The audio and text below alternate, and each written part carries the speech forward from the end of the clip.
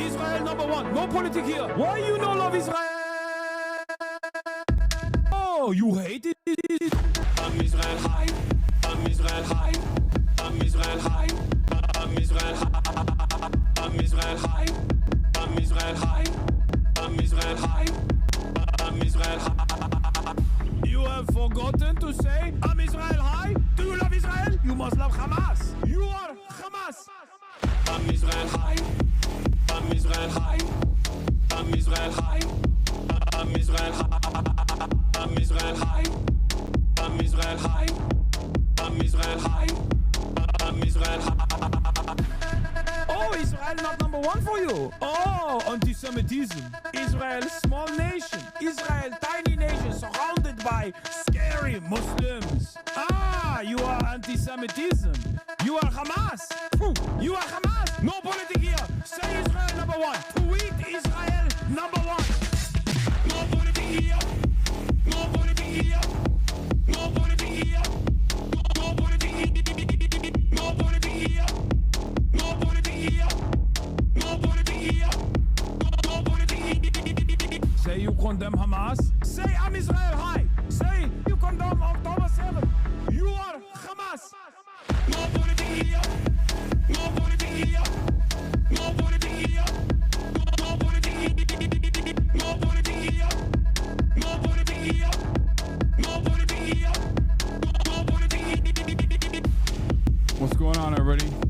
I hope everyone's having a fantastic evening, afternoon, pre-noon, no matter where you are in the world. I'm Hassan Piker, and this Dawson I'm broadcast coming to you live from... My audio is low. Hold on. Coming to you live from sunny Los Angeles, California, folks. We're live and alive, and I hope all the boys, girls, and MBs are having a fantastic one because today's a beautiful day. Today's a wonderful day. Today is... Okay, boom. Increase the audio. We're back. We're good. Today is Newsday, Tuesday, ladies and gentlemen. Ladies and gentlemen, Newsday, Tuesday. That's right. That was I'm Israel High from Brilliant Drink. An absolute banger. Totally mental. Totally fucking mental. It's Newsday, Tuesday, innit? June 17th. June fucking 17th. 2025, in it. Fucking hell. Fucking hell. You already know it, lads. You already know it, lads. Anyway, there's a lot happening in the world, obviously. But before we get to all the stuff that's unfolding around the world, all the chaos and disorder, I must tell you about my personal news. This is part of the broadcast where I tell you about my personal news about what's going on in the world of HasanAbi Piker in between time period where I press the stop streaming button and press the start streaming button. So help me God. That's what I'm going to do. Okay? That's what I'm going to do. So help me God. Yeah. All right. So what's going on? What's unfolding in my life? Last night I ended the broadcast, another half day. It was like, what, 9 hours or something? You know, light work, a little light work as always. Never a moment's rest. Never a moment of rest allowed. No moment of respite. Fit check, question mark? No fit check today. Anyway, good night. What did I do? What did I do? I actually, ironically enough, someone just sent me this to be like, yo, teach your nephew, coach your nephew. But this is what I've been doing. I just go on TikTok and I watch nephew, Riz Up, Kaide's sister, Sakura. And then I watch Extra Emily and Agent. That's what I watch. I watch Agent and Emily, and I watch the am I a shipper? I'm a filthy shipper, dude. I'm such a filthy little shipper. It's disgusting. I am such a it's like extra weird. It's extra weird because like I know these people. You know what I mean? Like I'm in the social circles, and I'm just watching from both afar, but also like I don't even want to know. For me, I would rather watch from afar as a 33-year-old man. I would rather watch from afar than know what the truth is as well. Do you understand? Do you fucking understand? I know, it's messed up. Good night. I'll see you soon. Oh yeah, I'll see you soon. Love you. Whoa. That was crazy. That was crazy. That's a crazy thing to say and do, for the record. That's like, the fuck are we doing? Nephew, what are you doing? Over Minecraft, dude? First E-date, playing Valorant, and then playing Minecraft, and then you just hit that? Farming clips this generation? Yeah. It's funny because some of you guys also do that for me, but with like protest footage. Clip farming. That's what I need to do. I need to go to the protest and clip farm. You know what I mean? Let me see if I can find it. Someone was like, Unk is aura farming. Zin helps, at least in my experience. The mace and the tear gas, it adds a different flavor profile to the citrus Zin. Zin helps. W aura farm, W advice. Not a troll, please. Any leftist Discord recommendations? Discord recommendations? Here's a recommendation. Stay the fuck away from Discord. Here's a recommendation. Go join like a real, I was going to say like go join community organizing, like any sort of like real, like go join your DSA or your local PSL chapter or something. But like honestly, even anything else, anything but this. Okay. What is this? Oh, I need a Discord recommendation. What the hell? Live in the real world, chatter. Do not do this. Do not do this. I'm not going outside. Nice try, liberal. Anyway, but yeah, personal news wise, that's basically all I do. All I do is just sit around and watch TikTok clips. But also outside of that, yeah, my Slushy Noobs collab deployed, and that's also all over my TikTok For You page. But most of you have no idea what Slushy Noobs is because you're all old and you're not tapped in, you're not locked in. But Slushy Noobs is Martin and Hamza. They're two TikTokers. They're popping. They're very funny. I've known about them for a while now. You might remember Martin from the incredibly precise autistic guy that chooses music clips that he used to do. Like Martin used to also do the XQC. He used to do XQC TikToks as well. Hasan, I suffer the grade 2 capturing and I'm losing all my gains. Good hombre. Trust. You'll get back to it. Don't worry. You'll just light activity and a little bit of cardio, you know, get the muscles moving a little bit, but you'll get back to it. Don't worry. You got the muscle memory. You liked my TikTok moments after ending the stream last week when it had under 1,000 views. You're kind of a TikTok demon. Yeah. So where was I?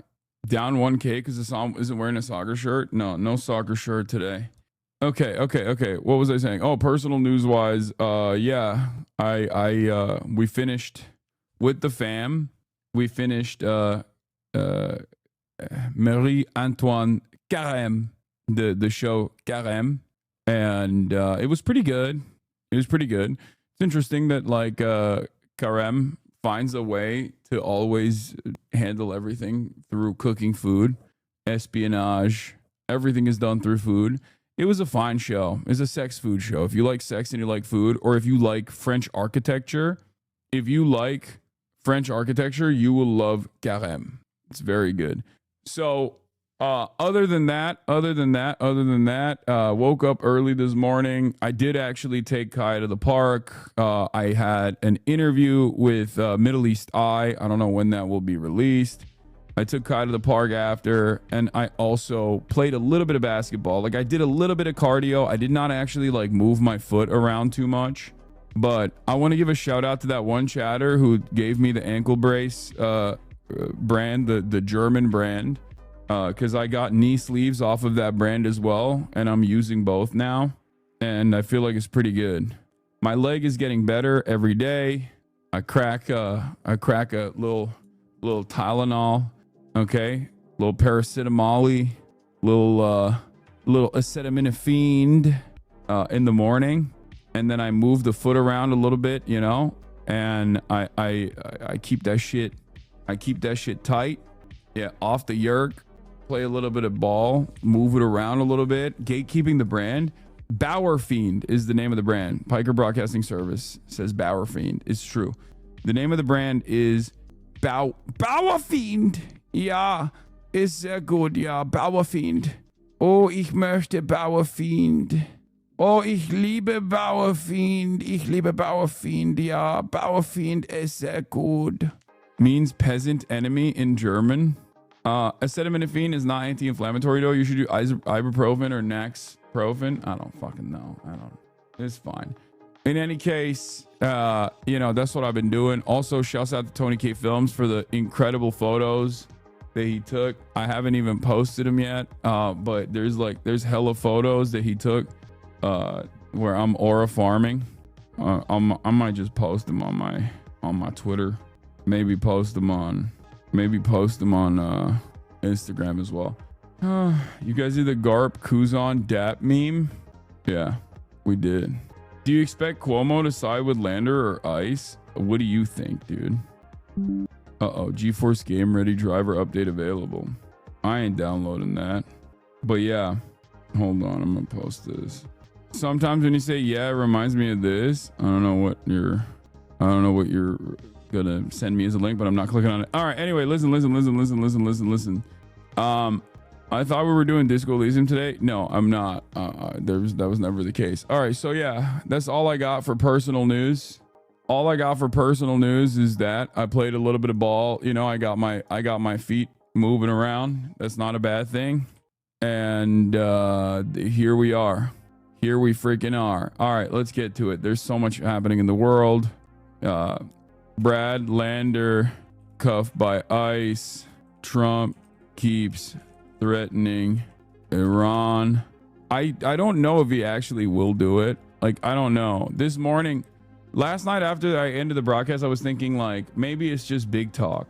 Maybe it's just big talk saying like America's gonna join, right? But I don't know. I mean, I go back and forth on it where I'm like, maybe this is just what is going on. He's just like doing the big talk movement. He's just not gonna do it. He's just saying he will, but who knows? Brad Lander cuffed by ICE. Trump keeps threatening Iran. Israel's war is unpopular. Will this brick MAGA fucking taco law? I don't want to even entertain the taco shit when it comes to going to war with Iran and potentially kickstarting World War III.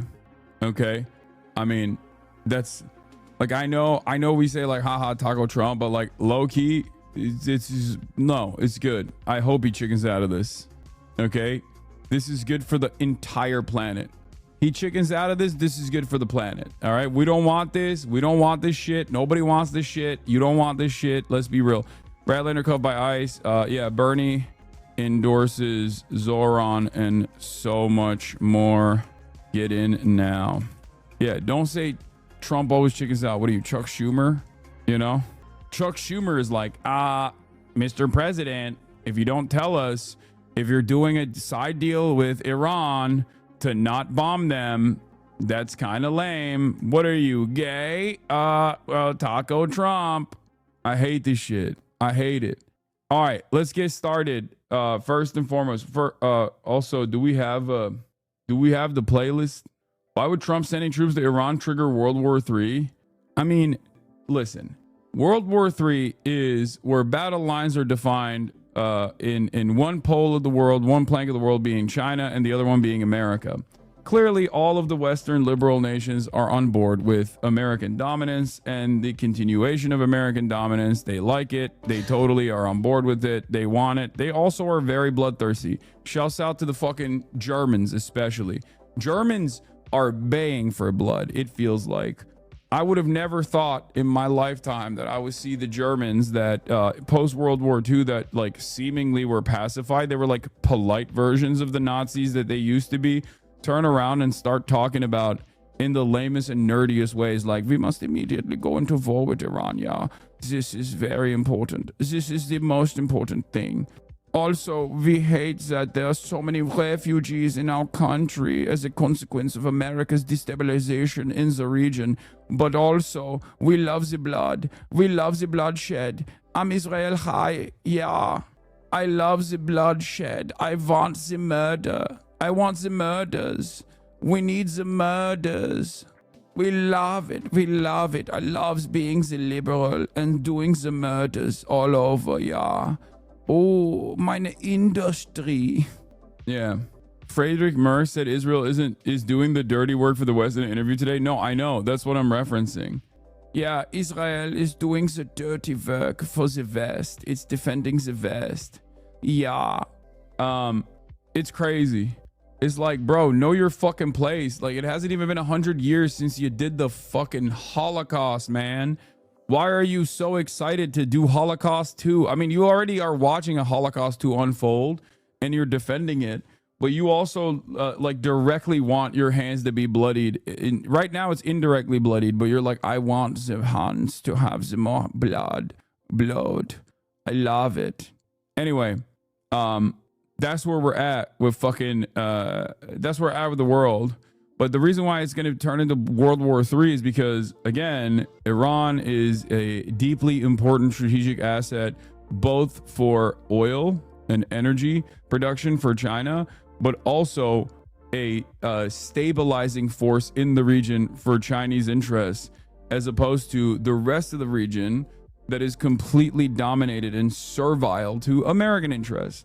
So they don't want, I don't think that China wants Iran to fall by the wayside and turn into another like Syria situation, right? Because what happened to Syria and how Syria falling was consequential for Iran, and Iran falling would be consequential for China. This is why I think it's like a World War III style situation. MSM really talking about the potential for China's involvement because China is the most restrained and the most like cold, calculated, pragmatic country out there to a fault.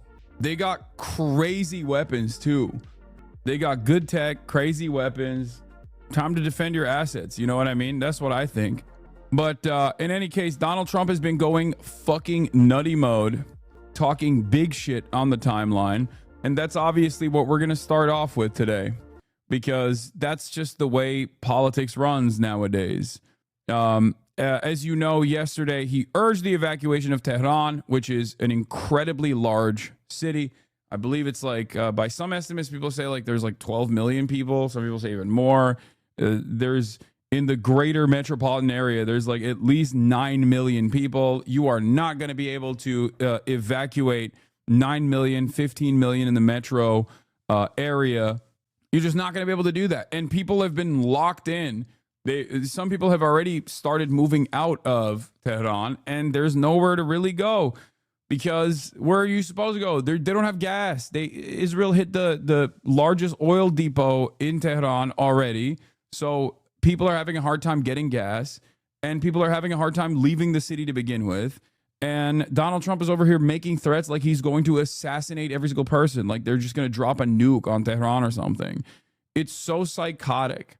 It's so insane. Like Americans, we do not understand this feeling. We will never understand this feeling because there is no force as powerful and as like there's no force on the planet that can threaten us in the same exact way. Not even China cannot, at least right now, cannot threaten us in the exact same way, where they've like designed the entire rules of warfare and international rules and law and order to suit their purpose and can strike and do genocidal things with impunity. Like there's no comparison, which is why we can't comprehend what it's like to have like normal people have no say in what happens in their own lives. Something that Donald Trump might be saying simply because he thinks it gives him an upper hand in this negotiations process is ultimately so consequential for millions of people. It's terrifying. I hope you guys can maybe close your eyes for a brief moment and recognize the humanity of the Iranian people and recognize how devastating this kind of statement is without simply talking about how big, bold, and brave and beautiful our big, beautiful president is. Because like a lot of Americans are so callous in their indifference to dignity, to the dignity of human life when it's overseas, when it's supposedly be a civilian population of a foreign adversary, you know? All Iran had to do was not build nukes, though. Not justifying this, but their government isn't innocent either. You're a fucking idiot First of all, Iran hasn't built nukes. They should have built nukes. They literally should have built nukes, because if Iran had built nukes, Donald Trump couldn't say, Tehran, clear out. So ironically, it is actually the government's incompetence, I would say, that has caused them to try and play ball with America and play ball with the Western world over and over again, as the Western world has fucking slapped them around. Can Donald Trump tweet out, Moscow, clear out? No, obviously not. And Moscow and Russia has done a metric ton of damage to Ukraine. So why can't Donald Trump say, hey, Kremlin, clear out? Why can't they say, hey, DPRK, clear out? Pyongyang, clear out? Why can't they say that? Oh, that's right, because they have nukes. Okay? That's it. You got to have nukes. If you want to have sovereignty outside of the sphere of NATO influence, outside of the sphere, the protective banner of the West. And by the way, ironically, when you are in the NATO protective banner, you don't have any sovereignty. Look at Turkey. Okay? You got nothing. So yeah, it actually is an issue for Iran that they don't have nukes. They should have. They should have. If they did, the region would be more stable. Yeah, they have no nukes. They've been 3 years away for 35 years because they're not building them. Anyone who's buying this narrative is either politically illiterate or one of the new age conservative Zoomers too young to know the history. I know. Iran has been 3 seconds to midnight on the nuke stuff for the past 35 years, chatters.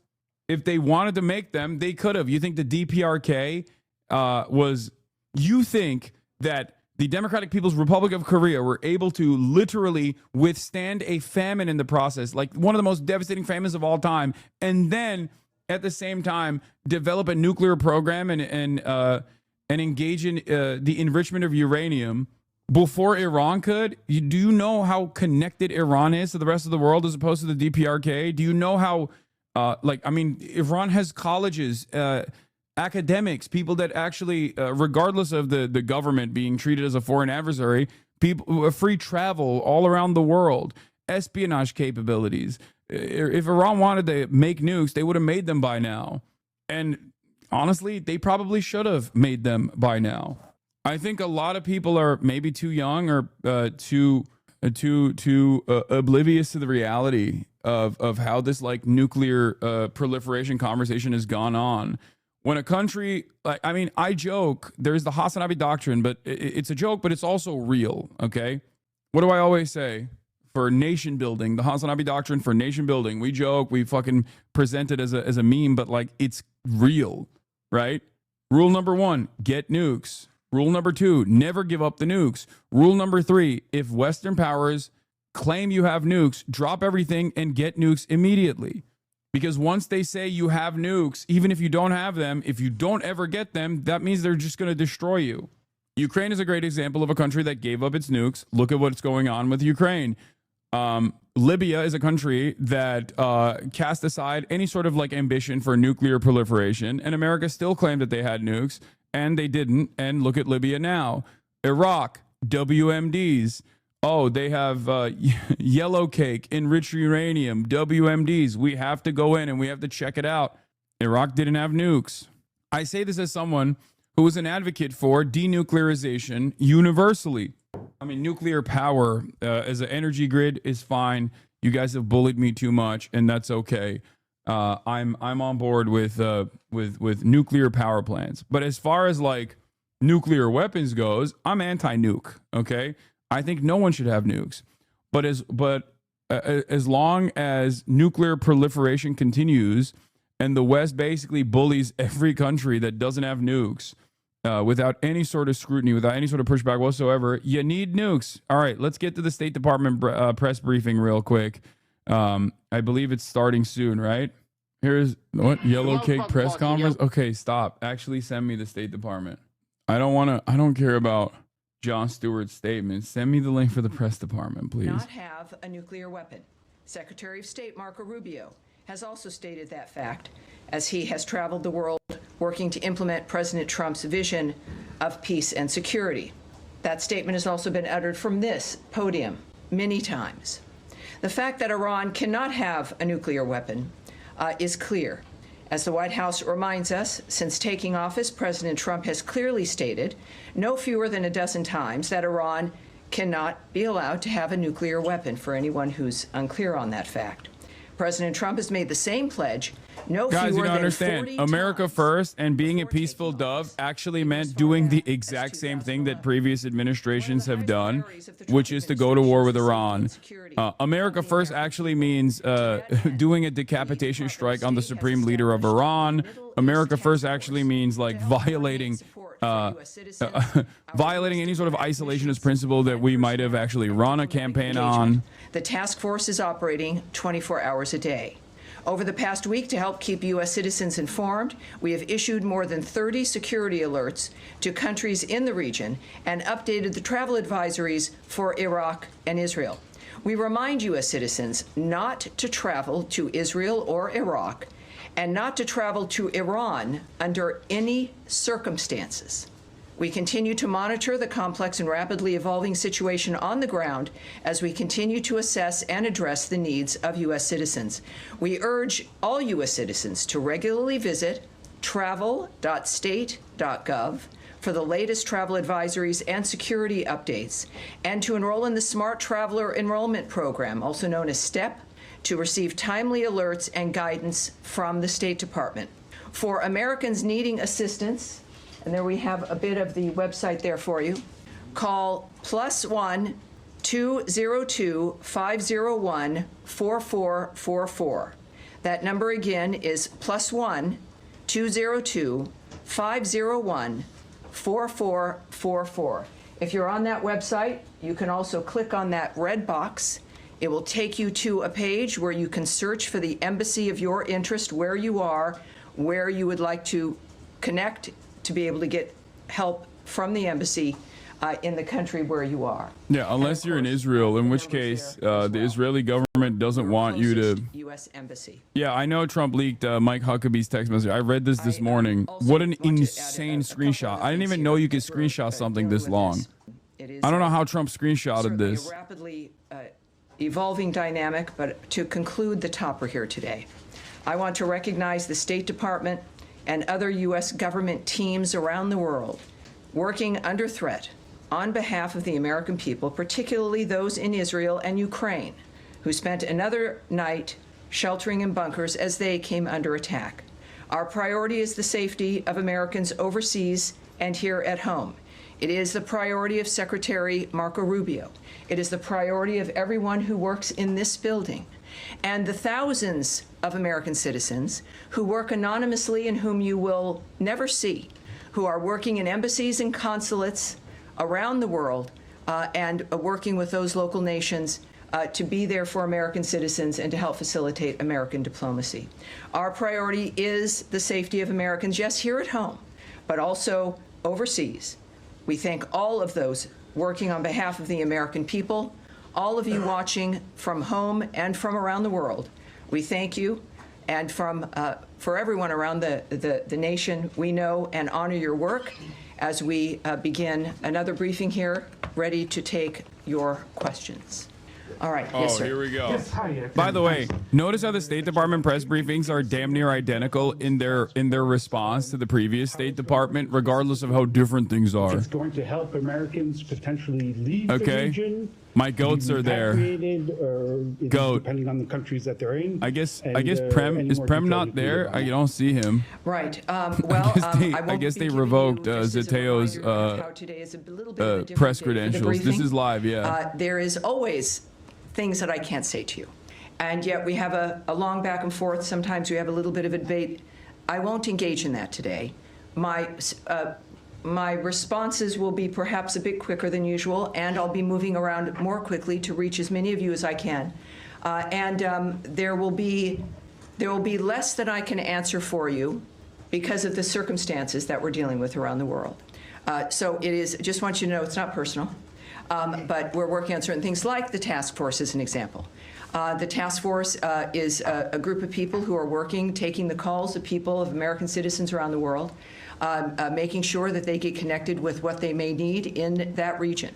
I won't go into the details of all that the task forces do, of course, but it's about information, making sure people here at the State Department and people that we get the information we need, but also people around the world, American citizens, get directed to the information that they may need as well. So I'll leave it at that, but this is something that the State Department does when there's a situation that requires it, and this is one of those times. Tammy, I'm sorry. Could I just ask Sure, about the Matt, phone sure, number? of course. The phone number that you get, if you call that number, which I can do right now, who do you get? You get an individual who is Task force, or? no, you don't get the task force. That phone number is a general phone number. The task force is busy, but it is a separate unit that is established to take the calls to assist American citizens who call to the embassies. Particularly, you're going to be referred to embassies who can help you get what it is you need. So good question. Thank you, sir. All right. Yes, Andrea. Just a quick question. There's some specific consular needs. One in particular that I'm aware of, and there may be more than one, is an American citizen in Iran, where there is no embassy, no consulate. Would that be the Swiss protectorate? Would there be other options? Is consular affairs give any advice as to what to do about Americans right now stuck in? I can't speak to any places? advice or information regarding individuals in Iran at this point. And what about American Israelis or Israeli Americans either wanting to come out or wanting to get back home? LL, I believe, has resumed flights in some small measure. Why is for she people who- there? You know, some people have kids in Israel and they were visiting the States. And they're American citizens. Is there anything that they can do? Where should they call this number? Well, obviously, if you know, and we encourage every American when you travel, is to contact your local embassy. or consulate, let them know Mitchell's you're there. is like Make sure a you know where super they are, high-level have those CNN numbers, commentator and that's what I would recommend, no who matter where you're traveling, but certainly in the Middle normally East, would is not know where play those, the function entities of are. of a national security reporter, like a State Department reporter, but MSNBC, sorry, MSNBC. So this is like, they don't send people like her normally to State Department briefings. It is quite bizarre that she's there. Yeah, she's married to Alan Greenspan. Like, this is like a super OG, longtime reporter, solid track record. I wouldn't say solid track record, but like, when you're a reporter and you get to the point of high level commentator, you don't actually sit through these press briefings. Okay, it's like, is Jake Tapper there? No. Do you understand what I mean? It's like sending Jake Tapper there. Someone said solid. Oh, she stepped down from anchor chair on MSNBC and is now a correspondent for NBC. She got demoted. Well, I'm certainly not going to characterize what President Trump says or tweets. Yeah, she's for that. also, unsurprisingly, very pro-Israel. It's like sending Wolf Blitzer. Yeah. So like all these guys obviously at a certain point were, loyal little soldiers in the media that did like their quote unquote journalism. They did their reporting only to get elevated to the highest status. The highest status in the media is like when you become like a New York Times op-ed writer, or when you become, or when you basically become a commentator, like with your own show, with your name associated with it. To stop peacefully through diplomacy. That has been his commitment. And he wants these things, as he said, about a number of situations, not for a month or 6 months, but durable ends to this nature of forever wars. And that has been his posture, and that's his posture now. Okay, I have an easier follow-up. Yes, ma'am. How many people... I'll take a hard one, too. I'd say. How many people so far have contacted U.S. missions in Israel or elsewhere, American citizens? I'm losing my mind. Stop asking about American citizens being allowed to leave Israel. Oh my God. That is, sure, it's relevant, but it's the least relevant part of this. Please ask about what the administration is planning to do. Please prod some questions. Why are tankers moving into the region? Why are there bombers in the region? Does Donald Trump need congressional authorization? We know the answer, but at least it's important to have it on the record. I know that our commitment is to the safety and security of Americans around the world. All right? Yes, sir. Yes, sir. Go ahead. Tammy, would the U.S. government like to see a regime change in Iran? First of all, I'm certainly not going to remotely address that. It would require me to speculate or speak on behalf of the president, which I will not do. What we've seen, though, is clear, is months and repeated statements that all he wants is a peaceful world. His activity and the nature of the action. Yes, the answer is yes. The answer is yes. Everybody knows this. Israel wants regime change. America wants regime change. They want it.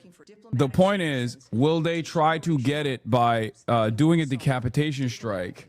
Who will they actually try to put in the position of power? Will a decapitation strike be successful?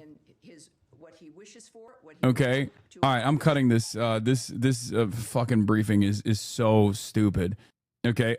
These press briefings are always bad. They are not designed to give you actual information. They're designed for the State Department to lie.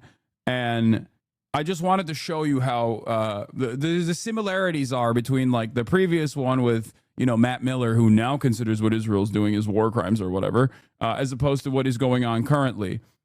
Yap Miller. Trump's desire to handle the escalating conflict in the Middle East diplomatically is waning. Officials familiar with the ongoing discussions tell CNN Trump is growing increasingly warm to using U.S. military assets to strike Iranian nuclear facilities. This is basically the same fucking holding position, the holding pattern that we've been in. As I said yesterday, and I will keep repeating over and over again, the situation is basically identical to Iraq. Okay, it is identical to Iraq. We are at the precipice of a fake reason, fake justification, WMDs, fake pretext to go and wage war in an even larger country with an even more powerful military in mountainous territory that is basically designed geographically to be like a natural castle that will be incredibly costly in terms of human life and human casualties in Iran, first and foremost, and then also for American troops as well. This is Iraq War 2.0 coming from the guys who claimed that they were anti-neocon, coming from the administration that successfully ran and won, positioning themselves as antagonistic to the Iraq War. But this time it's different. That's where we're at. Now, I don't know if they will continue along with this ambition or if they're just simply doing like the Trump madman doctrine, which has happened in the past as well with like Qasem Soleimani's assassination, for example. Trump does something absolutely insane that under normal conditions would be considered a severe violation of another country's sovereignty. But then there is not much response from said country, this time Iran again. And then they get back to the bargaining table or whatever. And the only reason why this has worked so far is because of the unimaginable power that America has in the region, unimaginable power it has in terms of like doing damage to the civilian population, and the lack of appetite from countries like Iran to kill their whole fucking population, like throw their population in the field of fire under American munitions. That is the only thing that has stopped. Iran's restraint is the only thing that has stopped World War III from unfolding, and it's not because of the brilliant calculations of Donald Trump. It's almost identical to like the way that Kissinger operated, bullying all of these other smaller countries and just like brutalizing them over and over again, pummeling them, doing a fuck ton of war crimes in Asia. Knowing full well that there was no retaliation that America would ever meet. The only major difference between what's unfolding right now and 2003, however, is that there is one, no 9/11 component. Two, we're living in the post anti-Iraq war meta, where Americans like recognize the war on terror as being overwhelmingly a failure, right? And on top of that, I would say that we have tremendous economic instability, which I think plays a role in Americans not feeling as patriotic, or the Western world in general, not feeling as patriotic about their countries, like not feeling as though they are willing to go and serve in the military to like defend Western nations or whatever. It's like They can't pay rent. Why the fuck? Like most people, if you ask like Gen Z, they're like, oh, would you serve in the American military? Or would you serve in the British military? And they're like, I'm not going to die for someone else's wars. Like, why would I do that? I can't even pay fucking rent. And on top of that, there's tremendous enmity towards Israel. There's tremendous anger and resentment towards Israel in the public's eye.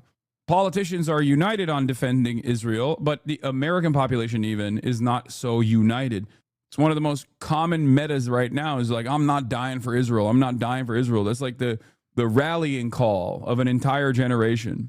So when you look at that, when you look at the situation with deep economic volatility, deep uncertainties about people's futures, anger and resentment, and try to slap on a additional war that is even more costly than the previous wars that America is engaged in that are deeply unpopular. I don't know if Americans will be on board with this. I feel like this could potentially destabilize the entire Western world if implemented.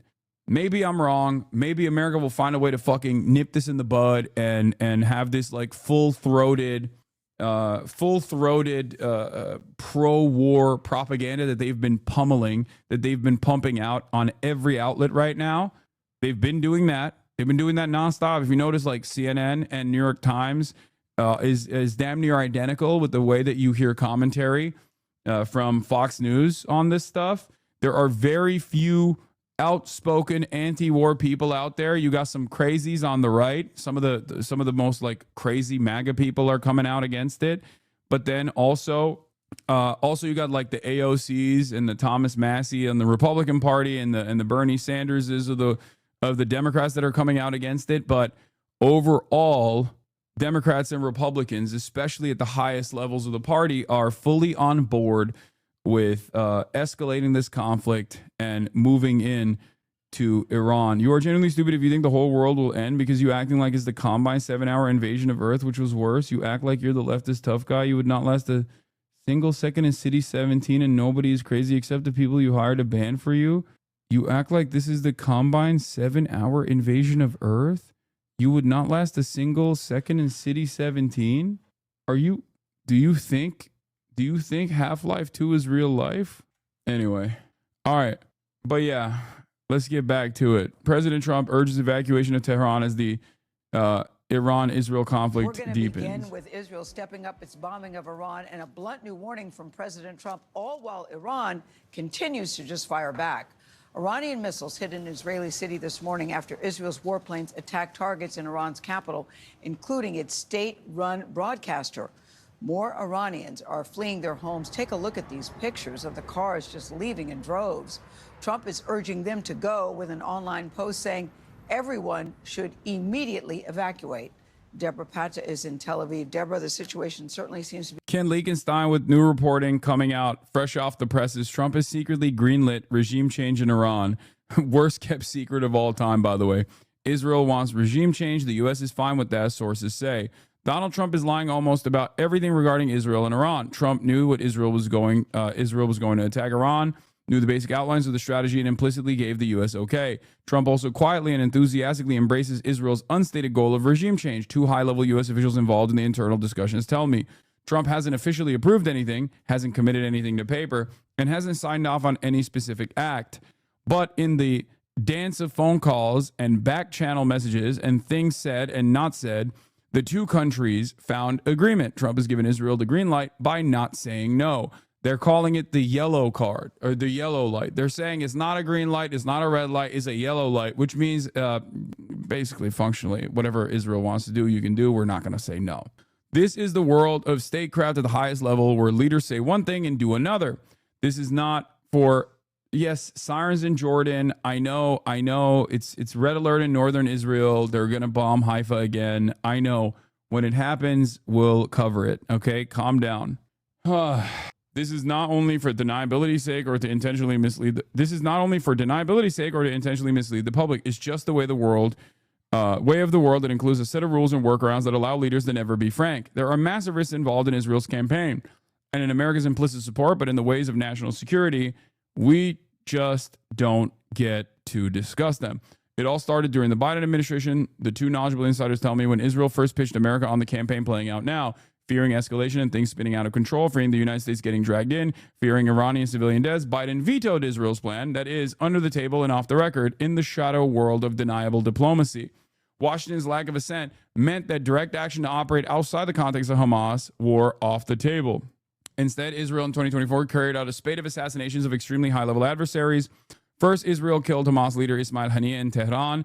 Then they bombed an Iranian embassy building in Damascus, killing high-ranking Iranian generals. For the record, all of these things that happened under the watchful gaze of the Biden administration was directly a violation of numerous red lines, and it was reliant on a hopeful Iranian restraint that actually did exist. Restraint paired up with Iranian naivete, I would say. And the Biden veto wasn't necessarily a veto in terms of like, oh, too many fucking civilians are going to die, as Ken is reporting here from these official sources, anonymous sources. But it's more so now is not the right time.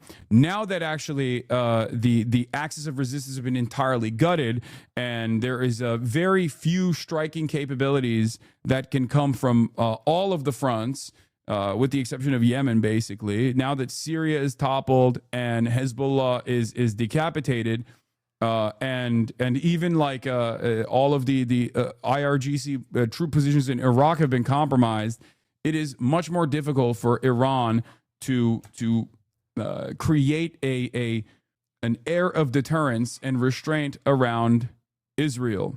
Okay?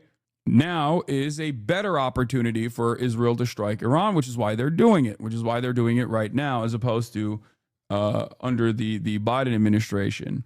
Nobody expected these operations to be as successful as they were, which emboldened Israel. On April 1st, 2024, Iran attacked Israel in a massive and unprecedented missile and drone strike.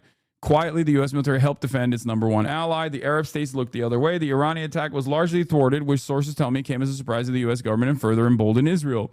Even so, Joe Biden didn't want a broader war and the risk it entailed, so we kicked the can down the road to Donald Trump. None of this, of course, began in 2024. Iran and Israel have engaged in a tit-for-tat shadow war for years, with Iran arming Hamas and other Israeli adversaries. This culminated in Hamas' October 7 attack, a traumatic event that could not have taken place without Iran's longstanding support and funding. That shadow war is what's at the background of all of this, not Iran's nuclear capabilities, the hobby horse of a Washington unwilling to deal with the reality of decades-long war and the absence of our own policy for finding peace with Iran. Yes, the Iranian administration, the Iranian government, whether they were secular or fundamentalists, it does not matter. As long as the Iranian government is outside of the sphere of American and Israeli control, they will always be a threat. And the American government will always find a way to say, these guys are our adversaries, they're terrorists, they're bad, they're wrong. It fucking doesn't matter. Because the ultimate goal here is the destabilization of Iran and exchanging leadership of Iran away from an administration that won't play ball with America or is not a willing participant in America's grand design for the region, to one that is directly controlled as a puppet state in the hands of the United States of America. That is the ultimate goal here. And the WMDs is basically the same. The nukes are the fucking repackaged WMD shit. Just as intervention in Iraq both was fantastic for our material interest, oil, all that stuff, but that destabilization and regime change in Iraq and keeping Iraq as a completely destabilized region that bred incredible militancy in the form of ISIS and numerous other groups was better overall for Israel's position of dominance in the region. It is not an accident that every single country that is not firmly within the sphere of American and Israeli control and influence has been thwarted. Okay? The ultimate goal here isn't even Iran. The ultimate goal here is China. For America's interest, like in the region, Iran is basically the final big bad that won't let them allow, that threatens their overall full-blown control over the region. But The real reason why they want to completely control the region is because they want to have complete control. They want to have complete control over the energy production, or at least almost complete control over the energy production, and use that as a incredibly powerful weapon against China. Okay, that's it. The president has made it clear that Iran cannot have uranium enrichment, Vice President Vance said today. And he said repeatedly that this would happen one of two ways, the easy way or the other way. This is about the Strait of Hormuz, right? They could theoretically block it for countries like China. Yes, the Strait of Hormuz, where the overwhelming majority of oil tankers pass through. It is where the economic engine of the planet, the fuel supply of the entire planet basically goes through. And it's not just the Strait of Hormuz. It also is just like oil production in general. If you destabilize Iran, or put a puppet leadership in charge of Iran and turn Iran into like Egypt, for example, a servile state, then all of a sudden, a ginormous country that is aligned with China goes away. It's no longer a threat. You have complete control over the region. You have complete control over all of the oil that comes out of the region, and you can just shut it off. You can shut it off from going to China. Couldn't China just get oil from Venezuela? Additional complications, much further away, not as easily refined as like Saudi oil even, and ultimately it's like that's the other reason why America wants to also destroy Venezuela as well. Goat questioner at the moment. Who isn't, no matter what the dynamic. The IDF has said a particular incident is under review, and that is helpful, and we'll see what their review comes up with. In the meantime, I think it is important also when it comes to the nature of the efforts to get aid and food to the Gazans.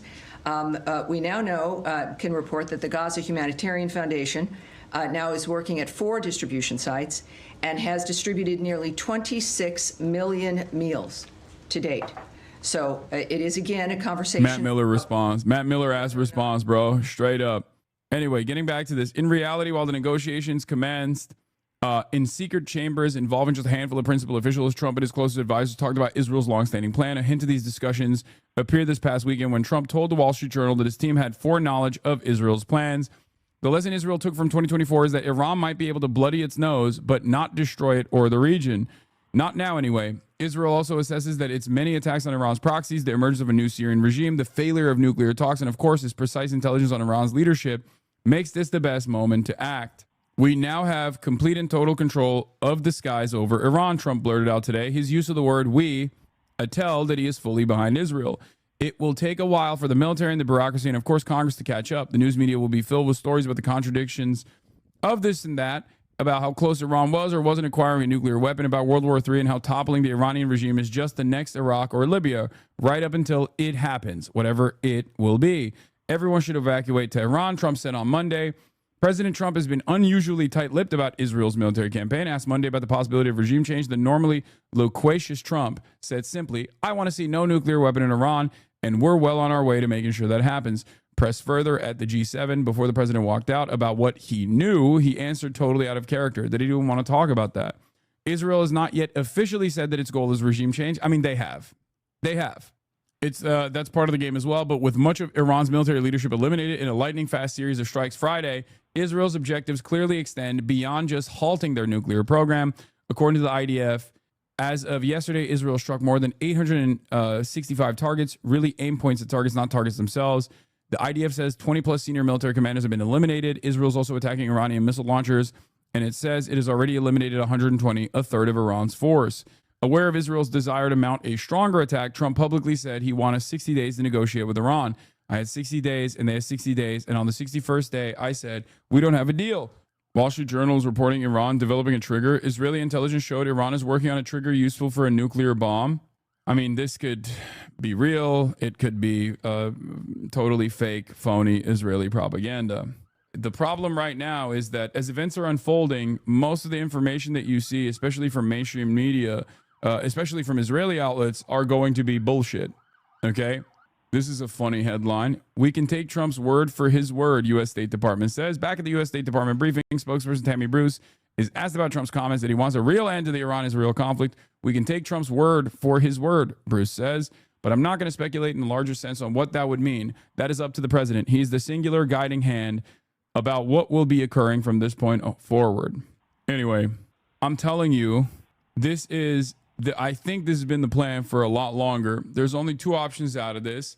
Either it's the Trump madman theory, which is how much appetite Iran has for retaliation and how much punishment Iran will dish out to American assets in the region, to Israel in general. And that calculation is what causes America to either go in full blown or to, I guess, simply use this as a threat against Iran and the Iranian population to, I don't know, ultimately get them to a further weakened position where they can be easily thwarted. I do think that no matter what happens, maybe I'm wrong, but I think that no matter what happens, like the goal here is military, a decapitation strike and violent regime change. That's what I think. I might be wrong. I hope I'm wrong, but I do think that the goal is to ultimately destabilize Iran and then inevitably down the line develop new leadership, create new leadership that is servile to American interests in the region. Has this not been the entire plan for a project for a new American century, which was Dick Cheney's think tank that spearheaded the Iraq invasion? Yes, some version of this exact plan has been swirling around in American right-wing NatSec think tanks in perpetuity. I mean, it's happened so many times at this point that I don't know how people don't recognize it when it's unfolding. Libya, Syria, Iraq, it's always the same method. It's not like they switch it around, okay? It's so crazy. I mean, it happened in Iran. Like, it's not, this is particularly strange because it fucking happened in Iran already, okay? This is not the first time. It happened in Iran to a certain degree twice. Be escalating there. What can you tell us? Escalating indeed, and a very good morning, Gail. Israel has expanded its aerial assault on Iran, not only striking nuclear facilities and assassinating senior military leaders, now targeting the regime-controlled media. That's crazy. You're a fucking press person, dude. You are literally, dude, this is shooting the BBC headquarters, okay? This is bombing BBC. This is a foreign government bombing the BBC. You can't say regime-controlled press to try to normalize blowing up a fucking news station. The BBC is also regime-controlled press. One might make the argument that every single private enterprise in American press is also regime-controlled. That is so twisted. Israeli forces have broadened their tactics. Last night, striking Iranian state television during a live broadcast. Thousands of Iranians have been trying to evacuate major cities since Israel launched its surprise attack last week. This dashcam video in the city of Isfahan caught an explosion on camera as the passengers were trying to flee over the weekend. The human cost of the war is escalating on both sides. Over 200 in Iran and at least 24 in Israel. This morning, Israel's air defense system fought off a barrage of at least 30 missiles from Iran. Most were intercepted, but some hit the affluent area of Herzliya just outside Tel Aviv.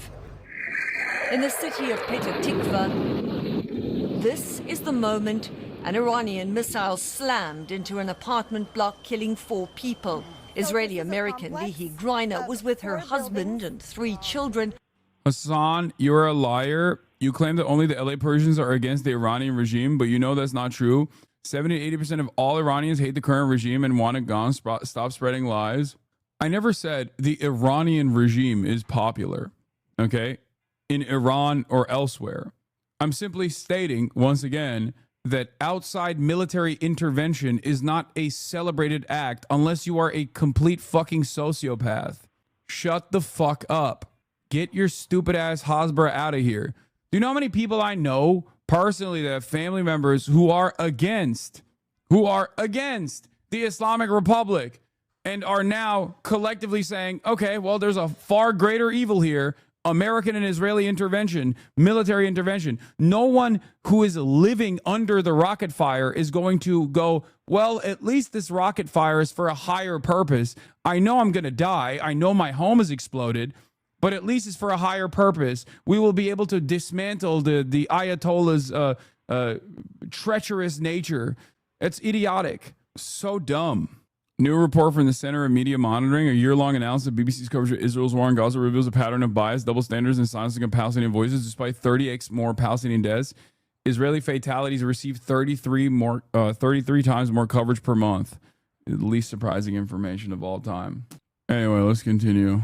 Hiding in their safe room at the time. It was the biggest boom ever.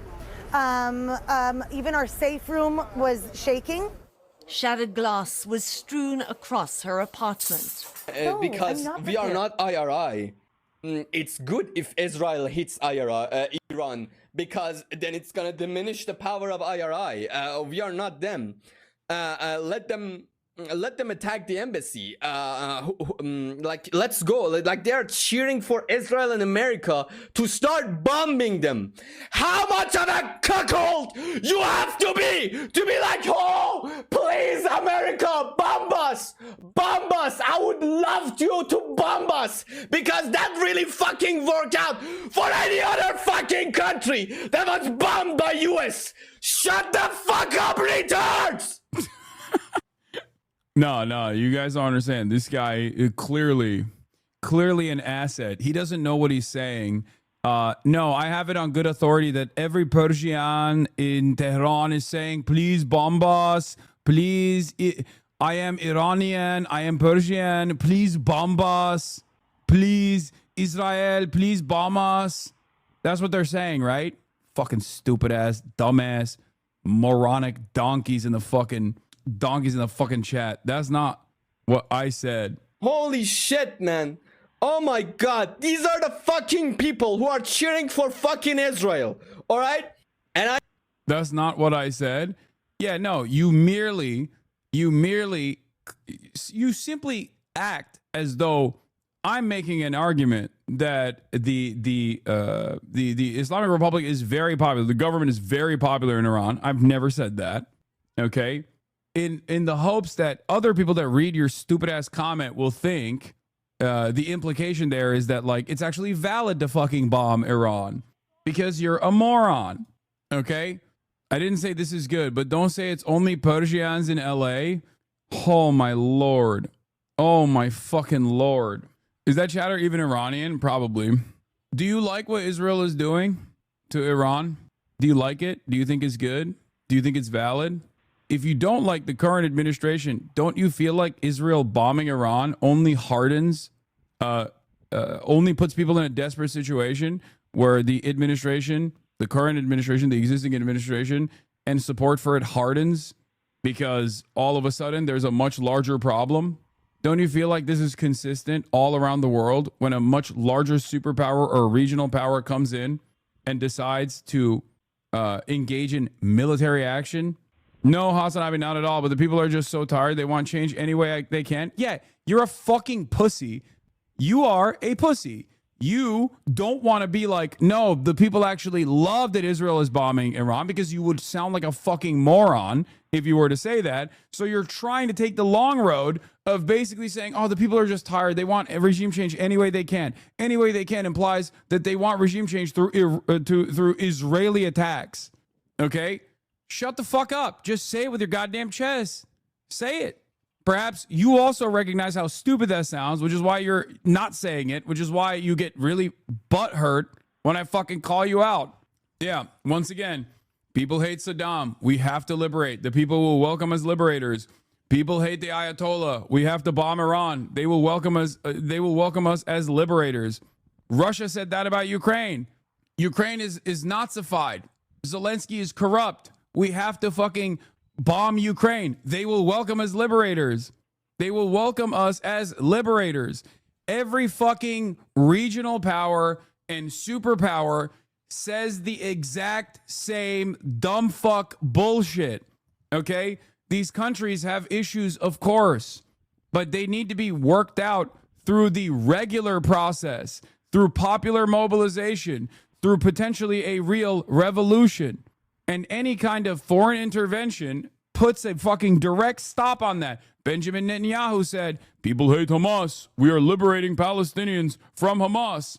They will welcome us as liberators. Look at Gaza now. Do you think that's what Tehran should look like as well? I always use my own personal experience with this.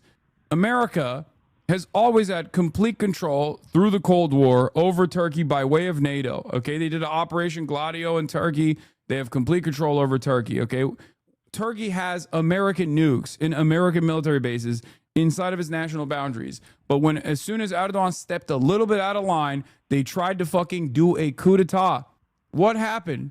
Every single person that despised Erdogan recognized that it was far worse if the American coup that literally killed Turkish civilians, by the way, utilizing Turkish military as a fucking parallel state that America had designed in the country, was far less popular of an outcome than Erdogan continuing to be the leader.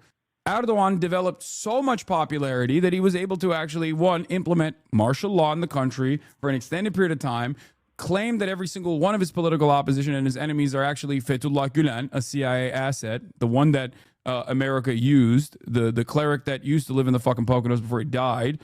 Some of them were literally Fethullah assets, but a lot of people weren't. They just simply claimed, oh, you're Fethullah Gulen, you're a Gulenist, and arrest all opposition. And then also on top of that, he was able to put together a referendum to change the fucking constitution of the country from a parliamentary structure to a presidential one, basically solidifying his permanent power. Unnecessary Turkey tangent. It's not unnecessary, you dumb fuck. The reason why I'm talking about this is because it's identical. It's always the same. I fucking despise Erdogan. But foreign intervention, especially American foreign intervention, unironically causes people's positions to fucking harden behind the only entity that is at a defensive posture. Do you understand?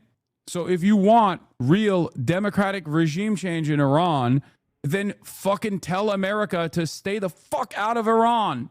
That is the only way. Color revolutions do not work. Half Iranian here. I'm so sick of these diaspora Iranians wishing America to glass their own country so they can vacation back without wearing a hijab. It's not about liberation. The goal is to Balkanize it and Iran will cease to exist. Exactly. How frustrating. Regime change was not the primary goal. What? Have issues. They murder women for not dressing correctly, you libtard. America has issues. Iran is fucked. Regime change was not the primary goal. The primary goal was removing their ability to create nukes. Why are you framing it like this was the reason for the initial strike? Because regime change is the ultimate goal, you dumb fuck. And it's not even just regime change. It's to get Iran to fucking play ball with American interests. It's to turn Iran. If the Islamic Republic was as servile to the interests of America and as subservient as like the Gulf states were, perhaps these kinds of issues would not be happening. They could be fucking literally chopping hands or killing women for not wearing a hijab all day, every day. And America would never even fucking bat an eye at that. There's evidence for this already. There are other Gulf states where they do a fuck ton of horrifying violence to political dissidents, and America never fucking, never ever criticized them. I wonder why. This has nothing to do with like the repressive structures of domestic governance of fundamentalist countries, you fucking moron.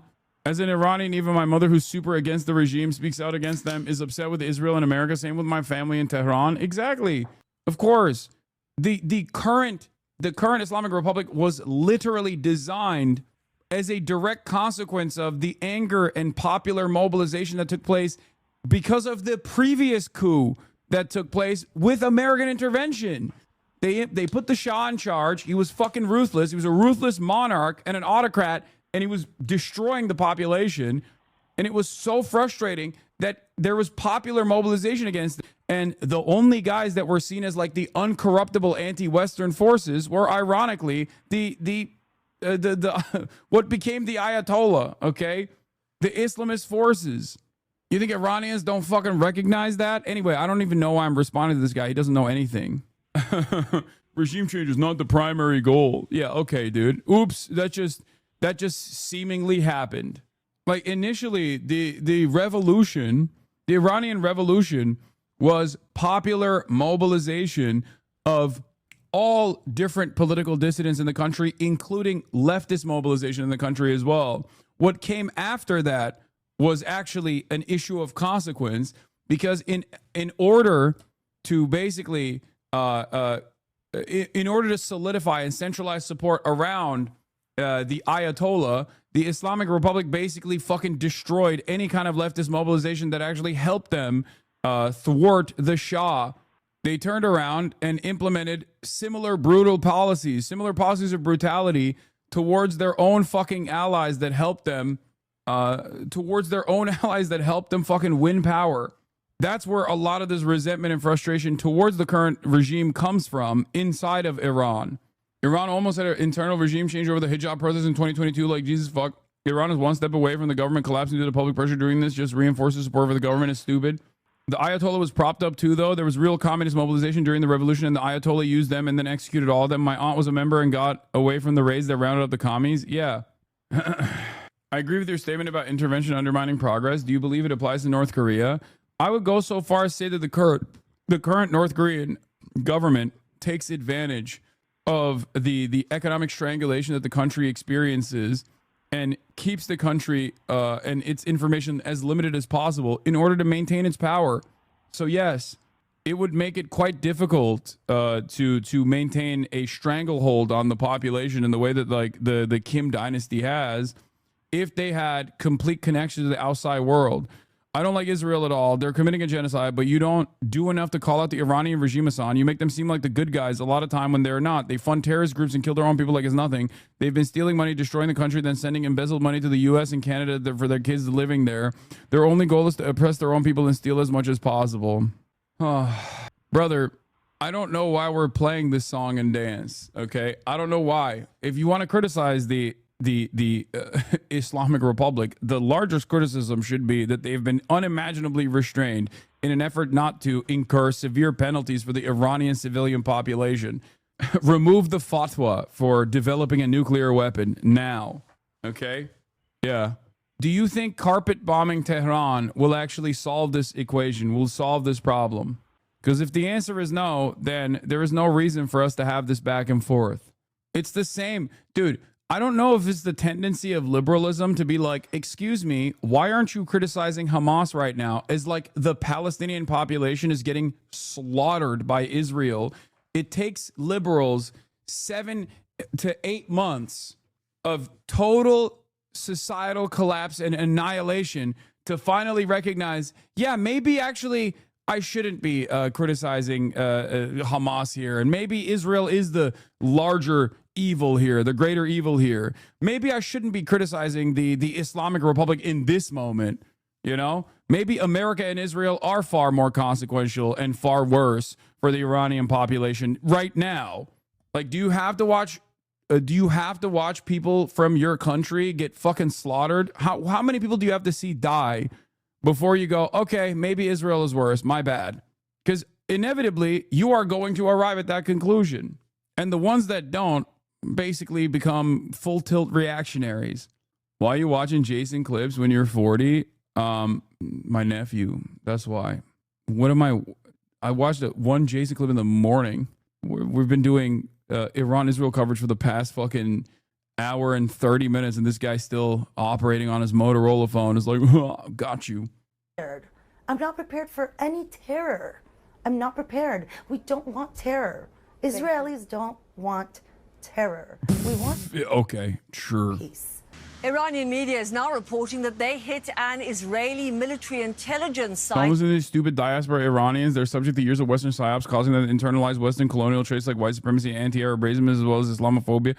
I mean, there's that aspect of it, but I'm also very familiar with this. There's a lot of fucking...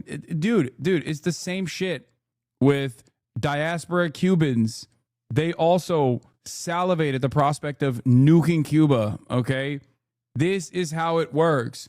You bring in reactionary elements and collaborators into the fucking country, and then you cut a steady flow of propaganda so that you can justify the death and destruction or whatever suits your foreign policy goals and needs in that moment for whichever country we're talking about.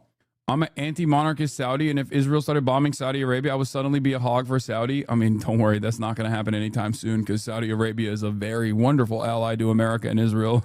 In Herzliya this morning. There's been no official comment on that from Israel's Defense Force, although they have said military sites with... Just wanted to bring up an anecdote. My very normie friends are saying anti-Israel shit and are empathizing with Iran shit is changing. Yeah, it's actually pretty fucking crazy. It's actually pretty crazy. Good evening. Like, I thought that right now everyone would be salivating at the prospect of nuking Tehran, you know? Under, like, if you were to tell me pre-2023, if you were to tell me there would be a moment where I would see a shit ton of people actively celebrating Iran striking Tel Aviv, the LGBT movement, the Let's Go Bomb Tel Aviv movement, I'd be like, you're an insane person. You're a madman. What do you mean? What the fuck are you talking about? It's like a Luigi Mangione style change of attitude, you know? It's crazy. It's crazy to see. It's crazy to watch unfold. Start with breaking news, and in the last hour, Donald Trump has called for the unconditional surrender of Iran with a veiled threat for the country's supreme leader, saying they know his location but won't take him out, at least not for now. The president is convening his National Security Council after telling reporters he's looking for better than a ceasefire and wants a real end to the conflict between Iran and Israel. Looking at better than ceasefire. We're not looking for a ceasefire. I didn't say I was looking for a ceasefire. That was Emmanuel, nice guy. See, he did the same thing. He did the same meme I did last night when you guys were like, Macron is saying that Trump is looking for a ceasefire. I was like, Macron who? Who's Macron? Macaron? Is that what you mean? And that's a delicious pastry. I love it. The cookie, I love it. Macaroni? Macaroni and cheese? Mac and cheese? See? Trump leaving G7 early was a good sign after tweeting an evacuation order to the people of Iran. Macron has said that Trump's early departure from the G7 summit in Canada is positive, given the objective to get a ceasefire. He said that Trump had told G7 leaders that there were discussions on obtaining a ceasefire between Israel and Iran. Trump literally refused to sign a de-escalation agreement at the G7. What the fuck is this little man talking about, bro? Macron is so desperate to be at the table. It's so funny. Get out of here. But he doesn't get it right too often. But Trump called him a publicity seeker. Publicity-seeking President Emmanuel Macron of France mistakenly said that I left the G7 summit in Canada to go back to D.C. to work on a ceasefire between Israel and Iran. Wrong! He has no idea why I'm on my way to Washington, but it certainly has nothing to do with a ceasefire, much bigger than that. Whether purposefully or not, Emmanuel always gets it wrong. Stay tuned. I told you. Are you going to do anything more for Israel right now? Yeah, here. Trump has made an offer for a ceasefire between Iran and Israel. It's got like a cool little flavor. Trump has made an offer for a ceasefire between Iran and Israel. Who the fuck is Macron? Do you mean the French pastry? You know, the ones that they make with like vanilla? Like it's like a cookie and it's got like a cool little flavor in the middle. Is that what you're talking about? Who the fuck is Macron, bro? Fuck's a cookie gonna do about 40 plus years of American dominance in the... Anyway. we're doing pretty well. Right now, we're doing pretty well. Remember, Iran cannot have a nuclear weapon. It's very simple. We don't have to go too deep into it. They just can't have a nuclear weapon. What was the thinking on the call for Tehran to evacuate? Is there a threat or is there incoming? What was the thinking on the full evacuation? I want people to be safe. And that's always possible. A thing like that could happen. I just want people to be safe. Is there any new concern about U.S. troops or assets in the region at all today? Great people, they know how to protect themselves.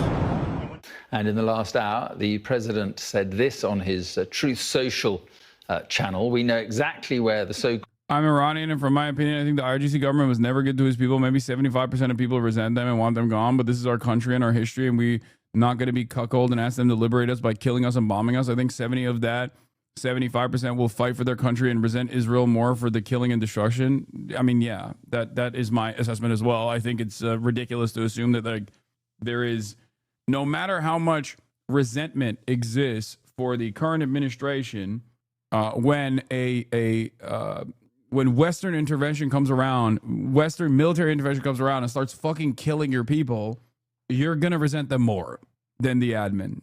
I said this even about Ukraine. What did I say? A lot of people constantly point to me saying Russia would never invade Ukraine as a way to be like, remember when you got it wrong?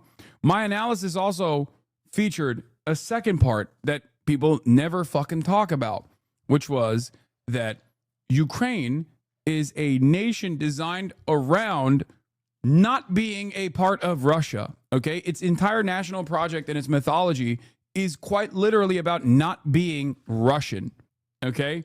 So as soon as Russia goes into denazify, the only thing that it will do, and I was 100% correct on this, is that every single person that previously fought against Nazi elements, for example, like the paramilitary groups that existed with football hooligans that were doing like security work, right? All of those, like the Azov battalion or whatever, they would then take up arms alongside them. They would see the most nationalist elements, the most militant elements as liberators. And that's precisely what has taken place. Because the moment that you're attacked by a much larger fucking power is the moment where it's over, you know? You don't give a shit. Same thing with Hamas. There's plenty of people in Gaza that don't like Hamas, but it doesn't matter because those are the only people that have arms right now that are fighting against the Israeli ethnic cleansing campaign. Okay? About Ukraine, you said Russia deserved Crimea. Then you said Poles under guns and threat of violence under a fascist regime. No, none of the things that you just mentioned are correct. Joke, I love you. Don't forget to do the ad break. I like that every single thing that you said here is just completely incorrect. I did not say any of those things. You just watched clips. And you took your nose from a dude who fucking made shit up about my position. Called Supreme Leader is hiding. He is an easy target, but is safe there. We're not going to take him out. Kill, exclamation mark in brackets, at least not for now. But we don't want missiles shot at civilians or American soldiers. Our patience is wearing thin. Yes, this is I just did another post. He said, morning. Unconditional surrender.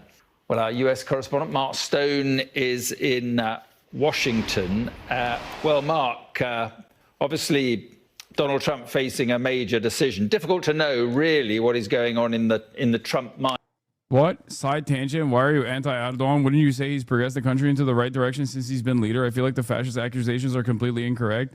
Erdogan is a fucking corrupt charlatan and completely subservient to Western interests.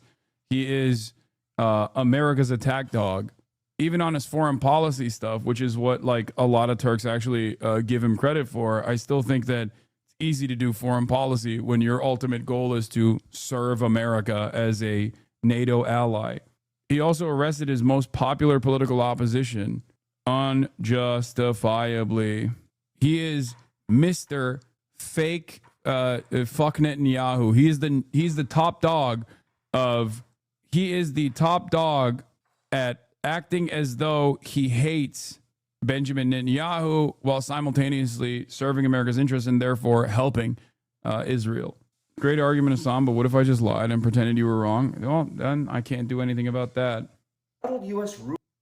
America, if the news covered it like those countries over there. Deployed armed troops against U.S. citizens amid mass protests over the regime's increasingly repressive kidnapping tactics. The move has prompted international observers to issue travel advisories and warnings. The development immediately follows the scandal-plagued leader's oligarch ally alleging links to the Epstein trafficking scandal. The ruler's move to crack down further on citizens also comes as the regime transfers hundreds of tanks to the nation's capital in preparation for a military parade to take place on the aging and increasingly isolated head of state's birthday. Erdogan is responsible for the slaughter and bombing of Kurdish civilians. Every single week there's a new civilian site getting drone bombed. The other day they blew up a grain silo in a Kurdish village. For what other reason other than being a deterrent for civilian populations? The fucking point of that shit. I mean, it's just like, yeah, There is also a ethnic displacement goal, an ethnic displacement ambition that Erdogan has specifically for the northern Syrian corridor for national security reasons. Iranian here. My family left Iran when I was 9 months old to get away from the Islamic Republic. My family hates the regime, but we don't want to see our home in rubble. It's hard to see the area where we lived in West Tehran getting bombed. My uncle is stuck in Tehran because there's no gas. We want internal regime change, not external. We don't want to see our country fracture or go into civil war. Exactly. It makes total sense, even though there are some diaspora Persians that do take it to that level. But yes, if you have family members that are still living there, I don't think you're as on board with Israel killing them as some other people are. But the dynamic is quite similar to the reactionary force of Cuban American politics in this country with respect to a forcible forcible military action against the Cuban regime. Right now. Very, very difficult to know, but it feels as though it is just one mind that will make up the decision, whatever that may be, and that is, it's in the head of the president.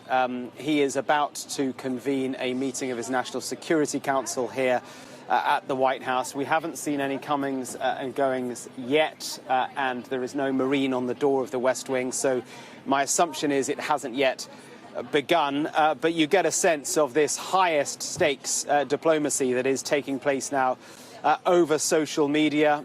He is being pretty open about his thoughts, and those thoughts are ambiguous. They seem to meander from one side of, maybe there is an option for negotiation to the very extreme. We will potentially take out, kill, as you say, the supreme, or as he says, the supreme leader. So all of this, I think, is intentional. It is designed to really focus the mind of the leadership in Iran. It is to keep them guessing. He believes that he can still get them round the negotiating table as recently as last night.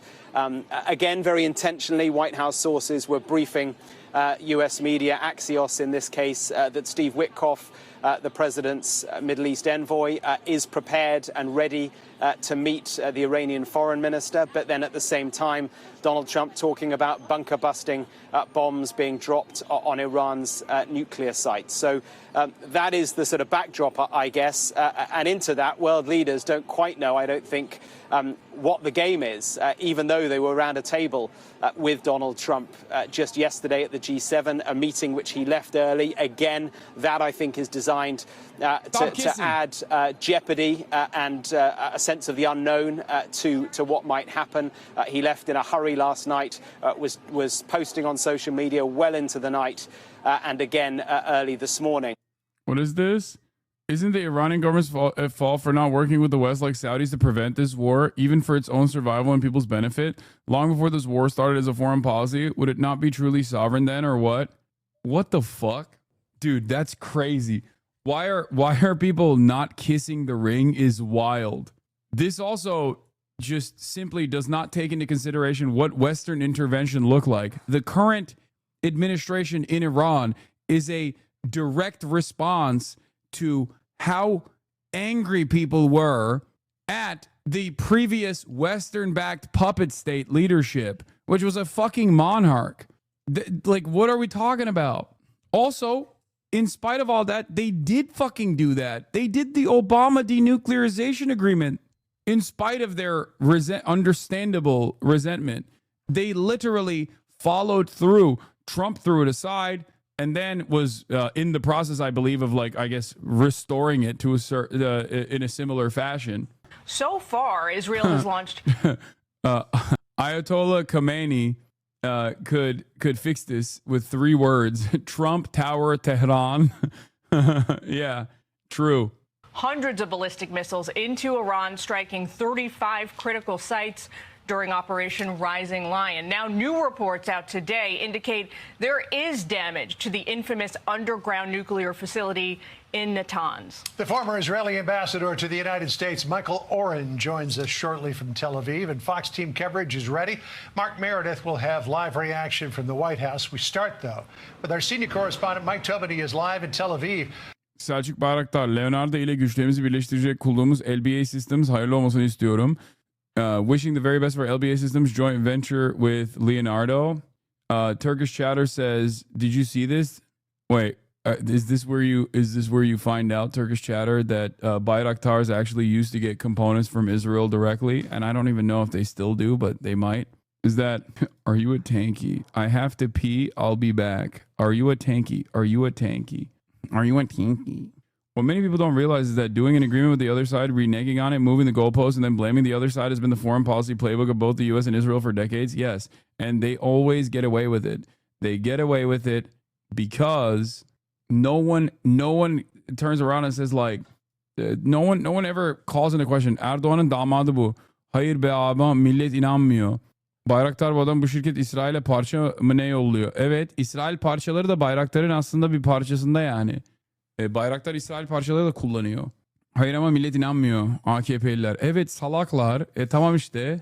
Onlar Erdoğan'ın da İsrail'e yaptığı yardımları görmek istemiyorlar bence.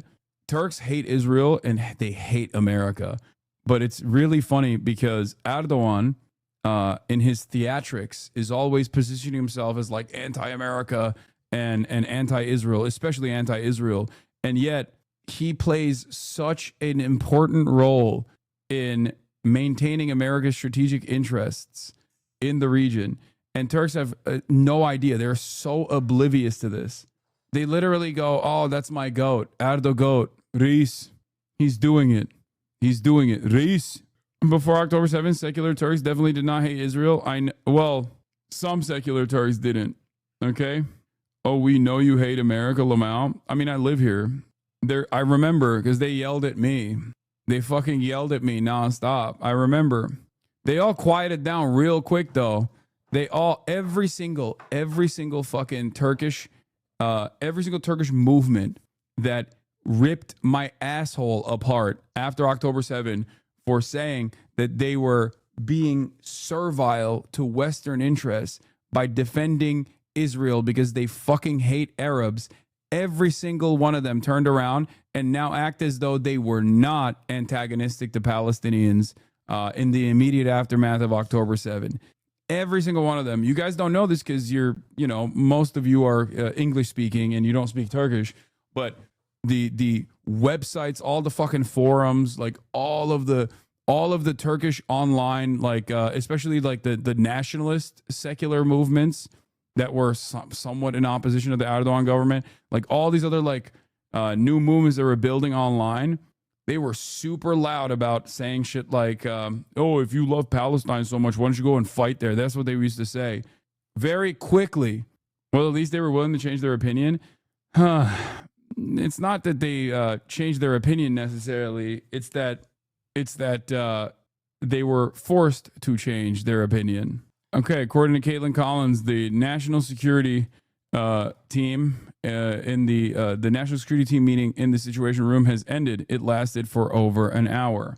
We'll see which direction they move in now. Are Iranians fleeing Tehran amid this fighting? We know what's going on there in Israel. What's happening in Iran?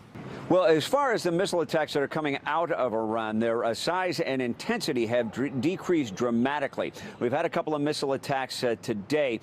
One of them, just about an hour or two ago, could have involved as few as 2 missiles. The IDF says one of them was intercepted. I've never seen a neck like this, bro. This guy is all neck. Holy moly.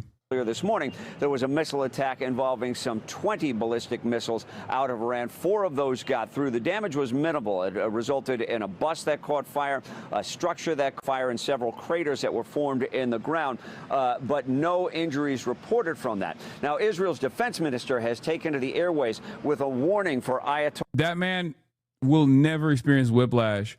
If you actually rear end that man when he's driving his car, you get whiplash from how much the shock waves push back into your neck. That's how strong his neck is, dude. He's got the Formula One driver neck. Ayatollah Khamenei saying if he continues to fire missiles at Israel, he could meet the same fate as Saddam Hussein. Correct me if I'm wrong on this, but wasn't one of the targets they struck this morning actually a Mossad base? They're saying they hit nothing but Unit 8200. Yeah. There were a couple intelligence targets I warn the Iranian dictator from continuing to commit war crimes, firing missiles at Israeli citizens. He should remember what happened to the dictator in the country neighboring Iran, who took this path against the state of Israel. And that is in line with... Yeah, here is from I Really Hate You. One of the Iranian missiles fired this morning hit the entrance to the intelligence division's logistics centers in Gililot. Breaking, Iran precisely targets Mossad intelligence facilities. Iranian ballistic missiles hit key Israeli intelligence sites, including the Mossad and Unit 8200 building in Herzliya and the intelligence director's logistics center in Gililot. I don't think it actually hit the... I don't think it hit like center mass, though. I think it hit the at the entry point. What the frick is this, bro? It was coming right at... Hello? Is it coming right at him? I can't tell. What is that, bro? Oh, I thought that was the missile. I thought that was... I was like, it's not moving. It's the sun. I'm so stupid. Oh, dude. I was like, what is happening? Don't act like you didn't think it too, bro. What do you mean? Yeah, that's the... I think that's the entrance, right? Or I don't think that's like directly... Is that a target directly on the facility? Oh, shit. Oh, never mind. God damn. God damn. Yeah, that's only real ball knowers know. This is the false sun. This is the Chinese false sun. That's what they're dropping. Iran got the ultimate nuke, the prototype Sun 2. Don't try to lie your way out of this. What? Yeah, I mean, I'm stupid. Hey guys, I don't know if you know this, but like, there's nothing wrong with fucking admitting that you're stupid and wrong. I already did that. I don't know why you're like freaking out over it. That's the chemtrails the Uber driver was warning you about. Yeah. Why do you think the Iranian missiles and rockets have quickly decreased in frequency and strength? Do you think Israel has diminished Iran's capabilities to this degree? It seems too early in the war on Iran's military to be this diminished. I don't know. It could either be because they're not increasing the intensity because they don't want to invite American intervention, with the hopes that America America still demonstrates restraint, or perhaps they are using some of their newer tech in a limited capacity and trying to keep this up for as long as they can. With the Truth Social post we've just seen from President Trump, but it could, we know exactly where it could be because it could be because Israel has like struck a bunch of their missile launchers too. The so-called supreme leader is hiding. He's an easy target, but is safe there. We're not going to take him out, kill, at least not for now, but we don't want missiles shot at civilians or American soldiers. Our patience is wearing thin. Now, Israeli fighter jets, meantime, have been busy in the skies over western Iran. Israel claims to have hit dozens of surface-to-surface missiles. The IDF says they also hit air defenses like surface-to-air missiles and radar, backing up Israel's claim of air superiority over Iran. The IAEA, International Atomic Energy Agency, has issued a new assessment of that strike at the Natanz. Aiden Ross has the record for the most expensive house purchased by a streamer, totaling $25 million. Wow, I'm cooked. I'm so washed. Dude. Second place now. No, mine was depending on who you. The Iran military Twitter account is going insane. This is not the actual Iran. This is literally says a commentary account, chatter. It says commentary account. This is not the actual Iranian military account. It says it right here. Even with new Twitter, you can still tell that is not a real account. I'm an Aiden fan now. You fell off. That's true. I did. Nuclear enrichment facility, saying that facility took a direct hit from Israeli airstrikes, sustaining significant damage. That new assessment was issued after they reviewed satellite imagery of the Natanz facility. John, back to you. All right. Mike Tubba with the latest from Tel Aviv. Mike, thank you. Jillian? All right. Well, President Trump cut his G7 trip short as Israel and Iran broadened their attacks yesterday. He's expected to spend the day at the White House today, meeting with his National Security Council in the Situation Room. Mark Meredith is at the White House for us this afternoon. Hey, Mark. Jillian, good afternoon to you. The White House and President Trump himself throwing cold water on the idea that the U.S. is going to be brokering a ceasefire between Israel and Iran anytime soon, even though there's growing political pressure on the White House to limit any U.S. military exposure to what's happening in the Middle East. The president cut his trip to Canada short by a day, given the developments, the escalating violence between these two countries. And as you and John were just talking about, he's been quite active on Truth Social. Mike Tobin read one of the posts, but I wanted to read one of the other ones where he also said this, and it was interesting. He said the word we, because we now have complete and total control of the skies over Iran. Iran has good sky trackers and other defensive equipment, but it doesn't compare to American-made, conceived and manufactured. By the way, this is what the chief of staff of Iran's armed forces has said. That the attack against Israel so far has merely been warnings for deterrence, while a punitive operation will be executed soon. He calls on the residents of Haifa and Tel Aviv to evacuate. They've been kind of saying that, though. They've been saying that. A punitive response for Israel is coming soon. Iran's army commander-in-chief Abdul Rahim Musawi warned Tuesday. The operations carried out so far have merely been warnings for deterrence, and a punitive operation will be executed soon. They also mentioned that they're every now and then testing out the defenses to see what is penetrating through the Iron Dome, and that there will be a major retaliatory attack. But they've been saying that every single day. I think part of the issue is they killed the new guy, Khamenei appointed again. I think the military chain of command is in a bit of shambles. I don't know. I think they got a deep. I think they have a deep bench. I don't know. Like, I mean, I feel like Iran is a competent state. It's not like they have a fairly deep bench.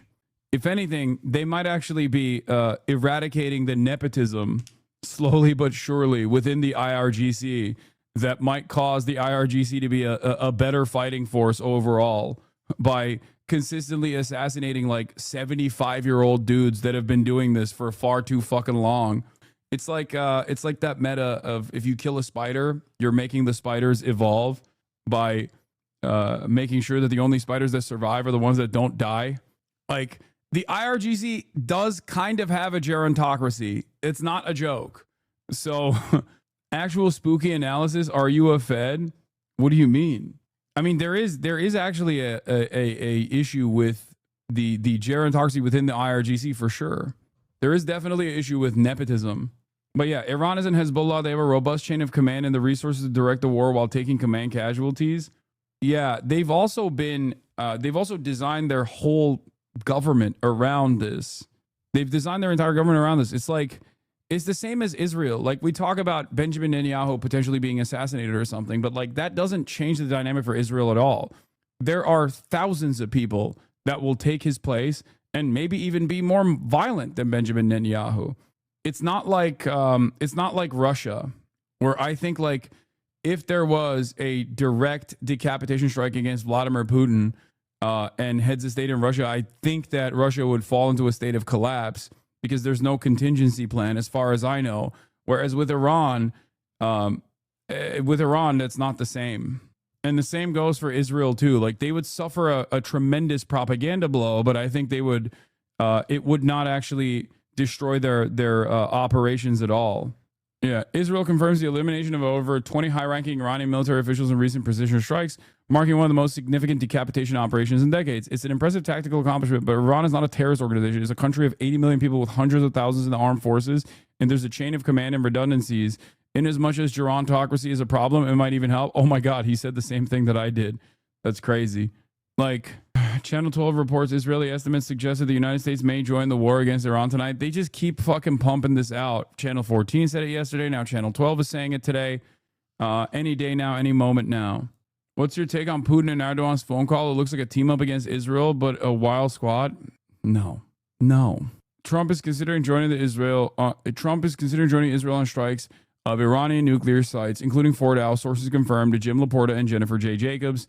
CBS News reports this was expected to be discussed in today's Situation Room meeting. There is not a full agreement among Trump's closest advisors.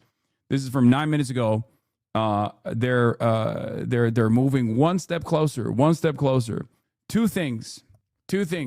There's only two outcomes here. One, this is the pre-planned, preordained final strike against Iran with the hopes of destabilizing the country. Or Trump is doing this thing where he's like, oh, I'm going to be violent. Just you wait. Now you have to, I guess, listen to what I have to say. You have to come back if you're like the Brett McGurk strategy of they diminish Iran's capabilities without taking severe penalties because they know Iran is far too restrained, and then they bring Iran back to the table to concede on a bunch of stuff that Iran previously would not concede to, like a maximalist position. If something happens to America as a result of this, Trump will actually go down as the worst of all time. I mean, this is Trump's George W. Bush moment. What?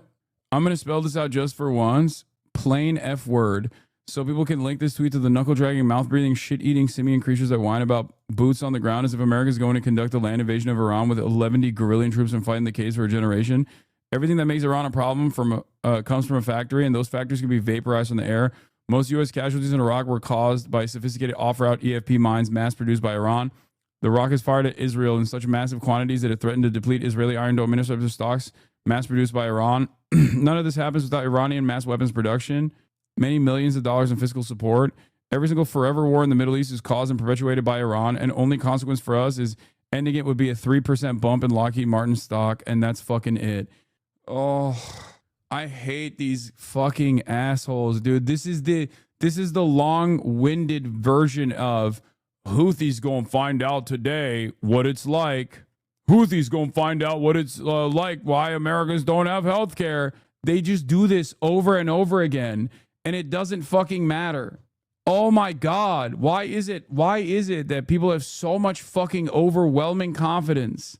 Anti-ship ballistic missiles aren't cobbled together by fucking Jihad Cletus in his garage. They literally are. That's the RGC's entire design philosophy, because they presume that they just bomb their factories. That's the point, is why DOD's brains, barring General Kurilla, who's never seen a war that he hasn't wanted to get balls deep in, has pointed out that going to war with Iran is a horrendous idea. Their tunnel complexes, the Iranian military and RGC are basically just the Houthis with a master's degree in engineering instead of being self-taught from practice and YouTube tutorials. Their tunnel complexes are bigger. Their factories are bigger. Their internal security state, as garbage as it is bigger. That's why they woke up, flipped the switch, and started rolling up the cells Mossad has scattered around the country, and most importantly, their allies can actually supply them. I can't stress this enough. The RGC's entire philosophy is that they're professional guerrillas. That affects everything they do from the strategic and tactical level. It's why their infantry units are trash at firefights, but insanely good at making IEDs that kick like a kangaroo. They're what you get if you elevated the Green Berets to the level of a service branch, but simultaneously took away all their range time. They don't bank on making good ballistic missiles or drones. They focus on making so many of them so easily that it doesn't matter if they're good or bad. I'm not picking on Decker here, but it's a sentiment that I'm seeing a lot and it's profoundly silly. I mean, parts of what he's saying are not wrong as far as like Iran having, one, a deep bench, and two, focusing their output specifically on being able to design these things and being able to mass produce these things, weapons, explosive ordinances, munitions that can fucking strike, with a potential American bombing campaign in mind is correct. Like, surely it's not easy to continue mass producing the weapons necessary while you're constantly being bombed by Israeli rocket fire and constantly fucking bombed by even potentially American rocket fire. But like their entire security apparatus is designed around that devastating outcome. Surviving said devastating outcome. Iran is not India, Pakistan, Israel, the US, Turkey, Russia, or China. Iranians don't labor under the impressions that their militaries are invincible or even good by Western standards. They have Google, plenty of Iranians even on this app. They understand that most of the Iranian military's kit is at best technologically backwards. It's the same principle of you don't have to tell a poor person they're poor to know that they're poor. There's a general understanding that the Iranian military operates janky shit. The problem for anyone who wants to get at Iran is that they have a fuck ton of shit. It's easy to manufacture. It's hard to get to. You know who doesn't have janky shit? China. By the way, it's unlikely we're going to see much of this latest round of missiles from Iran. Many such cases, I was lucky I found a photo this time, but remember the people who say all missiles were intercepted, especially in the first 5 minutes of the alerts, are just parroting Israeli lies. Censorship is too high to tell within the first hours. First image of an impact from the latest Iranian targeting doesn't look like a 100% success interception that they and the propagandists can claim at the Afula area. The Haifa oil refinery went out of service, I think 2 days ago at this point, chatter. And the only reason why we found out that it fucking went out of service, was completely decommissioned, is because they had to report it to the fucking stock exchange. Israel is stamping out all of the successful missile strikes and the impact sites. They are criminalizing filming the impact sites. They're saying it's a matter of national security. Stuff. Nobody does it better than the good old USA. While Trump has been active on social media, so is Vice President Vance. He issued a lengthy statement online, making it clear all options remain on the table. Very quickly, the debate over what U.S. involvement may or may not look like is engulfing Capitol Hill, especially among Democrats. We're seeing two very different trains of thought play out. They have to be held accountable for what they've done. They are the ones that built and created the proxies like Hamas and Hezbollah and put our whole region in this kinds of chaos. Our whole region is not your region, you fucking animal. I happen to believe that the U.S. being at war with Iran would be a colossal mistake. There is no national security imperative that suggests that we should. And it's not just Democrats who are speaking out against the possibility of any U.S. involvement in Iran. We know that today, House Republican of Kentucky was also Thomas Massie, was one of the ones who said he would try to limit the president's ability to use U.S. military against Iran without Congress's say-so. Jillian. As the president himself has been saying today, he might make a decision about how to engage here any moment. We'll be tracking it all afternoon. Thanks, Mark. John? Breaking, Germany's MERS. If Iran returns to the negotiating table, there would be no need for further military intervention. First of all, haha, Germany's MERS. Like, you're a fucking party to this.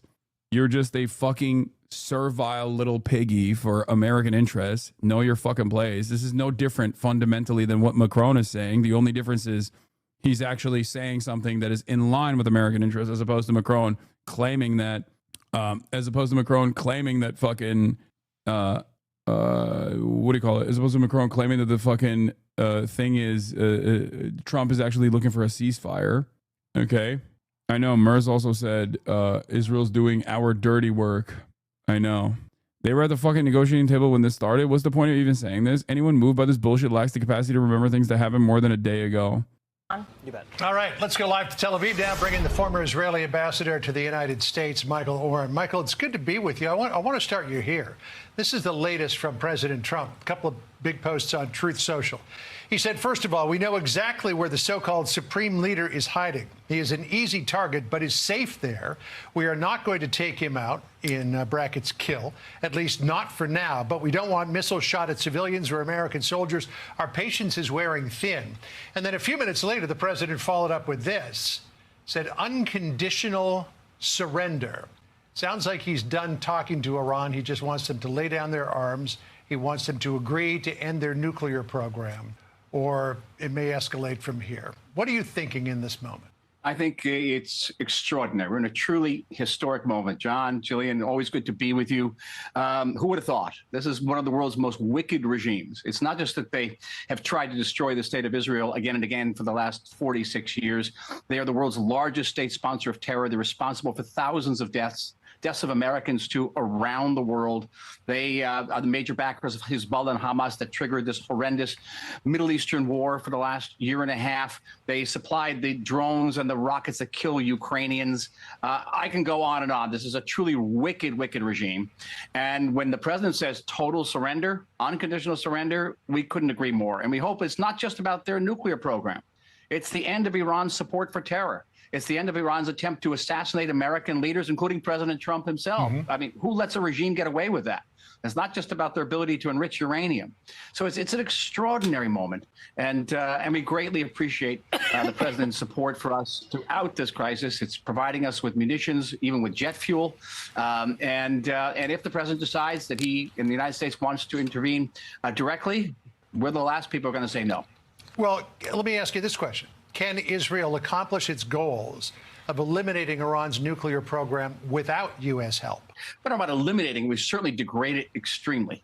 And if the Iranians do come back to the negotiating table, they're going to negotiate about dismantling the program and not just capping the enrichment. And the great thing is they'll be discussing dismantling nuclear facilities that are already dismantled to a certain extent. And yes, we do not have strategic bombers. We don't have B-52s or B-1s, B-2s. We have these wonderful American-made jets, F-15s, F-16s, and F-35s that have just done an extraordinary job. And the president praised American weaponry today, and we couldn't agree more. But again, we don't have planes that can carry these bunker-busting bombs. They weigh 30,000 pounds that can penetrate an underground facility like the facility at Fordo.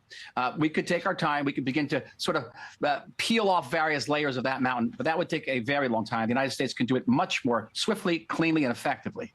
Well, the issue, though, is Fordo. And if Iran, if there were to be a ceasefire declared and Fordo was intact, do you have any belief that the Ayatollah would actually agree to dismantle that, or would it be left intact and eventually, as he's done so many times in the past, drag this out, at the same time reconstituting and rebuilding his nuclear program so that in a couple or 3 years, you'd be right back here where we are now?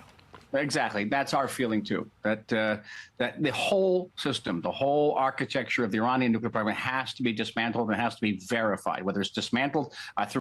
I will say this much. The only thing that causes me to lean on maybe Trump is just posturing and not like full tilt ready to go to war and you know, put American troops on the line and like bomb Iran directly at the behest of Israel, is because I see tweets like this from Charlie Kirk. And, you know, Charlie Kirk is an inside guy, as close to an inside guy as you can get. And he is a firm and committed MAGA supporter. On the one hand, he says Trump has been consistent for a decade, no nukes for Iran. On the other hand, he says Lindsey Graham quickly went from we need to take out nuclear facilities to we need to take out the Ayatollah. Taking out nuclear sites with direct strategic violent precision is a defensible position.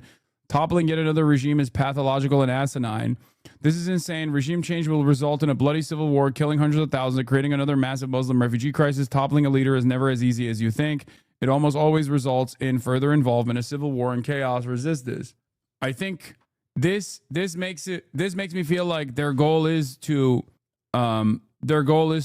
actually strike Iran with American weapons and then try to force the Ayatollah to concede and say, you're done. No more nukes for you because you don't have your nuclear program any longer.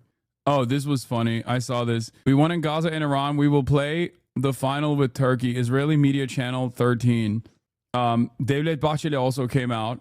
He is a part of the coalition, the ultranationalist MHP party leader, America's very own other asset. And he came out and he said, Israel wants us as the final, like what Israel will do to Iran, we're monitoring very closely because Israel wants to do the same to us, which I don't think is real. I don't think that's, I think that's kind of silly, but Turkey is a NATO nation. Turkey houses American nukes. I don't think it's a part of America's grand design to eradicate one of its most loyal servants in the region. But it is funny to see all of the Muslim majority nations come out and be like, Israel wants to do this to us too. Like Pakistan is making similar statements as well. Again, another country that's like almost completely controlled by the ISI and therefore the American State Department. And it's funny that these guys are just like posturing in this way. Do you think Pakistan will be next? No, I don't. I mean, Pakistan maybe more so than Turkey, considering its involvement with China, because Pakistan has been very close with China for quite a while now and plays a very important land border between China and a waterway.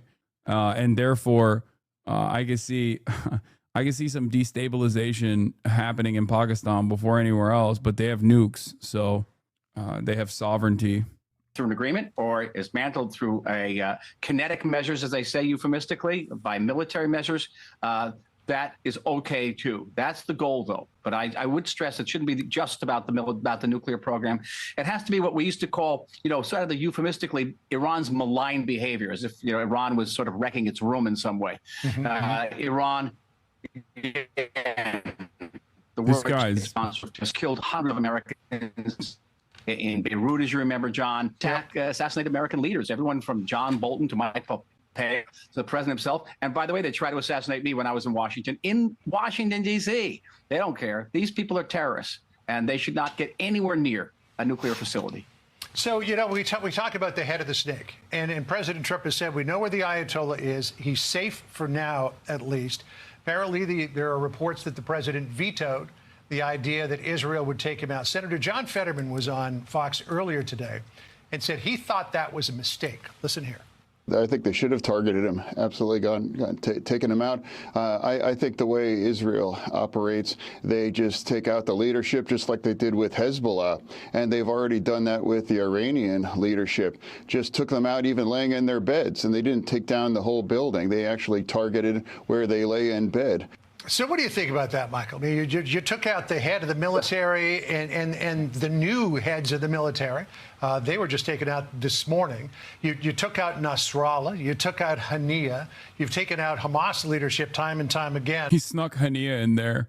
like Hassan Nasrallah is a high priority target that has tremendous military worth. Ismail Haniyeh is, or was at the time, the principal negotiator on the Hamas civil governance side. Not a fucking militant at all, and has never held a weapon as far as I know. Okay? Like, he just added that on there. He's like, well, they all sound fucking Arabic. They all sound like Muslim names, you know? Do you remember when they took out Ismail Haniyeh? Oh, cool. Okay. I guess they're all not human from your perspective, so all valid. And on the ground there in Gaza, why not just get rid of the Ayatollah? Or are you concerned with what might follow in the power vacuum? Well, I think it's more that I don't think anybody in the state of Israel would shed a slightest tear if Mr. Khomeini would meet his maker. And I think the maker would be very happy to see him.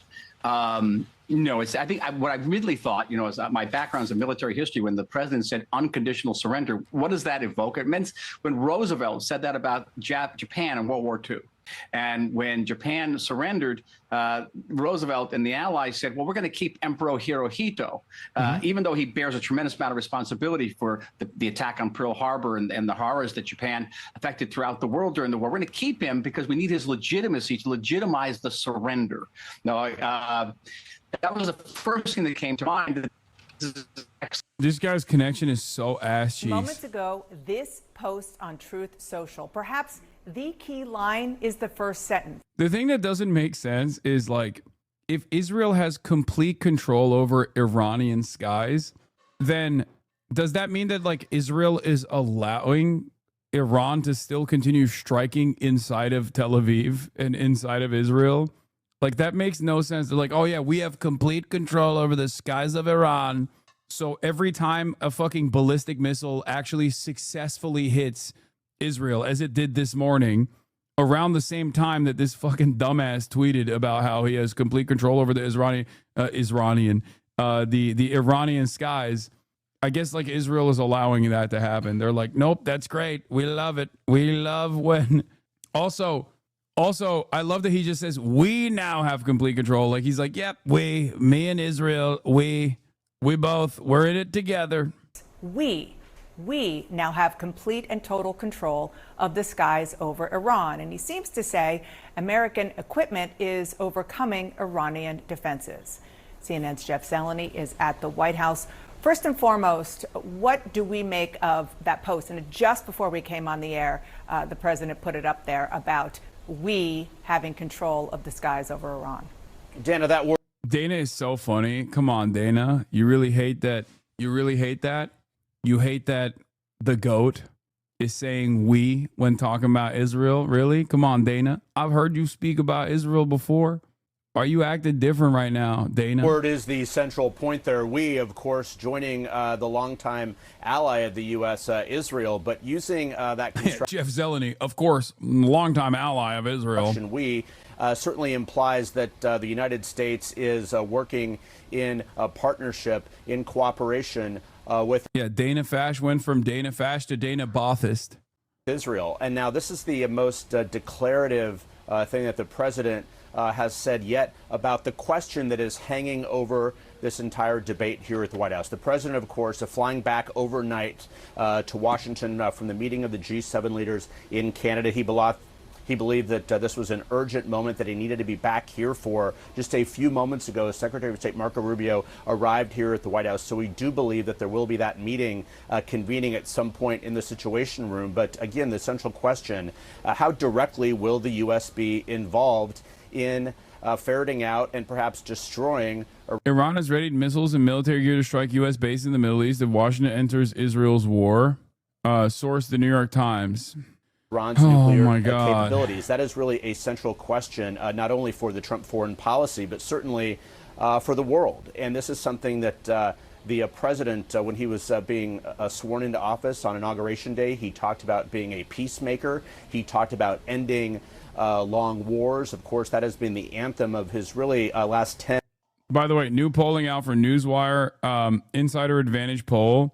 74% of Americans say Iran must be stopped from developing nuclear weapons. I'm seeing a lot of these like inconsistent polls because the YouGov poll that just came out show that there is major opposition amongst Americans, amongst the American population of intervention in Iran. But I'm seeing like a lot of these wonky ass fucking polls left and right. And that could be a matter of like Americans and their inconsistency. It's the same principle behind like, you know, majority say they want amnesty and majority also say they want mass deportation, right? Like that happens all the time. But this could also be a byproduct. It could be a byproduct of the framing, the way that the question is framed, or it could be a byproduct of the media manufacturing machine, the consent manufacturing machine working in real time across every spectrum, across every single outlet, no matter what the ideological component is, claiming that like Iran must not have nukes, Iran is going to nuke us, Iran must not have nukes. So who knows? Why would popular support matter? I mean, no one wants instability. Donald Trump is also clearly a little bit invested in making sure that at least his base remains intact. And if there are a tremendous amount of people in his base that are actively saying, we don't want to go to war with Iran, what the fuck are you doing? Then you know, that limits, I guess, that limits like how much intervention is how much public appetite there is for intervention. Because he's already underwater with every aspect. Not that America is a real democracy that demands constant popular support for everything that the government is doing. Clearly, that doesn't exist. But, you know, that's still somewhat of a concern, I think. That's always going to be a concern of every administration, no matter what. And years in American political life here, but by saying we, that clearly is implicit there. But he's also responding to the vice president, to J.D. Vance, who offered some commentary just a short time ago as well, pushing back against this growing divide inside the MAGA movement. Some supporters of the president believe the U.S. should not be involved at all. And a very interesting window into part of the administration. Hassan's base does not care. We're not putting boots on the ground unless Iran directly hits military assets and kills directly military personnel. Yeah, that's the difference. That right there is not the incorrect assessment. You're right. If Americans have a broad appetite for, Air Force campaigns as demonstrated by Yemen. The difference here, however, is that if they are doing bombing campaigns and Iran retaliates against American troop positions in the region, which they can very clearly strike, okay? Because there is a fuck ton of American bases in the region, which Iran says they will. At that point, it's a matter of how much restraint will Iran apply? Will they actually eat American missile strikes without any retaliation whatsoever towards American military, American troops in the region? Because, as you said, then it's full-blown war, right? The stock market cares. That's what will matter. I don't even know anymore. Administration's thinking coming from Vice President Vance. Let's read a part of it together. He says this, speaking of the president, he may decide he needs to take further action to end Iranian enrichment. That decision ultimately belongs to the president. The vice president goes on to say, and of course, people are right to be worried about foreign entanglement after the last 25 years of idiotic foreign policy. But I believe the president has earned some trust on this issue. Well, boy, Dana, there is a lot packed into that. Of course, 25 years would include the Bush administration and beyond. And this is the central question facing this president now. Is he going to engage and get the United States engaged in a wider war, or is he going to essentially watch from the sidelines with perhaps a bit of help? But we do believe that those decisions will be made in the coming hours, beginning with a meeting in the Situation Room at some point this afternoon. Before I let you go, Jeff, I just want to underscore. Chatters, I have yet to cover Brad Lander's arrest and detainment and release. Obviously, because there's a somewhat of a more pressing matter unfolding in front of us, which is World War III and potential American escalations in the region, maybe even going to war with Iran. I will eventually get to Brad Lander getting arrested by ICE. Don't worry. Because a lot has happened like in the last 10 minutes. But I want to underscore that last point that you made. And that is that the Vice President of the United States is not only speaking for the White House here, but he's clearly speaking to the president's MAGA supporters who are really pushing him not to get involved because they're saying... Residents of Tel Aviv and Haifa in Israel should leave these areas to save your lives, Iranian Brigadier General Sayed Abdulrahim Musawi said in a televised message on Tuesday, though it is not clear that Iran can make good on such threats. He said Iran's barrage of missiles against Israel so far were deterrents, and soon Iran would move to retaliation attacks. I don't know either. I don't know. I don't know if Iran is simply posturing to create fear in Israeli society, create a sense of panic in Israeli society, or if they actually have the capacities to deliver a fuck ton of payload to these areas and truly damage like Israeli infrastructure. Iran Arabic News just said Iran is aiming their rockets towards American bases in the region in case Trump chooses to join the war. I struggle at reading Arabic, slow as fuck. Please read this. I saw. Iranian officials told the New York Times that their country could start to place mines in the Strait of Hormuz if U.S. joined the war. Heard it's called the deployment meal. Brothers defect. I mean, these are, I don't know when these are from, but yes, the steak and lobster, surf and turf is deployment. Is a deployment meal. Yes. I still get the World War III angle here. Who would back Iran in this scenario? Russia and China. Also Armenia. Maybe Pakistan. Who knows? Most of the Middle East? Nah, they wouldn't. They wouldn't touch. They would fucking join the war on the side of America and Israel. DPRK, Belarus. I mean, every day they've just been talking about how America any moment now is going to join. Who has historically been one of the leading voices opposed to the U.S. getting involved in foreign conflicts. It really was a remarkable, lengthy post that he put out for many reasons, but especially the internal GOP politics. It certainly was. I mean, in one hand, it's sending a message to the dissenters out there, Tucker Carlson and others who've been critical of the president, and just the idea that the United States would deepen its engagement. So the vice president basically told them to pipe down, and they should follow and trust the president. But Dana, also speaking potentially to divisions inside this own administration. Secretary of State Marco Rubio, of course, has been much less of a disciple of the American First agenda, at least by brand. So it's very interesting that the vice president decided to put out that very lengthy statement before there is really a meeting or before there is a decision. But certainly, I'm told it's designed to quiet the outside dissenters. But even more, he, of course, has a seat at the table here. It's to perhaps push the president in one direction as well. Policymakers are free to ignore intelligence assessments, but I hope there was serious conversation between Trump and his national security team regarding any claims made by Israel to include a U.S. intelligence community assessment on those claims before any decisions were made. I raised earlier the point of having the intelligence community's take on Israeli claims was crucial. This means that, in effect, that Trump has chosen to believe the Israeli conclusions over those of his own intelligence community. Israel's shared intelligence they claim showed that Iran was working towards a bomb. U.S. intelligence agencies didn't see it that way. Oh, that's the other side of the story, by the way, that the American intelligence community's assessment, what you're hearing on mainstream news is entirely different than what is actually unfolding behind the scenes. The American intelligence community's assessment is that Iran is not fucking 3 seconds to midnight on a nuclear weapon.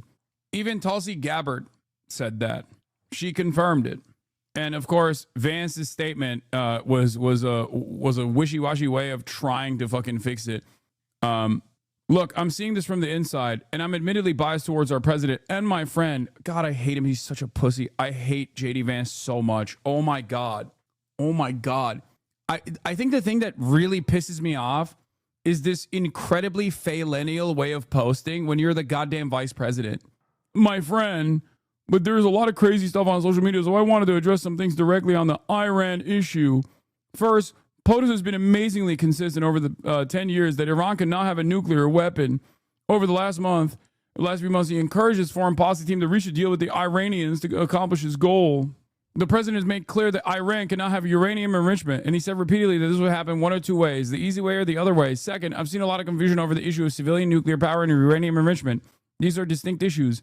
Iran could have civilian nuclear power without enrichment, but Iran rejected that. Meanwhile, they've enriched uranium far above the level necessary for any civilian purpose. They've been found in violation of their non-proliferation obligations by the International Atomic Energy Agency, which is hardly a right-wing organization. It's one thing to want a civilian nuclear energy. It's another thing to demand sophisticated enrichment capacity. Interesting, because they're hitting the fucking civilian nuclear sites. So that's weird when you're saying that they should not be allowed to have nukes, and then you're simultaneously saying that these are distinct issues, but for Israel, it seems one and the same. And it's still another claim to enrichment while simultaneously violating basic non-proliferation obligations. Yeah, I wonder why. I wonder why.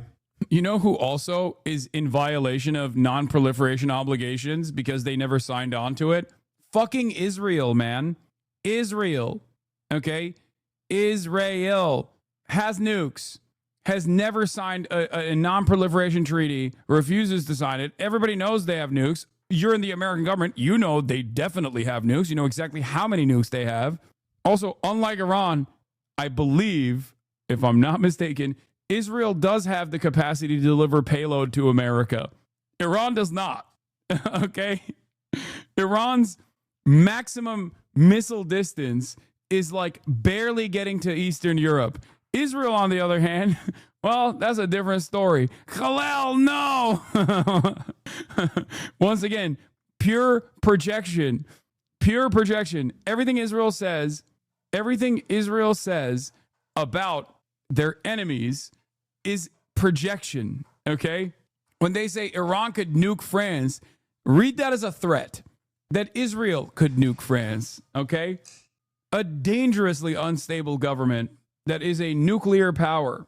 I've yet to see a single good argument for why Iran needs to enrich uranium well above the threshold for civilian use. I've yet to see a single good argument for why Iran was justified in violating his non-proliferation obligations. I don't know, maybe because the previous Trump administration ripped apart their denuclearization agreement. The previous Trump administration did that. Trump did that. He did that. Okay? And also, amidst a denuclearization agreement that was brought to the table, Trump came out and said, haha, we were just doing a fake negotiation so Israel could fucking shoot you guys. That just happened. That happened like yesterday.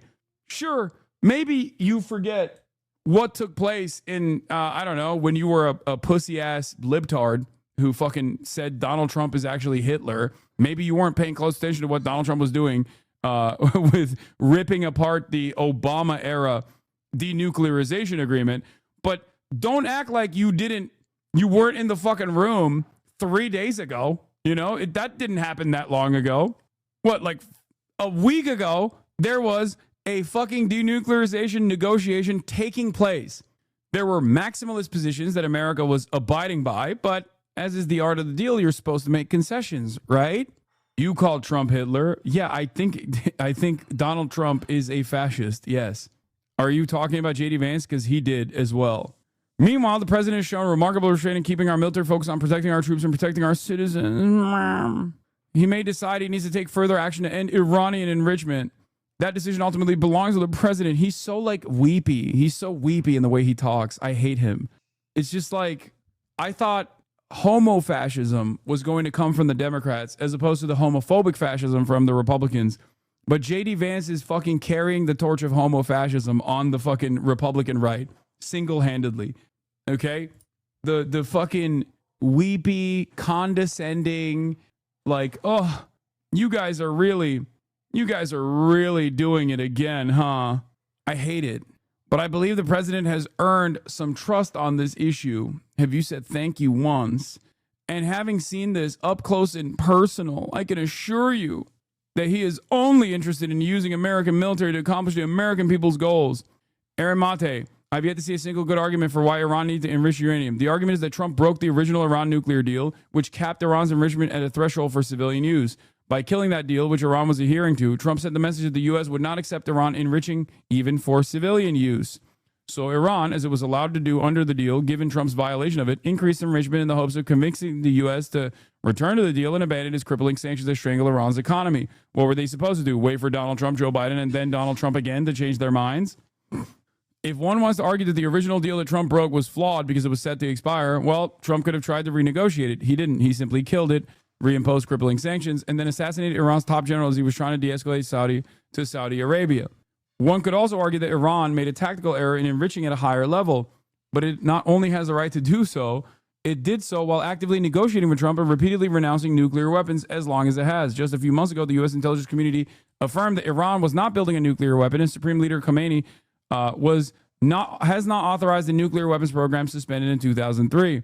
I've yet to see a good argument for your administration chooses to side with Israel over U.S. intelligence and your promises to voters to stop engaging in endless wars. By the way, he responded to Tulsi Gabbard. Are you saying that Tulsi and 18 U.S. intelligence agencies backing the opposite findings less than 8 weeks ago are wrong or lying? No, I'm not saying that. First off, Tulsi's testimony was in March, and a lot has changed since then. Second, if you look at what she said then, her point about uranium enrichment is consistent with what I wrote above. To which Felix replied with, you are probably the least convincing, least trustworthy person ever in your position. I was there for Dick Cheney. You have all his malice, but with the added insecurity of spending the first 20 years of your life acting as a living Barbie for a council of chain-smoking grandmas. Once again, this conversation should not be held around denuclearization. That is what they want you to talk about. That is what they want you to think is the main point of contention. This is not the main point of contention. Is it a fear that Iran may arrive at nuclear weapons? Yes, of course that's a fear. But it's not a fear because Iran will use said nukes. It's a fear that Iran will threaten to use said nukes and develop sovereignty. That's the real fear. That would make it impossible to overthrow the Iranian administration. That's it. A sovereign state would render American ambitions of destabilizing Iran and bringing it under the banner of American influence impossible. Because then you never know you never know how unstable it might be if nukes, after all. Why would Iran want to enrich uranium? Asked the vice president of the nuclear superpower currently demanding Iran surrenders unconditionally to the rogue nuclear power currently bombarding it 7 years after it scuttled its treaty. It solved the issue through negotiations. Iran must arrive at the tech tree at nuclear weapons if Iran wants to be a sovereign state. Yeah.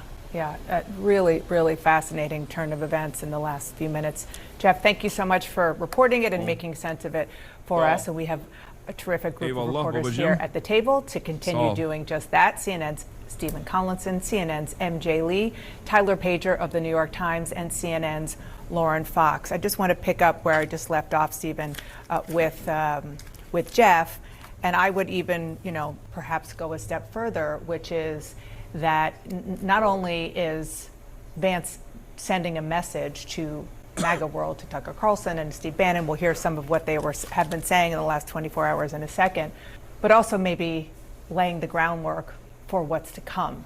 Like he knows what's to come, and that's why he's sending that message now. Certainly, and I think Jeff is right. This is a message to the MAGA world, but it's also a message to Trump and his political conscience. He's saying effectively, you can go ahead and still be compatible with everything you've stood for. Remember in 2016 campaign, the moment that the president took down Jeb Bush, it was over the Iraq war. He said it was a big fat mistake. You got sucked into a war that was a forever war that didn't end. It's hard to say how, it's so endemic to Trump's appeal when you talk to people at Trump rallies, the idea that those days are gone. Yet Trump, if he goes ahead, we don't know how it's going to end up. It could start with shock and awe, It will have all sorts of reverberations. He becomes the interventionist that he always decried. And that's why there's so many splits right now in the Republican Party and the MAGA movement. And one of the most interesting sentences from... How could the dumbest political movement on the planet, be duped once again? Oh no. Surely this time things will be different. They will actually get really mad. Maybe, I hope they fucking wake up, or maybe they'll sit around with their Fell For It Again awards and wonder how this happened. That long statement we saw from the vice president, I thought, was Jessica where he said Tarlov is he in is the chat. only No, I'm interested kidding. in using the American military to accomplish the American people's goals. I mean, Dana, that is not an outright rejection of the use of the American military. It actually sure sounds like he is priming the American public for the possibility of the U.S. getting directly involved. We're not saying that we know for sure this is going to happen, but all of the body language that we are seeing from this lengthy statement certainly suggests that this possibility is very much out there. I mean, you couple that with President Trump suddenly deciding to cut short a foreign trip, and a lot of signs are headed in that direction. I will just say one reason that I think this just is so remarkable, the possibility, the potential of this kind of intervention, is that President Trump, as a candidate and right before he was sworn in, was so determined to not have wars on his plate as he was getting sworn in. He didn't want the war in Ukraine. He certainly didn't want the conflict in Gaza. He didn't want this war to be fully blown out between Israel and Iran. And now here he is, a couple days in, with the fires being exchanged, seriously, apparently contemplating the possibility of the U.S., as Stephen said, becoming an interventionist country. And Tyler, as I bring you in, because you cover the White House on a daily, minute-by-minute basis, I do want to bring back what we started with at the top of the hour, which is a brand new post from the president himself, where he said, "We now have complete and total control of the skies over..." Guys, becoming an interventionist country. Con News, citing Western sources, said there are clear signs that U.S. may strike Iran very soon. Iran had good sky trackers and other defensive equipment and plenty of it, but it doesn't compare to American-made, conceived, and manufactured stuff. Nobody does it better than the good old USA. Yeah, and I think this is part of this effort we've seen the president and his allies laying about how this fits into the America First policy. He's under fire from some critics, Tucker Carlson chief among them, and here we see him fashioning about how this is America First. I mean, the two things, MJ, just to add on to what you were saying, not only did he not want these wars, his inaugural address was all about being a peacemaker, peace through strength. We've talked to sources who said he's very obsessed with winning the Nobel Peace Prize. So it's not only remarkable that he doesn't want more conflict, it's that he's inserting the U.S. potentially into a greater conflict there. And I also think one of the things that's interesting, MJ, from the point that you just read of the vice president's statement, is that sounds a lot like former presidents justifying previous military actions, that actions overseas are in part to protect American interests, not just at home, but all around the world. And so it's just so interesting to see that language being used by two politicians who have made their name promising no forever wars, and promising not to engage in additional military conflict. Right, especially, again, from J.D. Vance, who is effectively the ambassador because he has such credibility with that part of the Republican Party, the newer part of the Republican Party, as opposed to what used to be most of the Republican Party, which is more hawkish. In other news, President Trump is cutting his G7 trip short as Israel and Iran are trading these devastating strikes. Mark Meredith joins us live now with more. Mark? Ainsley, good morning to you. President Trump is back at the White House after cutting his trip to Canada short. The president making it very clear he does not believe in any uncertain terms that Iran should have any nuclear weapon capabilities. But the president was also asked on Air Force One on his way back to D.C. why he decided he needed to come back to D.C. so quickly. Listen to what he had to say. We're not looking for a ceasefire. I didn't say I was looking for a ceasefire. We're looking for better than a ceasefire. Remember, Iran cannot have a nuclear weapon. It's very simple. You don't have to go too deep into it. They just can't have a nuclear weapon. What was the thinking on the call for Tehran to evacuate? Is there a threat or is there incoming? What was the thinking on the full evacuation? I want people to be safe. Now, the president was in Canada meeting with many world leaders, including French President Emmanuel Macron. And while he was there, the president signed on to an agreement calling for peace in the Middle East, but also was critical of some comments that Macron made. Macron was suggesting that the reason that Trump was heading back to the U.S. was to create a ceasefire between Israel and Iran. Trump put out on Truth Social, publicity-seeking. Trump is live? Is he? Macron of France mistakenly said that I left the G7 to go back to D.C. to work on a ceasefire between Israel and Iran. Wrong. He has no idea why I'm on my way to D.C., but it certainly has nothing to do with the ceasefire. Much bigger than that, whether purposely or not.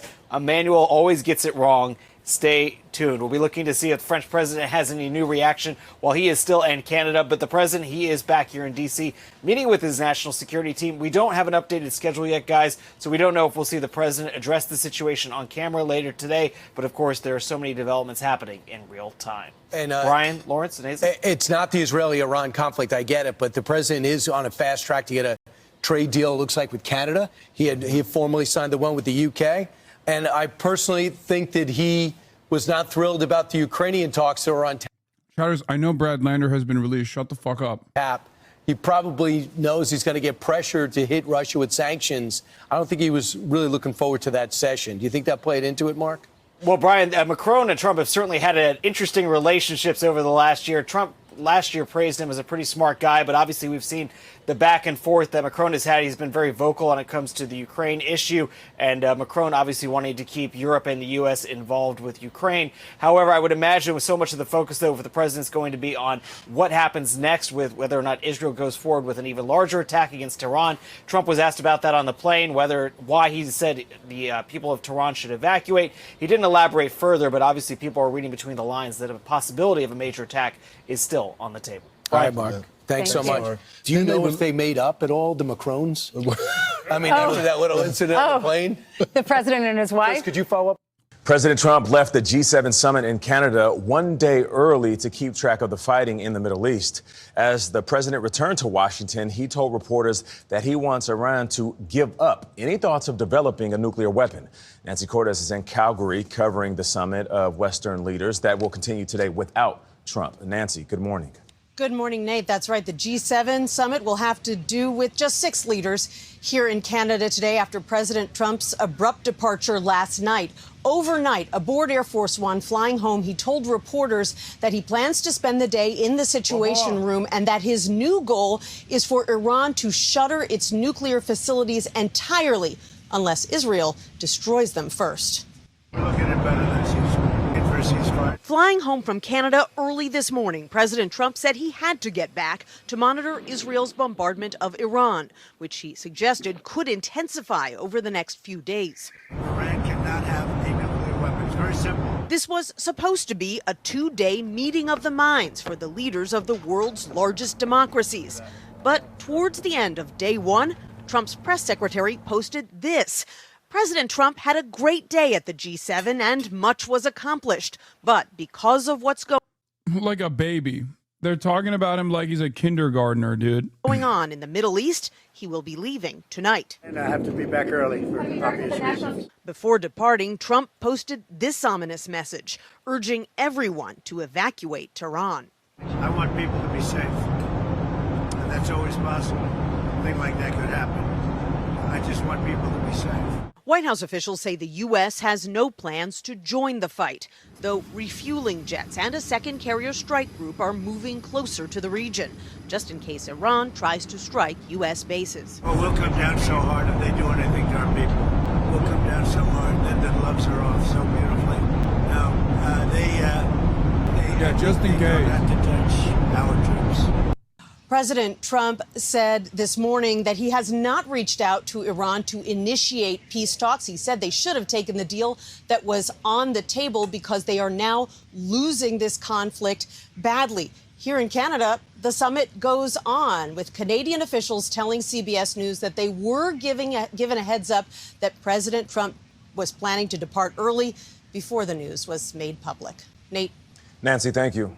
There is new CNN reporting indicate there are doubts in the intelligence community about how close Iran actually is to getting a weapon. CNN's Zach Cohen has this reporting. He's with us now. What are you learning, Zach?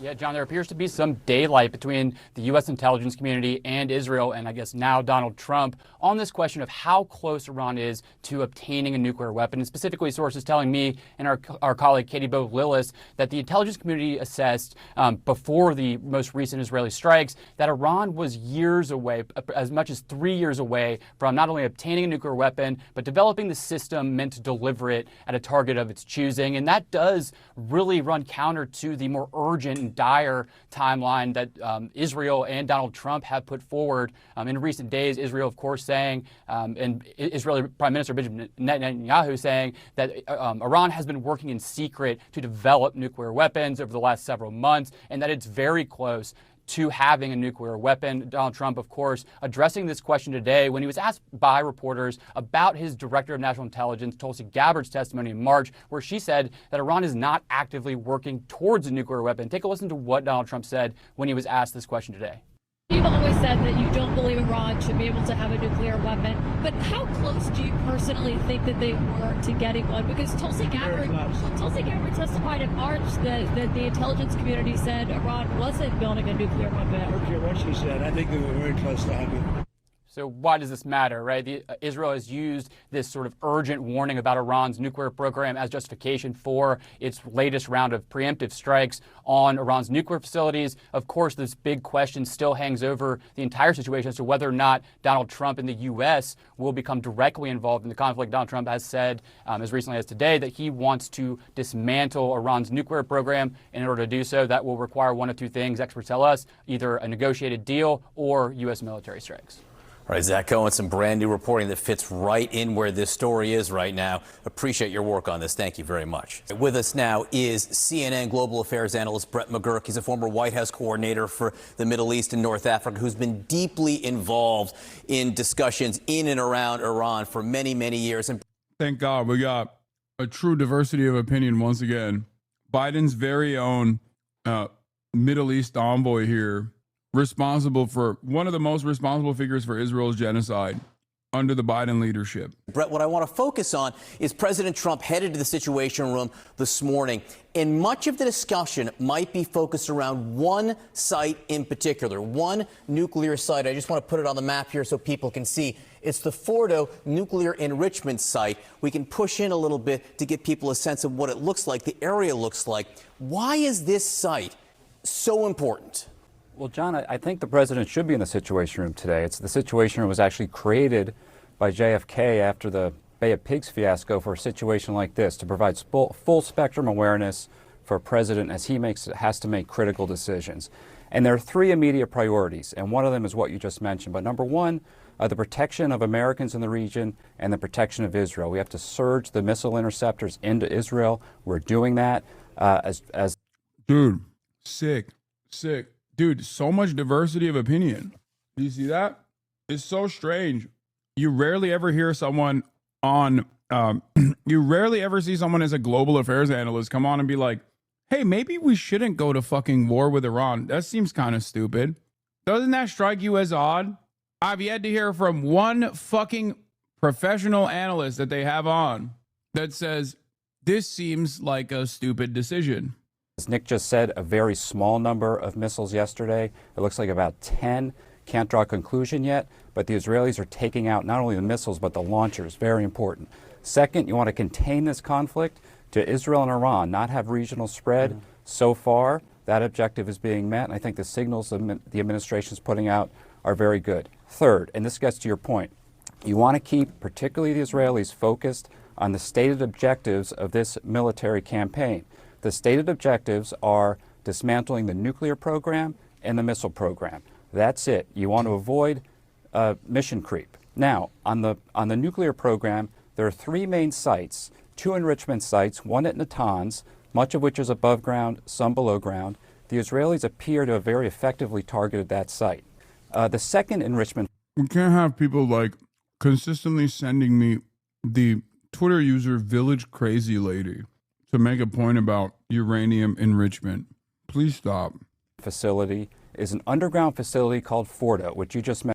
You guys see a tweet that's going viral and instantly, without even like thinking about who's making the tweet, go, you literally have to see this brilliant take.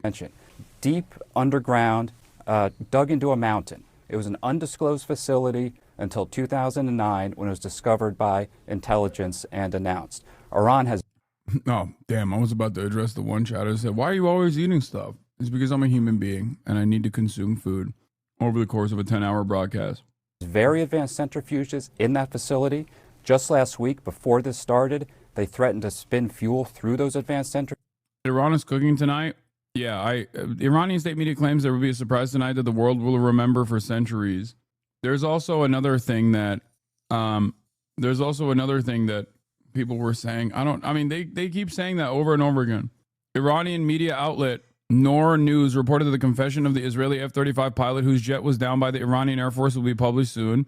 Since Israel's aggression on Iran began on Friday, June 13th at dawn, the Iranian Air Force has downed 4 Israeli F-35 fighter jets.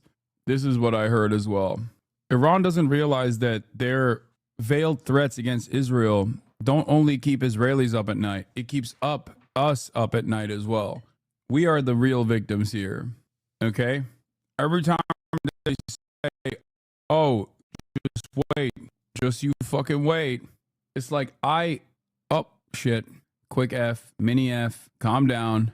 It's going to be fine. It's fixed. It's fine. We're fine. It's okay. CNN continues to promote Middle East analysis from Biden aide Brett McGurk. I read this yesterday from Akbar Shahid Ahmed, who directed the U.S. supported bloodshed and strategic drift in Gaza and Lebanon. Okay? The reason why they promote him, the reason why they present him as like the most competent person is because this creates a permission structure from the liberal side.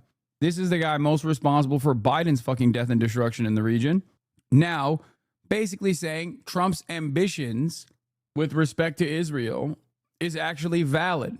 Centrifuges enriching just below weapons grade. Now, to take out that Fordo facility, it really takes a U.S. military operation with a B-2 bomber, and you can see our military actually positioning for that possibility. But there's an off-ramp, and the president's made very clear there's a deal on the table. Steve Witkoff, his envoy, put a deal on the table about 6 weeks ago. Iran did not answer that. They actually escalated their program in response. And what the president is saying, the White House is saying, is to Iran, hey, go back and take another look at that. Tell us you're ready to take the deal, and this will be over. So that's where we stand right now. At the end of the day, John, this has to end with Iran's nuclear program dismantled. And Fordo really is the key. It can be a deal, and we can all hope for a deal, or it can be a military operation. Again, this is another look at Fordo right here. You can see this area right here is where the centrifuges are believed to be buried deep inside the mountain here. And what Brett was just talking about is it's believed that the only way to destroy this is through a U.S. weapon, the B-2 bombers dropping what's called this bunker buster bomb, the GBU-57 here. What do you think that discussion is like, Brett, about whether or not the U.S. should get involved here? Benjamin Netanyahu has all but explicitly said, hey, come on, drop this bomb. Yeah, I have to say, the U.S. military has trained on this for over a decade. This munition was kind of designed for this purpose. Now, look, there have been massive risks about such an operation like this. Number one risk used to be Hezbollah. Hezbollah had 150,000 to 200,000 missiles and rockets aiming at Israel. Hezbollah has been knocked on his back. Number two has been Iranian air defenses. They had Russian air defense systems, very high risk of taking down airplanes. Those are no longer there. So those risks have basically been eliminated. Iran can certainly respond. I would never downplay the risks of any military operation, but I would just say this is a very feasible option. Iran knows it. It's important they know it for the purpose of trying to get a diplomatic resolution to this problem and the problem of Fordo. I think that right now is the main objective, but it takes the military pressure to get Iran to the table and to do that deal. This is really going to unfold here over the next 3 to 4 days. I think it's a very critical period. I'm watching today. Can Iran again muster another missile barrage, or are they really now depleted? And Brett, you use the term coercive diplomacy. That's what's happening here. What is that exactly? Well, coercive diplomacy is what this administration, past administrations have used fairly effectively with the Iranians. Number one, coercive diplomacy means using the negotiations process as shield. Ambition basically is, here, I'll give you an example. It's not even the denuclearization, right? Oh, fuck. It's fine. It's cutting in and out, but it's fine. Calm down. It's okay. We're back. I'll give you a very simplified example of a coercive diplomacy. Someone robbing you at gunpoint. Someone comes up to you with a gun and says, "Give me your wallet and your phone." You say no. They shoot you in the foot. They repeat, "Give me your wallet or your phone, or else I'll shoot you in the head." And if you don't give him your wallet and your phone, they kill you and take your wallet and phone anyway. That is what he means. That's it. That's all this is. That's not diplomacy. That's a fucking robbery. That doesn't make any sense. To claim this is diplomacy is psychotic. Once again, as we're in the process of eating a bunch of different Fs, it feels like there is a minor delay. As is the case of recognizing when the delay actually starts, I'm going to ask you to subscribe now to the Piker Broadcasting Service, and we will figure out exactly how long the delay is. And seems like there is like almost a 10-second delay, maybe if not longer. You can subscribe to the Piker Broadcasting Service by subscribing for free with a Twitch Prime, or for $6. Twitch Prime is free. Some people are reporting a 5-second delay. Some people are reporting a 7-second delay. It's 5 seconds. Okay. I am going to, you are going to see an F in the next 5 seconds as I hit the ingest fix. 1, 2, 3. I think it's fine. What the helly now? Press 1 to test the delay. Okay, it's like 2 seconds. All right, we're good. It's like 1 to 2 second delay. All right, we're good. Economic sanctions, economic pressure, and number 2, the threat of a military force if Iran does not demonstrate to the world its program is peaceful. And I just have to say, last week, John, the IAEA issued a report, very comprehensive report. It was asked for last year, and they found Iran to be an egregious failure to live up to its nonproliferation commitments. And 19 countries then voted in the Board of Governors in Vienna in the IAEA, the International Atomic Energy Agency, that Iran was in violation of its obligations. First time in 20 years. Yeah, they were like, we should nuke Iran. We should let Israel nuke Iran because they're violating their commitments. Which, again, they had no fucking commitments left because America had decided that they had no obligations whatsoever because they cast aside the agreement. What did Iran do? It announced escalations of its program, including in that Fordo site. Yeah. So Iran has made terrible choices here, and now the onus is on them to try to come to the table and take the deal that's been offered. Yeah, next 24 hours, next 48 hours, so crucial. Brett McGurk, thank you. You've probably heard this line before. Iran has never given up its quest for nuclear weapons and the missiles to deliver them. That's because Israeli Prime Minister Benjamin Netanyahu has been saying this for more than 30 years, claiming Iran is close to having nuclear weapons. Nuclear weapons. Nuclear weapons. Atomic bombs. In 1992, as a member of parliament, Netanyahu addresses the Knesset. He says, within 3 to 5 years, we can assume that Iran will become autonomous in its ability to develop and produce a nuclear bomb. 3 years later, in his book Fighting Terrorism, he repeats the same time frame, 3 to 5 years. Thank you, Mr. Chairman. Fast forward to 2002. Netanyahu testifies before a U.S. congressional committee actively calling for the invasion of Iraq. Are there any other nations that you would recommend that the United States launch preemptive attacks upon at this point? The two nations that are vying, competing with each other, who will be the first to achieve nuclear weapons, is Iraq and Iran. The invasion. The two nations that are vying, competing with each other, who will be the first to achieve nuclear weapons, is Iraq and Iran. The invasion happens months later. No weapons of mass destruction are found in Iraq. This is a fragment of a 2009 U.S. State Department cable released by WikiLeaks. Netanyahu tells members of Congress that Iran is 1 or 2 years away from being capable of developing nuclear weapons.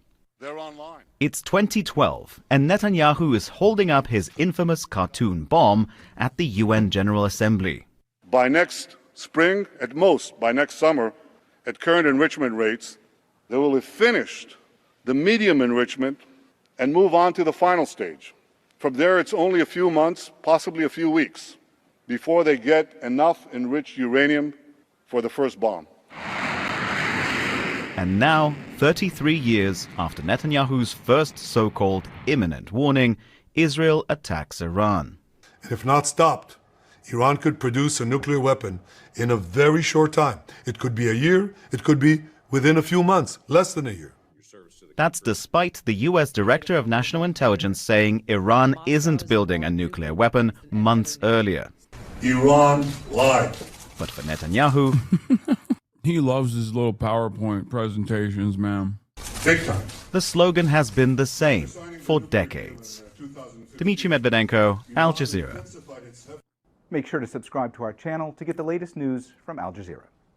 We're going to take a closer look at the 5 days now of fighting between Israel and Iran. The Israeli military saying it's targeting military and nuclear targets all throughout that country, and it appears those strikes have succeeded in damaging at least some of Iran's nuclear sites. But here's the question. Is that enough to achieve Israel's stated goal of preventing Iran from ever? Yes, Trump is about to deliver a massive speech from the White House, a major address. I think it's coming. I hope not. CNN has not yet reported this. Update, CNN to give urgent speech soon. Endgame World War III. They've been saying Trump is going to, all day there's been statements about potentially a major address coming after the National Security Council meeting. It is yet to happen. Achieving a nuclear weapon. That's the bigger question. At the moment, international journalists are unable to enter Iran, but our Holly Williams has managed to get all the way to the Iran-Iraq border. Israel has Iran's nuclear program in its sights, including the Natanz facility, where Iran's been enriching. I want to stress this one more time. This is how it works.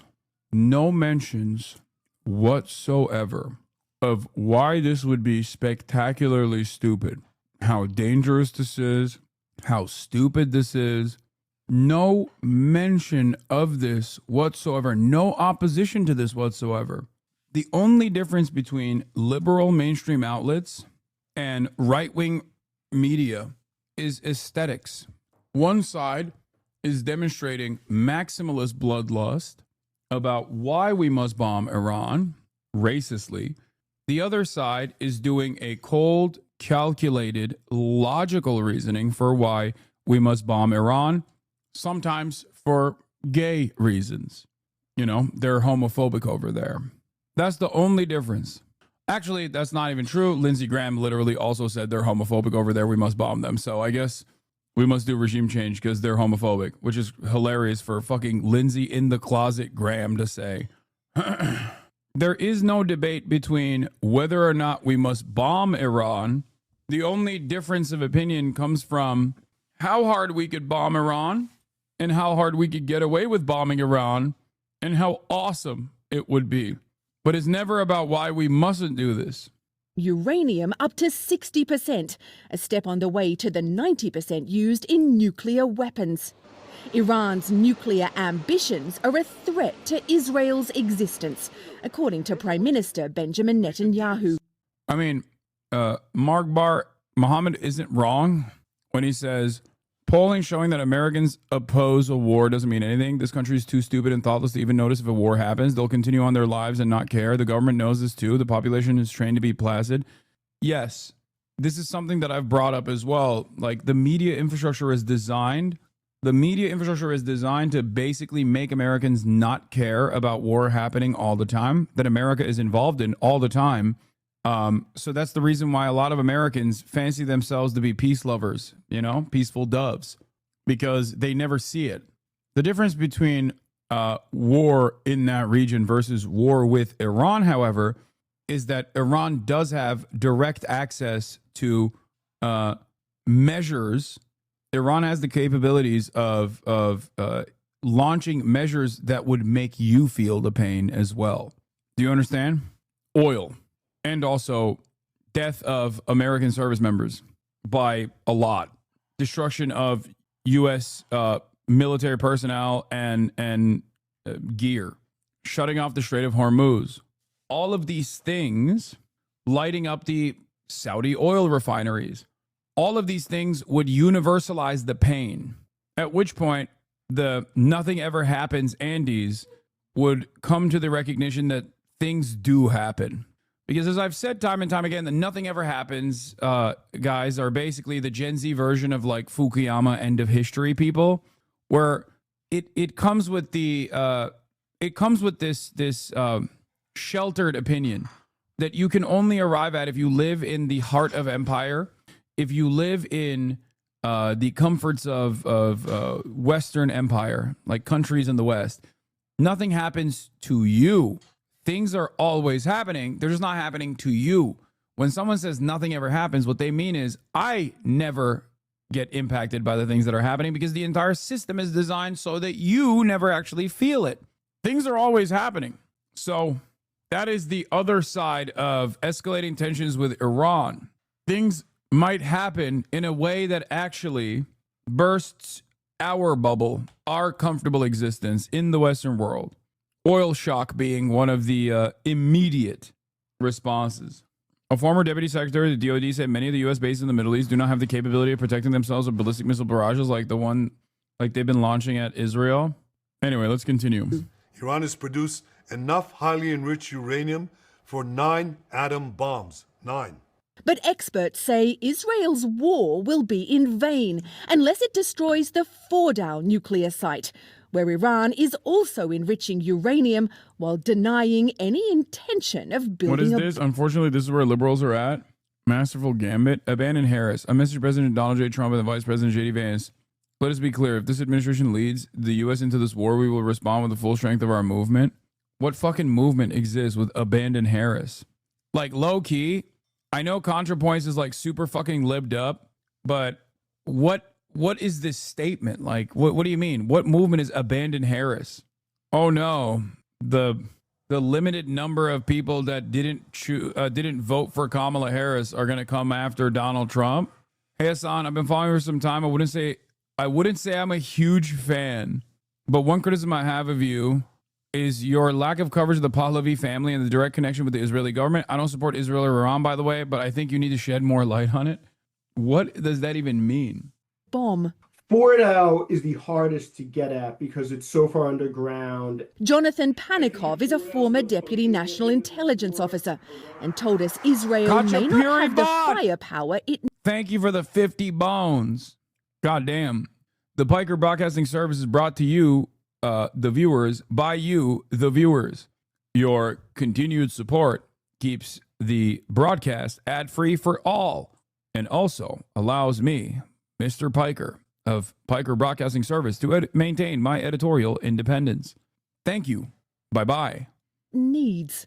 And it would need to use what are called bunker busters. In other words, a bomb... Did you miss the memo that you are the #1 Iran political streamer right now? Brush up on the dynasties right now. I mean, that's not surprising. I have seen like low-key, I have seen a lot more Iranian chatters chiming in the broadcast. And has the biggest penetration of any ordinance that we have. Netanyahu's also called on Iranians to rise up against their government. But at Iran's border, we met Iranians more concerned with survival than revolution. What have the big conditions been like inside Iran since the strike started? This man said Iranians are stockpiling food and gas. Others were too fearful to speak on camera, but told us they believe the Iranian regime is frightened. Israel may come up with an innovative They're chanting Margbar America. Don't look that up. solution to target the Fordow nuclear site, but it could also turn to the US to ask for help. Here on Iran's border, one Iranian man told us he fears that if the US gets involved in airstrikes, it could lead to a world war. Gail. Thousands leave as Tehran issues first evacuation orders in the Iranian capital. Today, as this Iranian state television presenter was on air, delivering a defiant regime message to Israel, this happened. The roads out. They love playing this clip, man. I've seen this clip a million times. I don't know if it's a flex. They keep playing as a flex, or if they just like are showcasing the depravity of Israel. Maybe, I don't know. Out of Tehran are gridlocked as thousands are trying to leave the capital to escape intensifying Israeli attacks on the city. Speaking to people inside Iran isn't easy. It is incredibly risky for anyone to say anything against. News report, Homeland Security Secretary Kristi Noem is taken to hospital by ambulance. What? Is that real? I feel like this is... We're getting maximum fake news in the chat more than ever before. Oh, shit. Never mind. It's on CNN. Homeland Security Secretary Kristi Noem transported by ambulance to the D.C. area hospital say. What happened? Did they leave a chocolate out? Like a full bar of chocolate and she got to it? It's really sad. They might actually have to call in poison control and flush it out. Yeah. Yeah, I'm hearing reports of a botched Botox. One of her Botox is leaking. Homeland Security Secretary Kristi Noem was transported by ambulance on Tuesday to a hospital in Washington, D.C. Noem has been conscious at the hospital and has spoken with her security detail, one of the sources said. She got to some grapes, too. I heard she also ate the leftover Mongolian barbecue that was left on the counter. It was all onion. It was all grilled onions.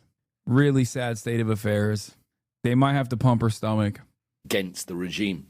But Sky News has been in contact with some. We have disguised their voices. The current situation is a war zone. I personally haven't been out much. The streets are quiet while the motorways are jammed with slow-moving traffic. The roads are extremely busy. Most people are trying to leave the city towards the countryside. The streets and highways are chaos too. Even though some of the people we spoke to would like to see an end to the Iranian regime, most aren't convinced that this war is the right way to achieve it. Wow. Surprising. Surprising that people that hate the current regime also simultaneously hate being bombed by an even more evil foreign government that they have seen doing genocide for the past year and a half. This is an incredibly shocking revelation, to me at least. A guy who previously thought people over there just love being bombed by America and Israel because that's all I've seen on mainstream news. I don't think that the way for us to reach a better regime and government is through foreign military interference. This is clearly a conflict between two states, and as a result, ordinary people caught in between are being sacrificed. Israel says that it has now destroyed a third of Iran's ballistic missiles. But barrages are still being fired at Israel every night. And this is what happens when they get through the air defenses. 4 people were killed when this apartment block took a direct hit. And we think actually the ballistic missile hit one of the safe rooms where people were sheltering directly, which is what caused some of the fatalities here. The emergency services have cordoned it all off. They're still working here. That's not it, Hassan. An average Iranian is not thinking about Palestinians. If anything, a lot of Iranians were pro-Israeli, older Iranians. The switch has been because the damage Tehran has taken and how many innocent children have been killed. Yeah, no, I know. That's my point as well. It doesn't matter how fucking selfish you are, or it doesn't matter how much you have valid reason to fucking despise your country, your regime, when a foreign country, specifically one that's like America or Israel especially, bombs the fuck out of your capital and kills a bunch of children and women. I suspect everyone's opinions are going to change very quickly. This is exactly what I said about Kharkiv and sympathies towards Russia as well. This is literally the most commonly occurring phenomena on the planet. Okay? You could be like maximum pro-Russia, living in the most eastern Ukrainian territory, and be like, I am in my heart Russian, we are brothers, my cousins live in Moscow or whatever. And you will be rid of that notion the moment that your apartment complex falls down, okay? That's it. How, like, think about it as a person, okay? Let's say you go to school with this one guy, with this nerdy kid, and that kid comes and kills your fucking best friend with a gun. Are you ever going to feel the same way about that kid ever again? No, of course not. I can't believe in order to describe how people feel about being bombed to Americans, I have to use a school shooting analogy because that's the only thing Americans can fucking comprehend. Burger and school shooting. Seen them operating on some of the upper floors, and they are working to make sure that nobody is still trapped inside there. Michael lives in the next door building. He was sheltering when the missile struck. We ran away to shelter, and in a few minutes, destruction. Like I can't even explain the situation, the feelings. And that's it. Frightening. Yeah. Oh yeah, it's so scary when fucking buildings are carved out by ballistic missiles. It's so scary. Yeah, there's no way. Just interesting to hear. It's interesting to hear an Israeli say this when, 50 miles away, they're doing it to a captive population with far, far greater severity, far greater intensity. What is this? Itamar Ben-Gvir to Amir Bar-Lev. Why did you provoke Iran? Bar-Lev responds, we didn't realize the power of Iran's missile capabilities. No shot. Is that actually what they're saying? I don't speak Hebrew. Someone translate it. That seems too good to be true. This is old. It's fake. Video is old. That's fake. Is it from last year? Oh, it's from 2022. God damn. It's not even from like Operation True Promise 2. Oh, guys, stop sending me fucking Sprinter shit. Please exercise a little bit of caution with like the links that you send in. Missile launches beginning. We've pulled off a number of surprises. When the dust settles, you're going to see some surprises on Thursday night and Friday that will make the beeper operation almost seem simple. Smirking Israeli ambassador suggests Israel has an ace up its sleeve that will decide the war by the end of the week. If it materializes, this would explain why the genocidal regime dared to initiate this war of aggression and why Trump is now demanding unconditional surrender. Sprinter observer PFP is a Syrian war criminal who burned people and took selfies with them. Wait, what? I mean, I don't think it's a reliable account anyway. Those are like the reactionary pro-Palestine crowd. Yeah. Despite the ongoing missile attacks and the daily casualties, Israelis we spoke to still support their government's action. That statement from that ambassador is actually kind of worrisome because in a direct tit for tat, without American intervention, Israel doesn't have as much smoke as they claim they do. But when it comes to espionage, especially considering what Mossad was able to fucking pull together inside of Iranian boundaries, that in and of itself is definitely terrifying. Turn on CNN. I know Kristi Noem was hospitalized. Calm down. It's not, no one gives a shit. Iran's security apparatus has banned Iranian officials and their security teams from using any devices connected to the public communication and telecom networks. This is a safety measure to avoid intel leaks. I still think that they have infiltrators within the IRGC, and I don't even know how they'll be able to figure it out. But yeah, I did see Iran claims of arrested alleged Mossad agent. Rockets are expected to hit soon, around 3 to 4 minutes. Misinfo op telling a destination to see which one gets bombed. American military plane in Israel, now Jordan. We need to stop the... Does anyone have the live link of Al Jazeera? Atomic bombs factory. No one has the right to create this kind of bombs and to aim on us. For the first time in the 4 American refueling planes and 4 escorting fighter jets took off from Ben Gurion Airport in the last few minutes. What? They will have finished the medium enrichment. They're not even on live coverage. They're on pre-recorded. French assets off the coast of... French deploys an A330 tanker Mirage, E-3 AWACS aircraft detect incoming missiles off the Israeli coast. Yeah, that's just for defense. Iran launched missiles and is huge. Iran shoot missiles a lot. Israel hasn't issued a red alert. I don't understand where you guys are getting this information from. The recent missile launches today haven't been seen on the streams, and it's been a very limited number. I know missiles will hit Israel because I live there and I have alarm XD. Last update 3 minutes ago, but it's the usual. We're bird watching, yes. Iran launched another missile attack, Israel says. The Israeli military says it detected incoming missiles from Iran. The latest of several attacks in the past 24 hours. Defense systems are working to intercept the threat, military said in a statement. Sirens are expected in central and northern Israel soon. They also changed their sirens from 15 minutes prior to 10 minutes, I think, right? Oh, Tel Aviv. Wait, what? Why is that showing? Oh, it is showing interceptors. See? It seems like a lot of successful interceptions. Am I crazy, or is this like, isn't this like way higher? The interceptions are happening way higher than before, no? Am I wrong? Or maybe it's the camera angle. Well, something seemingly struck. Your tax dollars at play, baby. Your tax dollars at play. Remember, if your tax dollars weren't defending Israel's defense capabilities, Israel would not be starting so many wars. Israel would be a far more restrained country without unlimited American support. I think that's it. That was the fucking barrage. Lots of explosion sounds now. Khamenei is tweeting. What is he tweeting? The restricted camera angle is sus. I know. 2 minutes ago, he tweeted, "In the name of Nami, the battle begins. Ali returns with his Zulfikar." Some Shia stuff going on here. I don't know what this means. No, is this a fake account? No, this is a real account. Zulfikar is Imam Ali's sword. Zulfikar, spine cleaver, is the sword of Imam Ali. Yeah, I don't know. I don't know about Shia lore. Okay.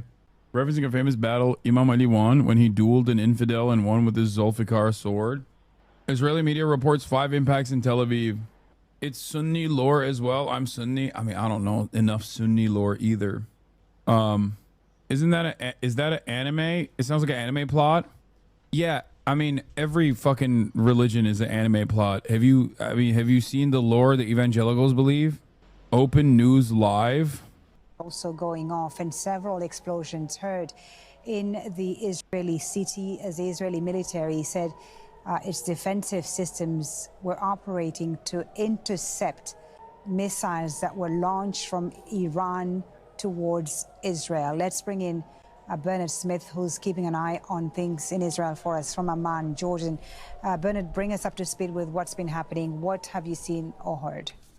Foley, we also had the air raid siren go off here in Amman about sort of just over 5 minutes ago, perhaps, and we saw Imam Ali is actually a dude. He's not made up. No, I know. I'm saying, like, I don't know enough about even Sunni Muslim, like just Muslim history in general. Coming in from Israeli media of debris or missiles falling in central Israel, perhaps in the Jerusalem like area, the Prophet Muhammad, and parts of greater peace be Tel upon Aviv, him. and the sirens sounded in excuse me, Tel Aviv, Haifa, Jerusalem, and areas in southern Israel.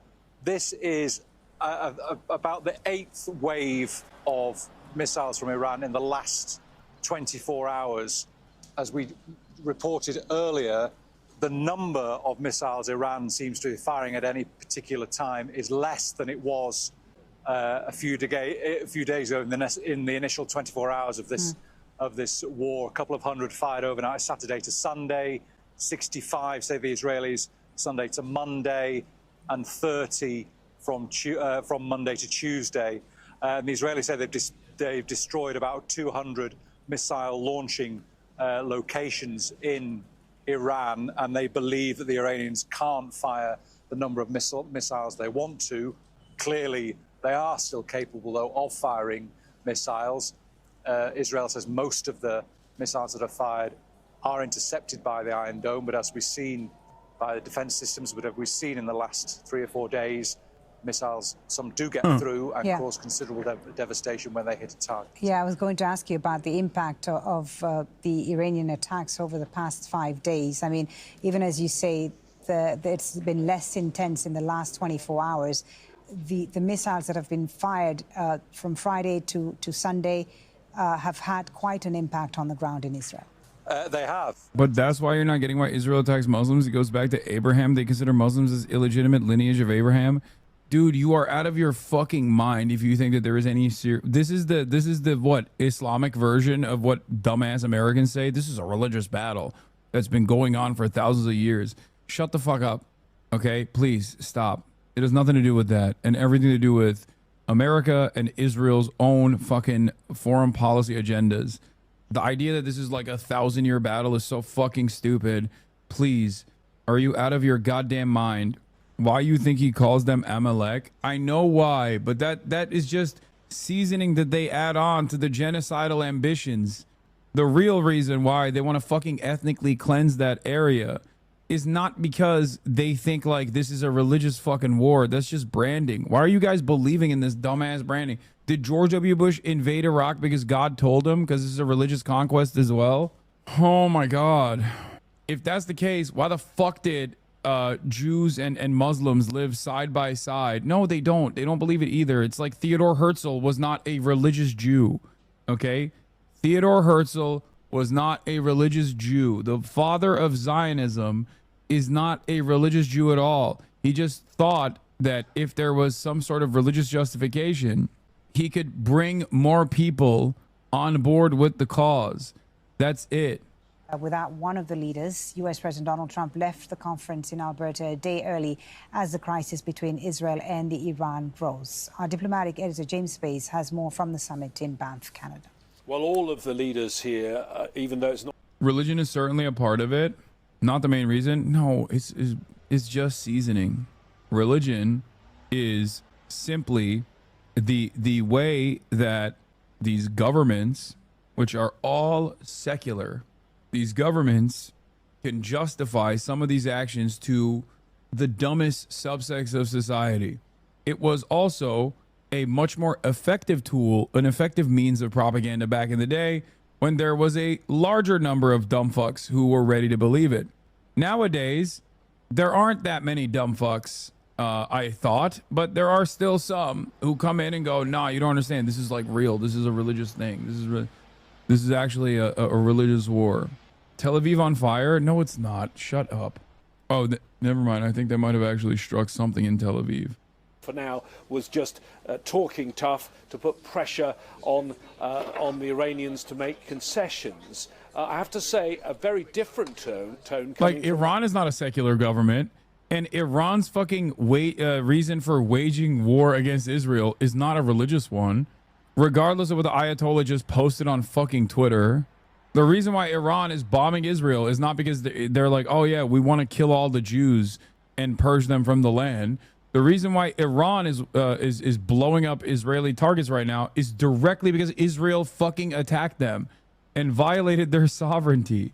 So you're saying to ignore the religious intricacies of this issue? I'm saying if you believe in the religious intricacies as a primary justification for why these kinds of events are unfolding, you are kind of silly. I have a degree in Christian theology. Religion is just a pretense for governments to capture a monopoly on truth from religion and power. It has been since Constantine. Kenya, the death in police custody of an anti-corruption activist has turned violent. Wait a minute. 31-year-old blogger. Wait a minute. Air defense malfunction again? There was a malfunction yesterday. This seems like it happened in a different area, but I can't tell. It's too far. There was another Israeli interceptor failed to stop an Iranian missile which hit Tel Aviv. Israel has a right to intercept itself. Okay, this is what, the third day of a fucking interceptor malfunction? Every day there's at least one interceptor malfunction. I think it was a THAAD one too. That's crazy. I mean, I guess it happens. Like, there's just not close angle of the interceptor malfunction just now. What is that? What is like, what just comes off of it? Trump spoke with Netanyahu, unclear what he told him. Israel Prime Minister Netanyahu had a phone call with U.S. President Donald Trump. This is not funny. Interceptors only do that when they're stressed. It's true. Hero heartthrob of the Holy Land proves he's more than kosher beefcake during Tel Aviv attacks. What the fuck is this New York Post article, bro? Like, what? What does this have to do with New York? It's zesty, but also genuinely confused as to what that has to do with New York at all. Malfunction and dud rates for military stuff is surprisingly high and common across ordnances. This is why things like cluster bombs are terrible, because a smooth 20-30% don't explode and just sit on the ground waiting for someone to maim. Well, let's go straight to our Mark Stone, who joins me from the White House. And Mark, we know that Donald Trump has been meeting with his top advisors in the Situation Room, and we're hearing that all options are now on the table. This is something you would read in the Tel Aviv Gay Club Weekly. Yes, we haven't seen Donald Trump at all today since he made that early exit from the G7 overnight. He has been very active on social media, but no, we haven't seen him visually. We know that he has had a meeting of his National Security Council. It lasted around about an hour. You know, Lindsey Graham's a warmonger. I don't get why you share support for Ukraine with him. If you think me and Lindsey Graham are on the same page on Ukraine, I don't know what to tell you. you are living on a totally separate planet. I want a fucking ceasefire in Ukraine. Lindsey Graham does not. What are you talking about? Lindsey Graham was in line with the Biden administration in the way that they continued Ukraine's defenses, or under the auspices of providing Ukraine defense, continuing the fucking bloodshed without trying to find a peaceful solution at a time of maximum leverage that Ukraine had. Okay? Do you support Ukraine? Do I support Ukraine having a right to defend itself from Russian invasion? Yes. Okay? I do. And also saying that right now, especially when there was an insane deal for Russia in terms of a ceasefire negotiation, and Vladimir Putin very quickly switched up on his "we want peace in Ukraine" attitude to simply using the negotiations process to continue pummeling Ukraine a day after Russia fucking struck Kyiv and killed 41 people is so stupid. No, they don't. They can't defend. See how quickly you switched up and started talking about might is right? Kyiv attacked first? What? Oh. And following that, we were told that he is keeping a range of options, including a possible U.S. strike on Iran, on the table. We have seen his officials leaving from the side door of the West Wing here after the meeting. A lot of people in that Security Council meeting. There is still a Marine on the door, so the president is still in the West Wing. It is very, very hard to gauge where he might land on this, because defense systems are currently active over Tel Aviv, with hundreds of thousands of people into bomb shelters at this moment. Unhook. Get off. All right, we got it. We're going to move. Okay. Stay with us. Stay with us. Stay with us. Keep moving. Keep moving. Keep moving. Keep moving. No. Bro, that helmet ain't going to save you, Trey. If it's coming right at you, that helmet's not going to do shit. Air defense systems are currently active over Tel Aviv, with hundreds of thousands of people into bomb shelters at this moment. Unhook. Get off. All right, we got it. We're going to move. Okay. Stay with us. I know the helmet's for the debris. My Twitter mood, dude, only days after he followed me on Twitter. No. Stay with us. Stay with us. Keep moving. Keep moving. Keep moving. Keep moving. Ballistic missiles are... That's probably so they stopped filming the missiles coming down. Stay with us. Stay with us. Damn. Fox News are such fucking clip farmers. Fox News instantly uploaded this. This is an Insta upload. Take cover. Sirens sound off as Trey Ying's reports from Tel Aviv. Fox News' editorial team is faster than mine. When I get shot at, my editors don't immediately fucking upload the footage. Stay with us. They got the clip. They got the clip. Keep moving. Give me 1 second, Jesse. I'm with you. I got to fix my IFB. 1 second, Jesse. We're going to give you a quick update. I'm with you. Jesse, I got you back. There's a shelter-in-place order right now. We hear the sirens. Trey, are you with me? Yeah, Jesse, I'm with you. We got disconnected for a moment from our IFB there. You could see a lot of those missiles coming off as they were trying to intercept some of that incoming fire. We saw the first one go out to the sea, and because they could track where it was going, they let it get intercepted out at sea. This is an indication that the Iranians still, as the Americans are deciding whether or not they want to get involved in this war, are firing on major population centers. Again, we have to make the decisions very quickly to move. That's part of what you just saw there. We'll stay as long as we can, and you can hear there's a massive explosion overhead. And once we have another minute, we're going to go out and see if anything was hit. But you could just hear that explosion there, Jesse, and that's why we get off the balcony as the fire starts to get heavier. But again, this has been going on for the past 4 days as the Iranians respond to these strikes that are taking place across their territory. Farm and aura. And despite the fact that the Israelis told us earlier today that they were able to take out around 40% of the missile launchers, we understand that they have not been able to take out all of them. And so we expect to see more of this type of fire in the days ahead. Trey, what is your understanding from the intelligence community? How much missiles have the Iranians stockpiled? Are they able to go tit for tat with Israel, and for how long? Why are you asking him that, bro? Fuck does Trey know about Iranian stockpiles? This is the Israeli interceptor missile malfunctioning third day in a row and crashing on Israeli territory. A view of the missile barrage. Tefillah. Shit. Shit. That one hit. That one definitely hit. Damn, that's kind of a cold photo, I'm not gonna lie. Evidence of a hit in North Tel Aviv. I think that's the same one that we just saw.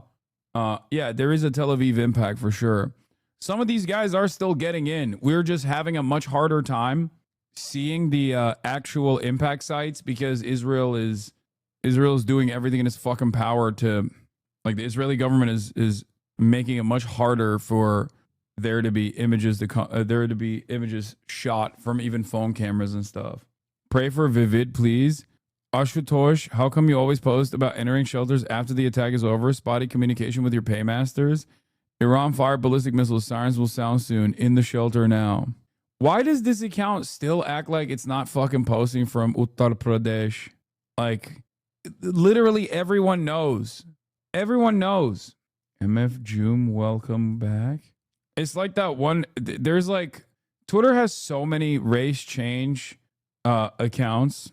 Race change to another accounts. Like, you got white guys who have never been to Japan LARPing as Japanese conservatives.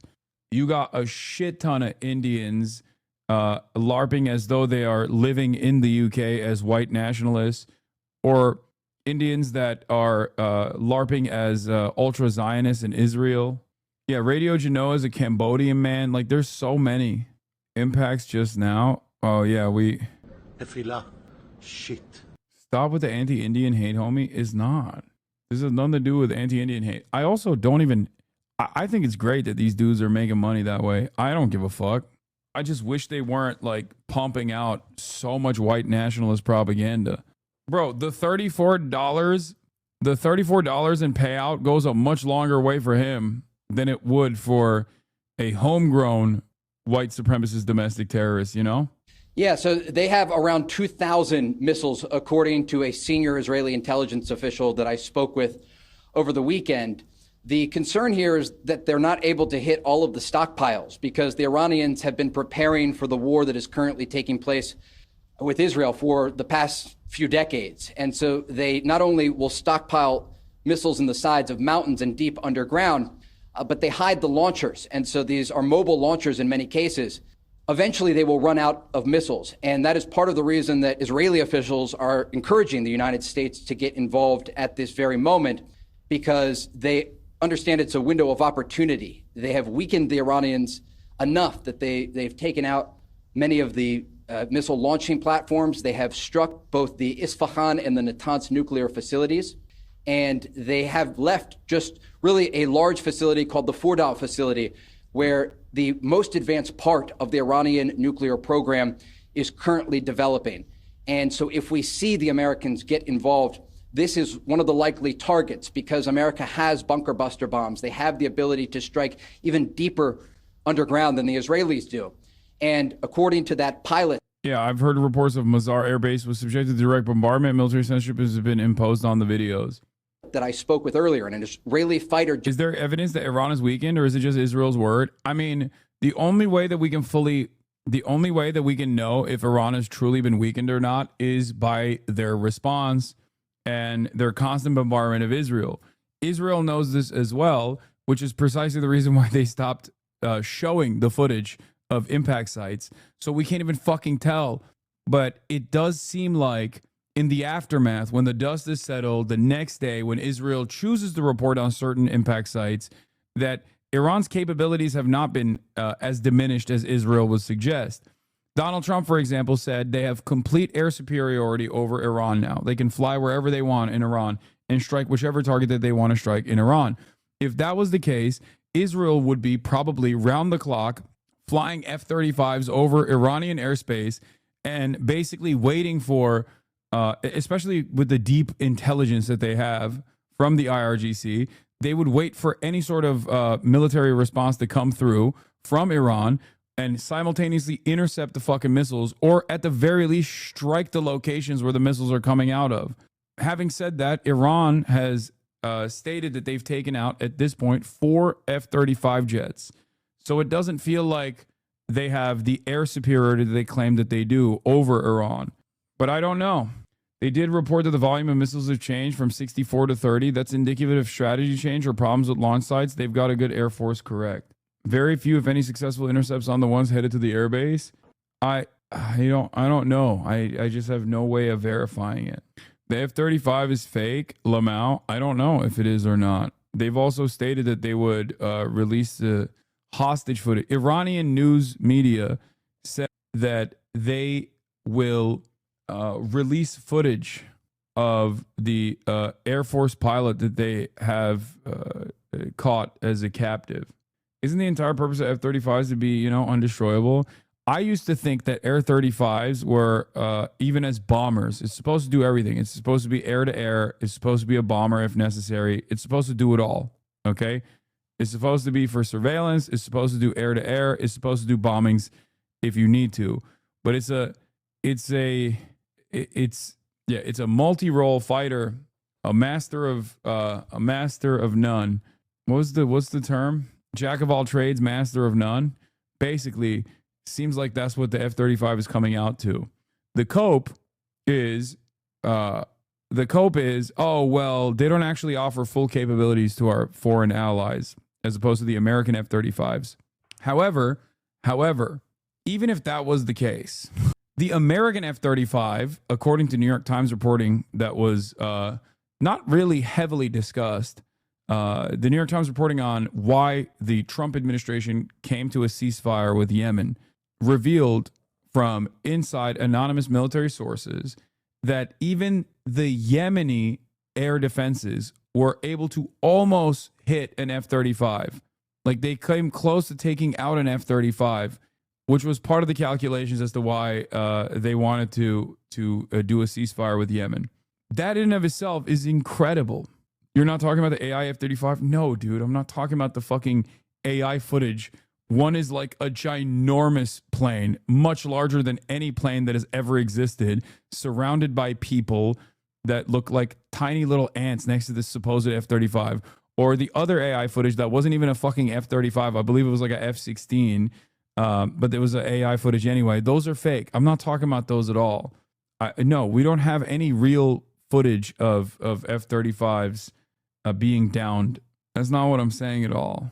I'm simply working off of what the Iranian statements have been, especially the claim that they literally have captured one F-35 pilot, an Israeli-American woman. The AI footage is pretty funny. Does anyone have it? Like the really big plane? It's like such a stupid photo. It's such a stupid photo because it's just like, it's so obviously ginormous. Like not a real fucking... dude, look at how tiny the people are, dude. Look at how, the F-35 cockpit famously will allow 30 people in it. Yeah, this is not the F-35. This is the F-350,000. It's a new jumbo jet. F-35 cockpit is a full diner with bathroom. Either the Iranians have figured out tiny human capabilities, which also, wait, hold on. Look at the size of the houses versus the size of these giant humans versus the size of this even more ginormous supposed F-35 that is the size of mountains. Everything is fucked up. Literally. Like, these are the size. This is the apartments, okay? Let's say these are like 2-story houses. Every single Iranian is actually a member of the Nephilim. They're all ginormous. They're all ginormous, but their size pales in comparison to the largest multi-role fighter jet America has ever created. The size of a goddamn spaceship times 3. No, each person is not the size of a tree. They're bigger than the trees, dude. Look. Like, look at this. That's a tree, okay? That's a bus. That's a bus and a 2-story home. That's a human. They are the size. The humans basically don't even fit in the bus, okay? But the funniest part is the literal mountain range that is minuscule in comparison to whatever this ginormous monstrosity is supposed to be. It's such a funny photo. I love it. It's funny because, one, the humans don't fit in the buildings, but they also are too small for the F-35. Like, these ginormous humans, somehow the size of literal fucking whatever this thing is. I don't even know what this is supposed to be. Cars? Anyway, that's not the reason. From my experience covering these, this barrage definitely hit something with at least some effect. We still haven't seen the impact sites, and we may never see the impact sites unless it was like a residential building or something. See, this is what I mean. These kinds of barrages and shit we never see, dude. We never get to see. We don't, like, the first couple of nights we saw full barrages like this. More launches detected. Tel Aviv, fire at site of fallen air defense missile. Who was trying to pass this off as real? Just got out of the shower. I didn't see anyone passing it off as real. I only saw people saying it's fake. But I'm sure some people believed it. I mean, this comes after the Iranian government said, we will surprise the world. We will shock the world. Iran released a photo of downed Israeli F-35. Iran didn't release that photo, by the way. I don't think. That wasn't like a real... that wasn't like coming from any official government accounts or anything. New imagery from Maxar offers a look at more damage to Tabriz missile base in western Iran from Israeli strikes. I don't think these, like, are these actually the bases? Like, are they actually fucking building the missiles above the ground? I feel like that would be silly, no? Like, these are just like, it's just like shit that they build on top of the area that's supposed to be the, like, a lot of the missile facilities are underground, right? Ballistic missiles have been launched from Isfahan. We saw it on cam. HFC have confirmed launches now. Will reach Israel in a few minutes. This is 2 minutes ago. More ballistic missiles being launched. If there were missiles on the ground there would be no buildings left there. I did my military time there as a soldier. There is nothing there. There's a post about you on the CMV subreddit. What is the CMV subreddit? Launches were seen 1 to 2 minutes before the HFC alert. Alert is in central Israel. Breaking. Homefront command update. Due to detection of missile launches towards Israel, alerts may be activated in Samaria areas in the coming minutes. This is wild to pick it up smoldering onto your car. In one of the West Bank cities, celebration with the Iranian missile booster. That's crazy because it's still smoking. That's crazy. That is wild, bro. What are your thoughts on Jordan and King Abdullah? King Abdullah is a manlet, not worthy of the title king. He's the king at getting low enough to suck British penis. That's what I think. Be careful, he is a hero. Yeah, okay. Yeah, hero to Israel, maybe. On what grounds do you say that about the king? I don't know. Look above and watch your fucking government firing interceptors at fucking Iranian rockets that are supposed to be going into Tel Aviv airspace, and you will understand what I mean by this. We intercept both? Sure. Okay. Yeah. King Abdullah, also known as the Iron Dome, for giving Iron Dome to Western interests. I wish Jordan a very happy democratic people's revolution one day. Hopefully. Inshallah. One day. He's so sick, dude. He's so sick. Have you seen him fly helicopters, dude? He's so cool. Oh, I'm soy facing. Alarms in Tel Aviv. It don't mean shit. We can't see anything from these camera angles, Chad. Haven't you noticed that you barely see anything from these camera angles? Do you not find it odd? Like maybe 1 or 2 interceptions at most. Wait, maybe I spoke too soon. What's going on there? Is this the sun? I hate these multi-camera angles because you can't see anything. You end up seeing nothing in the process of wanting to see everything. Okay? The multi-cam streams are so funny because 75% of the screen is taken up by the cameras that have like Vaseline plastered all over it. Jesus Christ. That's Rocket Alert is basically 281 alerts 1 minute ago, pretty much everywhere.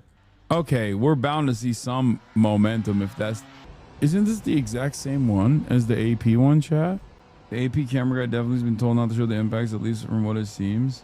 I'm not seeing any surprises so far. The Ayatollah lied to me. The Ayatollah lied to all of us. The Ayatollah shamelessly said, trust, big surprises incoming. And it turns out there were no big surprises incoming at all. The Ayatollah, historically a trustworthy person, excuse me, he's a believer. More like Liatola. Feels like a Bethesda fan waiting for Elder Scrolls 6. Watch Al Jazeera Arabic for better angles. They don't have different angles. They have the same fucking angles, man. It's literally all the same feed. Feels like waiting for Cardia to drop. It's like we're that meme of just like poking it with a stick and being like, come on, do something. Come on.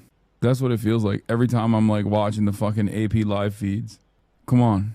All right. He is being pulled in multiple different directions, and his instincts are conflicted as well, I think. There's no question about that. This is a man who has been quite clear through the campaign and through his presidency. He wants to stop wars, not start them.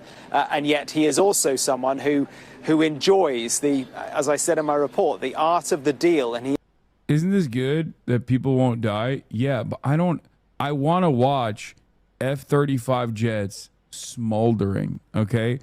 I want to see interceptors coming up with a cloud of smoke. I want to see restraint from Israel. That's what I want. I'm not in the business of vengeance. I'm in the business of justice, and I'm in the business of hoping for restraint, okay? I want to see some fucking I want to see the Air Force of the Israeli occupying forces diminished. Okay, Hasan, clip farming for alt-right. What?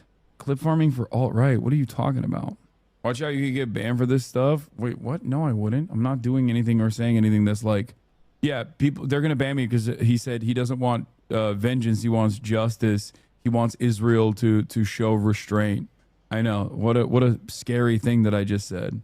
So for me, when I'm looking at this kind of stuff, I want the Israeli capacities of dishing out a metric ton of violence to be diminished.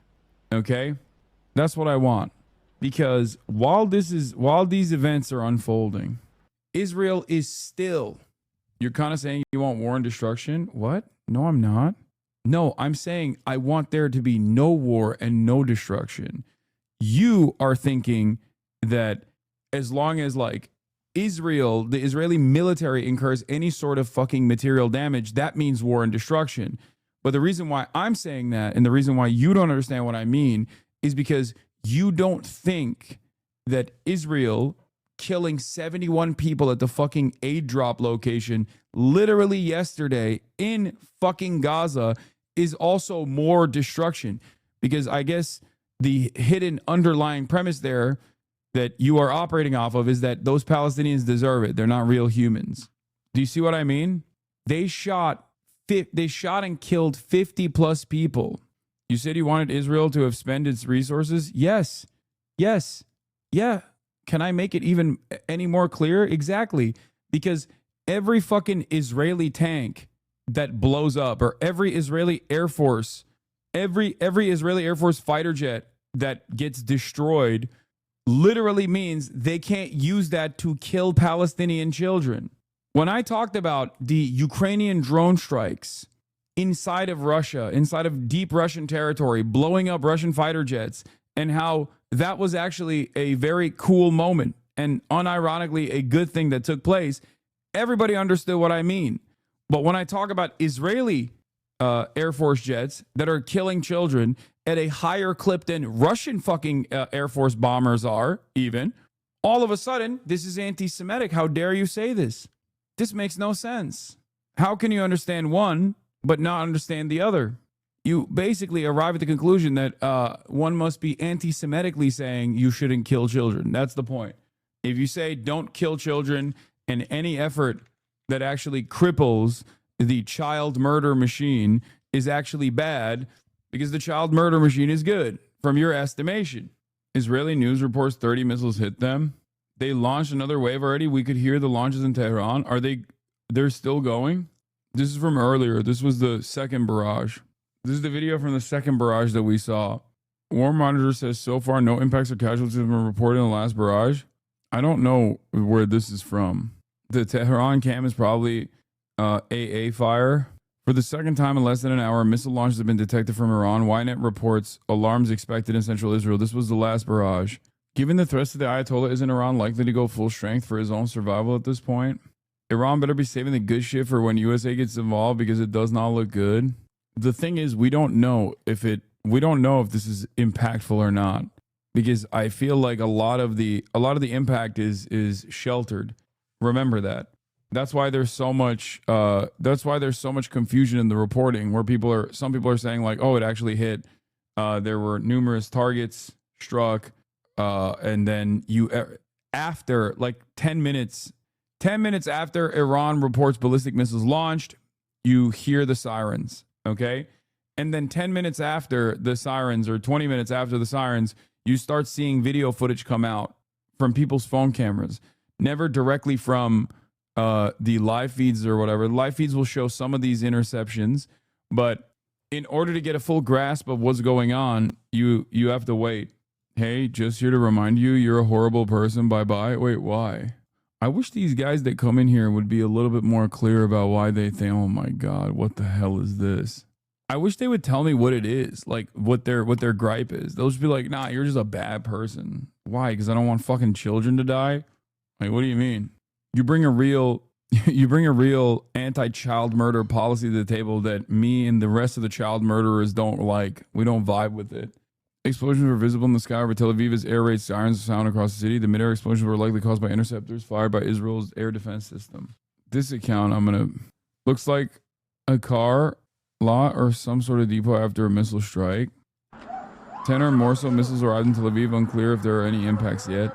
Iranian media announcing that tonight's attacks will be more violent and extensive than recent days. This is a video footage from the same location. Did that guy respond? Did that guy respond as to why he said I was a bad person? No, right? I don't think he said nothing. German Chancellor Friedrich Merz, speaking on the sidelines of the G7 summit in Canada, gave his views on the possibility of regime change in Iran. German Chancellor posits, what is this travel lid called? The White House is called a travel/photo lid, which means that President Trump is not expected to appear on camera for the rest of the day, all while the world awaits to see what he will do regarding the conflict between Israel and Iran. The Spectator Index account was wrong. We've been duped. Donald Trump is not speaking later today, at least, according to official outlets. This doesn't mean he won't fucking post truths, though. IDF spokesperson issues evacuation notice for the Tehran area. The White House called... What? You just didn't send that. You sent a totally different link. I don't know how valid this footage is, chatter. This doesn't look real. This has to be last year Neva team. Yeah, this is the Neva team era. This is the same account that tweeted the Ukrainian attack saying it's Tel Aviv. Yeah, that Press TV account is bullshit. Please stop sending me that account. It's not reliable. It's not Arma 3, dumbass. Believe in something, Hassan. What do you want me to do? Fucking give you fake bullshit? If Joe was still here, he'd give an address saying we can't let Gaza have a nuclear weapon. Connor is so right. Connor's been posting the spiciest memes about Iran lately. I, for one, like it. I'm an enjoyer. Apache helicopter shoots down drones with missiles over Jordan. This isn't from today, based on several sources. It's from Ukraine. Yeah. Has Israel been giving evacuation orders for the last few days? Yes, they have. Before big strikes. Israeli army issues evacuation order for Tehran. They've done this before. Just here to unfollow. What is happening today? No, he was a gaming watcher. We lost a gaming watcher. That's sad. Literally a gaming watcher. No way you're still fighting the lion, lol. Hassan listens to nothing Felix says, yet Felix keeps yapping anyway. Wait, he's also a Felix Biederman enjoyer? No shot. We're losing the gaming frogs. Cannibalize that kills stealing bitch. Nice antennas. How far is he in the game? This guy literally is just a gaming watcher.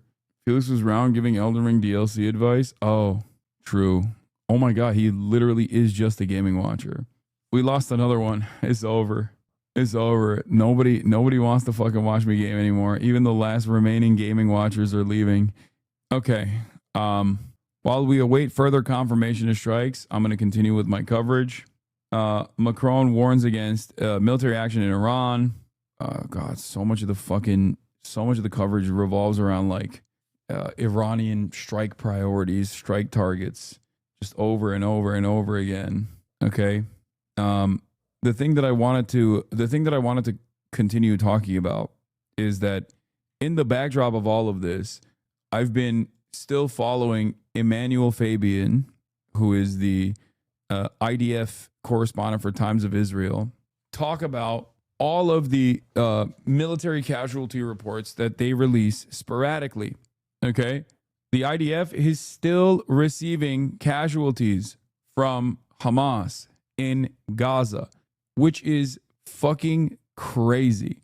Because while all of this is happening, while Israel is like getting rocket struck by Iran with these fairly limited strikes, Israel is still continuing its ethnic cleansing campaign in Gaza.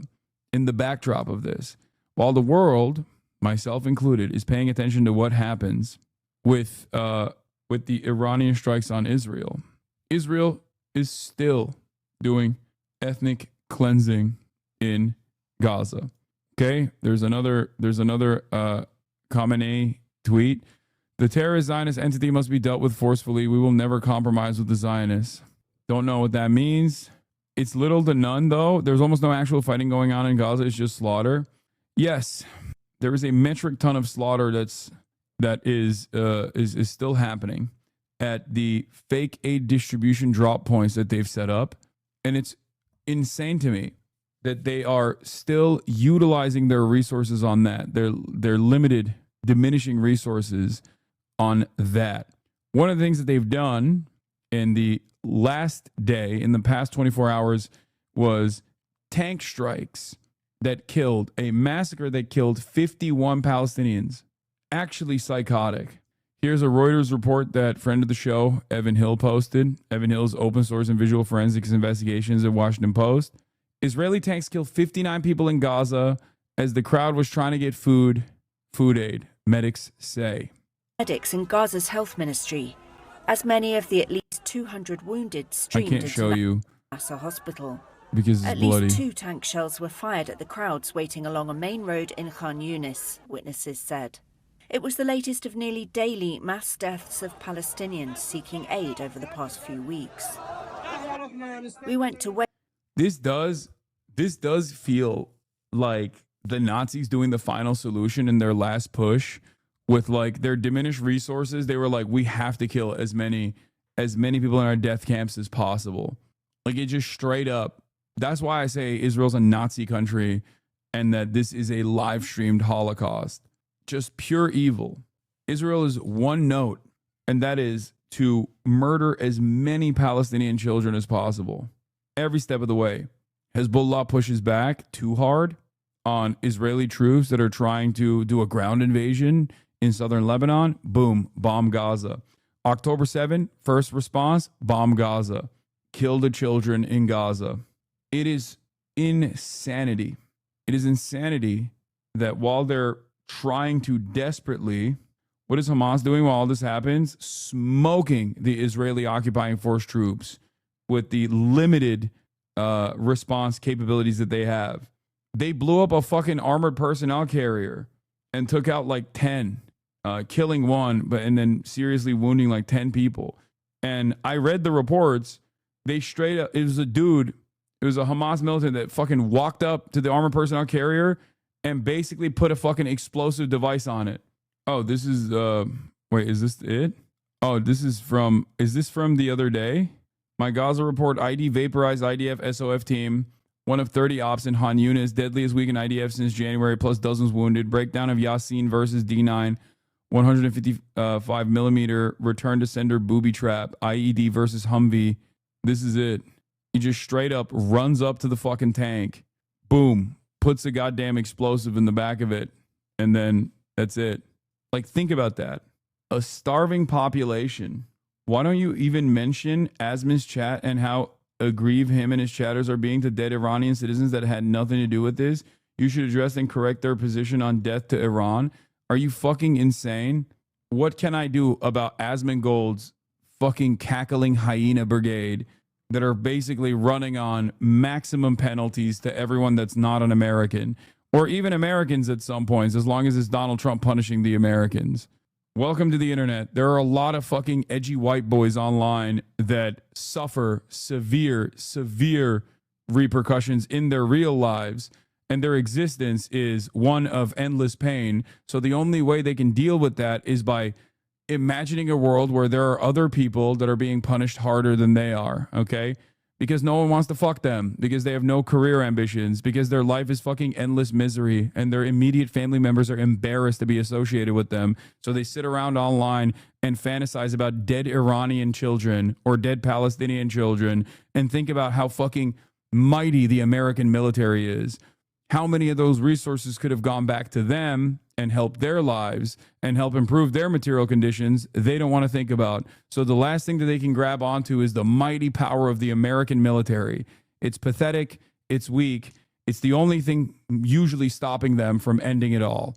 Only the weakest scumbag on the planet looks at some of the poorest people getting eviscerated with the most sophisticated weaponry from one of the most powerful countries on the planet, lasering people thousands of miles away, and goes, that's awesome. More for me. More of this, please. You have to be a fucking roach. You have to be a rat. You have to be the weakest fucking person on the planet to see someone get destroyed, have their lives destroyed. Look at the fucking hollowed out buildings and demand more of it. That is the way you should recognize those people. I don't even want to call them people. There's something different. Okay, this war would have never happened if Trump was president. Good one. Yeah, it's cope. It's cope from some of the most pathetic people on the planet. It's the same cope that racist people have. I mean, a lot of these times these people are racist anyway. It's the like, what do racist people think? They know their own weaknesses in their immediate circumstances. So they have to fucking sit there and imagine that they have some superiority over other humans on some other quality. Like, automatically, I'm white, those people are black. I was born in America, those people are born elsewhere. They are lower than me. And they have to constantly maintain this attitude. Otherwise, they recognize their fucking desperation. They recognize their weakness. They recognize their own insecurities. And God forbid, if they were to wash away with all of that, if they were to shed themselves of that delusion, the pain would be unimaginable. It would be incalculable. They would have to deal with it in a way that would end it all. So they have to constantly live in an endless cycle of cope, reinforcing this dynamic of Western superiority as though it's actually helping them live a better life when it's not. That's what fucking sad, pathetic people do. Yeah, those are evil people. They kind of deserve it. They shouldn't have been born there. That's also part of the reason why you never encounter these people in the real world. Why are you always taking the other side of the argument? What do you mean? So if I become racist and embrace the hog, I'll stop being anxious and depressed? Sounds kind of lit. No, dude, you don't understand. It is the fucking it's the anxiety and depression that causes a lot of these people to fucking lean into that hog shit, thinking that it's actually going to help them feel better. It doesn't. It just makes them more angry, more resentful, because the underlying reality still is always there, that they ain't fucking shit, okay? If you are living in a room caked with fucking feces and you spray a little bit of perfume in your immediate vicinity, the feces hasn't gone away and it's going to smell like shit again. And after a certain point, you'll maybe even be numb to the shit smell, but you're still living in a room full of shit. Sometimes for these people, that's literal. Let's see what Trey's saying now. Currently, missile defense systems are working to shoot down the incoming fire. This is earlier. This is from earlier. We already watched this. Cover here as this unfolds. You can see in the distance interceptor rounds coming off, trying to shoot down. Pull it off the tripod, and let's move inside. Yeah, this is from earlier. We saw this. This has been the scene throughout the day, not only here in Tel Aviv, but across this country. The Israelis say they have taken out 40% of the ballistic missile launchers, and every hour there are dozens of Israeli jets over the Iranian capital of Tehran and surrounding areas. Tonight, the IDF is telling civilians in the capital of Tehran, in some places, they must evacuate immediately. Tonight, the Israeli Security Cabinet held an assessment as the region waits to see whether or not the United States will get directly involved in this conflict. Brian? So, Trey, it's safe to say that Iran needs the night. Does the IDF need the night? The IDF operates throughout the day. I spoke earlier with an Israeli fighter pilot, and he said since the beginning of this war, the Israelis have taken out most of the Iranian air defense on the way to the capital of Tehran. He said they can operate freely when and where they want. This gives Israel the ability to go after more of the nuclear sites, target top IRGC officials that they haven't already killed, and control the skies. We expect this to expand in the hours and days ahead. And again, that X factor about possible American involvement. Trey, I know with you covering the bombings and the working of the Iron Dome and all the surrounding missile defenses, I'm wondering if you have a sense of how the president's toughening tone is resonating inside Israel. He's not talking about a ceasefire. He's talking about a real end. He's talking about blown opportunities. It didn't have to be this way. But it seems as though he's talking a little bit more about we and less about just Israel. Absolutely. And look, the Israeli people are listening. There was massive support for the Israeli strike against Iran that started on Friday morning, taking out parts of their nuclear program and going after top IRGC officials. But I think back to over the weekend when we were at one of these sites that was targeted with an Iranian ballistic missile as they were digging through the debris, looking for survivors trapped under the rubble. And I spoke with a former IDF spokesman there, and he called on President Trump to get involved in the fight because he said this is not a battle between Israel and Iran. This is a battle between the entire free world and Iran. And it looks like, according to the German chancellor, sources we have at the White House, that the president is really considering taking part in this campaign when it comes to their nuclear program. I also found out that it looks like the Iranians have reached out about reigniting talks, according to a source close to the White House. I don't know how interested the president is. Thanks so much, Trey. Stay safe, and we'll be checking in. Fox has learned that Trump spoke to Israeli Prime Minister Benjamin Netanyahu a short time ago after his long meeting in this Situation Room this afternoon. We've also learned that Iran officials, as I just mentioned, reached out about re-engaging officials at the White House with the U.S. side in talks. We're also learning the U.S. airstrikes against Iran are currently on the table, and the president even opened up the door for the Ayatollah to be taken out, indicating, if you read between the lines, that he could have been dead already if it wasn't for him. Let's bring in Senator Josh Hawley and find out how he feels about all this. Senator, so many moving parts. Your sense of where this whole conflict is going? Well, I think Iran is in a really tough spot here, entirely of their own making. They're not used to having a president who doesn't try to bribe them with stuff like Obama did or kowtow to him and give him freebies like Biden did. They've got a president here who puts America first, who's going to do what's in America's best interests. And I think Trump's been really clear. Iran's not going to get a nuke, so they can either come to the table and surrender their nuclear program freely, peaceably, as Trump is offering, or they can face Israel on their own. Do you think there's a danger of not allowing Israel to finish the job? This will be all for naught unless they can get rid of the entire nuclear program? That includes Fordo? I think that President Again, Trump, everyone's saying the same shit. Fox News, the CNN. Very, very deftly.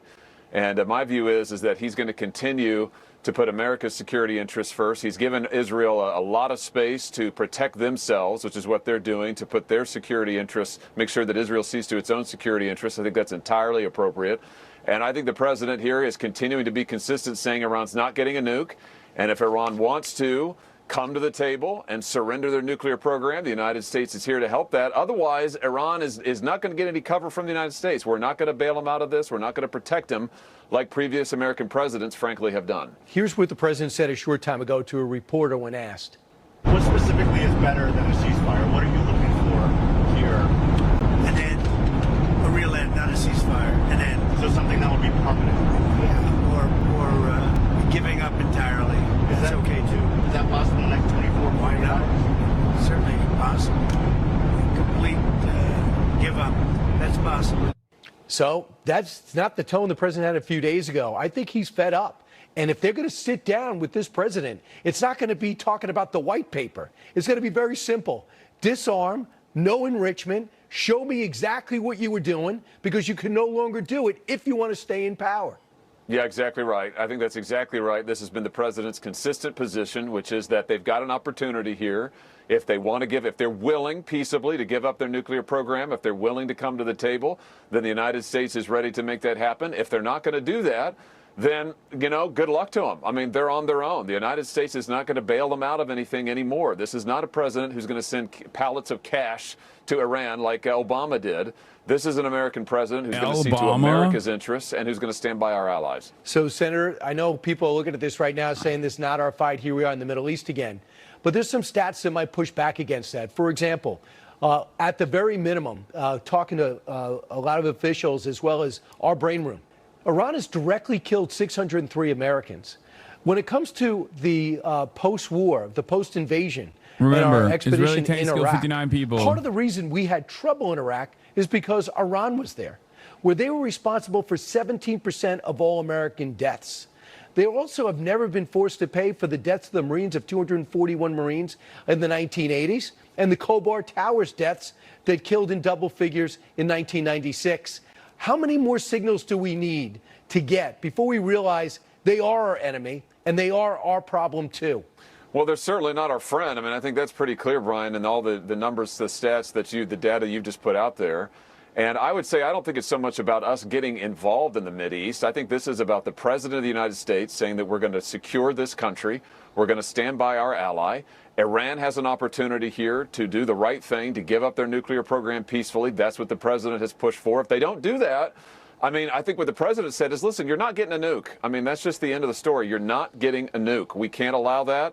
We're not going to have it. So it's Iran's call. Senator, real quick on Medicaid, are you pleased with the way the Senate is handling negotiations on the big, beautiful bill when it comes to Medicaid, which means so much to you and your constituents in Missouri? You know, we've got to protect rural hospitals, Brian, I will say. I'm glad that there are no Medicaid benefit cuts. That's good. That's what the President said. We need to make sure rural hospitals are protected. But the most important thing in this big, beautiful bill that we need to get to the President's desk are the big, beautiful tax cuts for working people. No taxes on tips, no taxes on overtime, a child tax cut. We need to deliver that tax relief to the American people ASAP. All right, Senator, thanks for kicking us off. I appreciate it.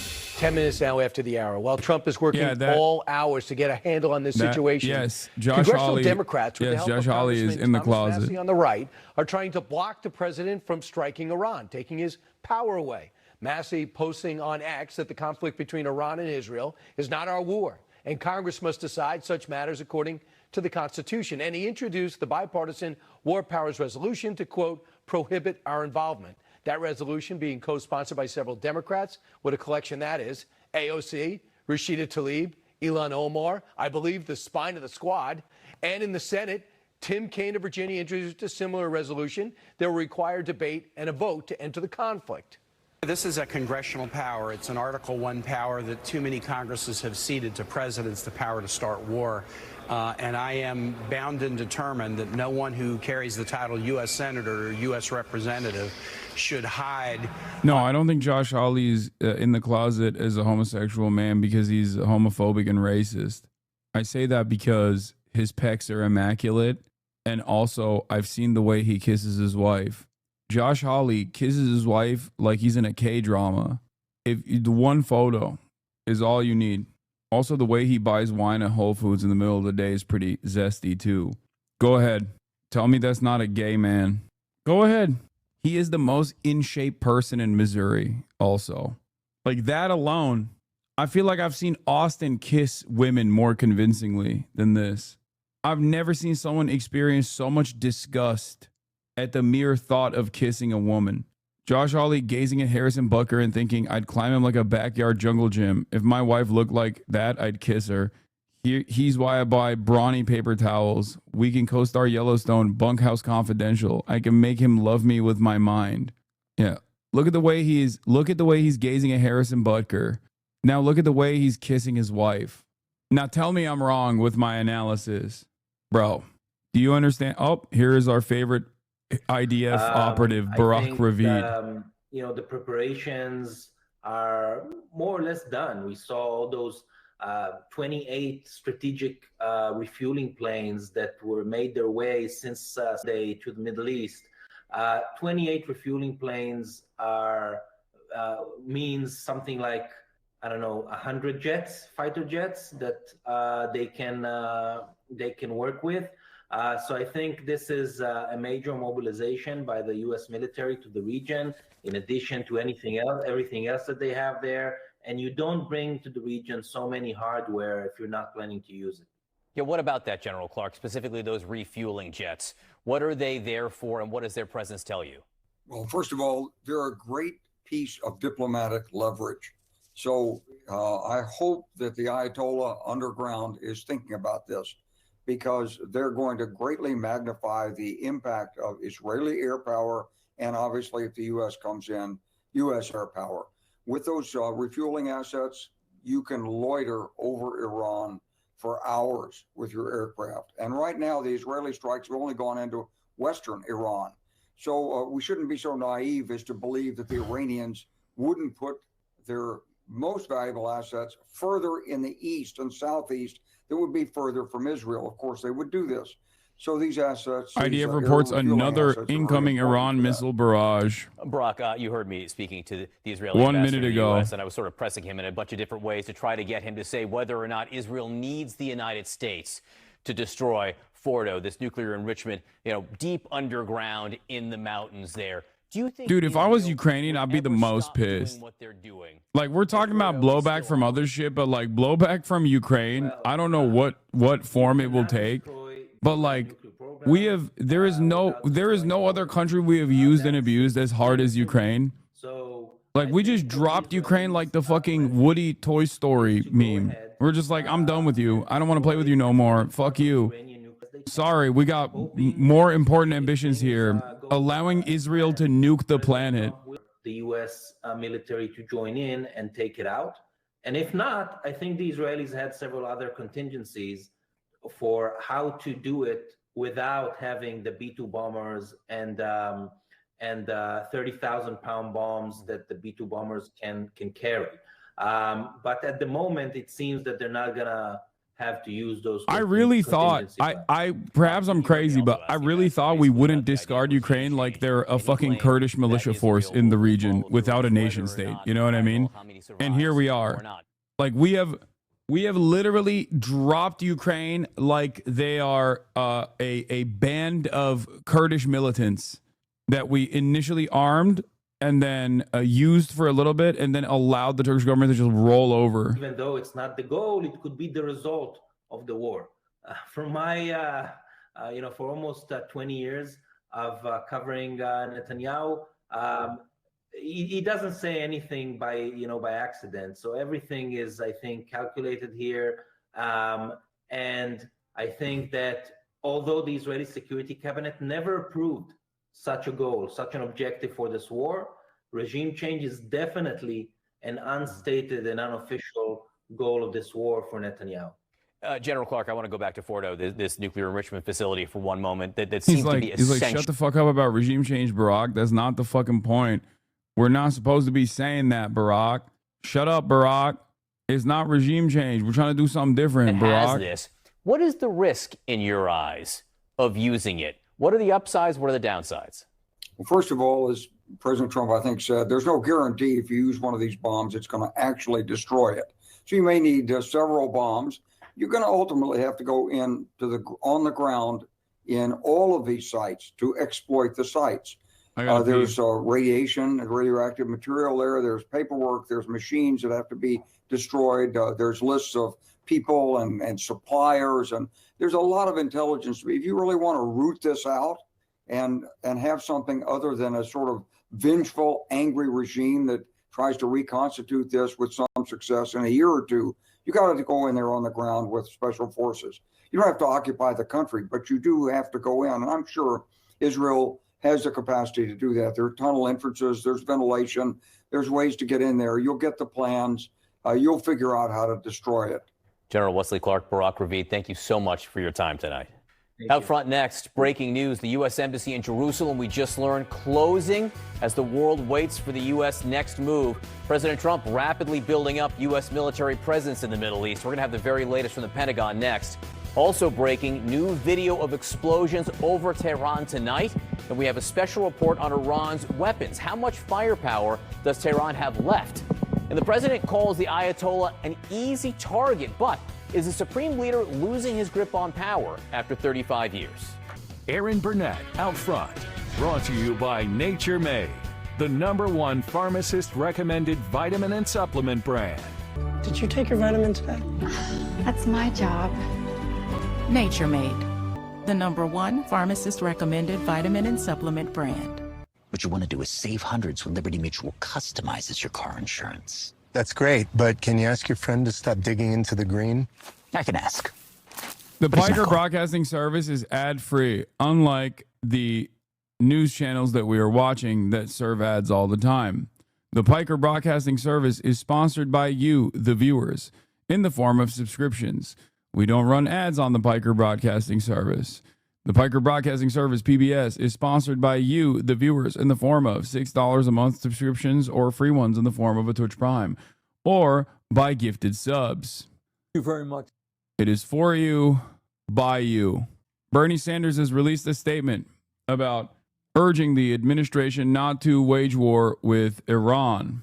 Your subscriptions maintain my editorial independence. For joining me. In the year 2025, one might have hoped that the global community would be working together to address the existential threat of climate change, working to prevent future pandemics, working to address the massive levels of income and wealth inequality that exist, working to improve the standard of living of struggling people all over the world. But tragically, that is not where we are today, quite the contrary. Instead of addressing the major crises that we face, the world is now looking at the terrible war in Ukraine, started by Putin, which has taken hundreds of thousands of lives over the last 3 years. We are looking at the horrific war in Gaza, where, as we speak, thousands of Palestinian children are facing starvation due to Israel's inhumane and illegal war policies. And now we face a dangerous and escalating war in Iran, which was begun in violation of international law by the extremist Netanyahu government. And the main point that I want to make today is that it is absolutely imperative that the United States not be dragged into this war.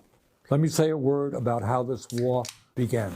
On Thursday, Netanyahu launched an illegal and unilateral surprise attack on Iran, bombing targets across the country and killing hundreds of people. Iran has responded with attacks of its own, which have killed dozens of people in Israel. Whatever you may think of the corrupt and authoritarian Iranian regime, Israel's attack clearly violated international law and the United Nations Charter.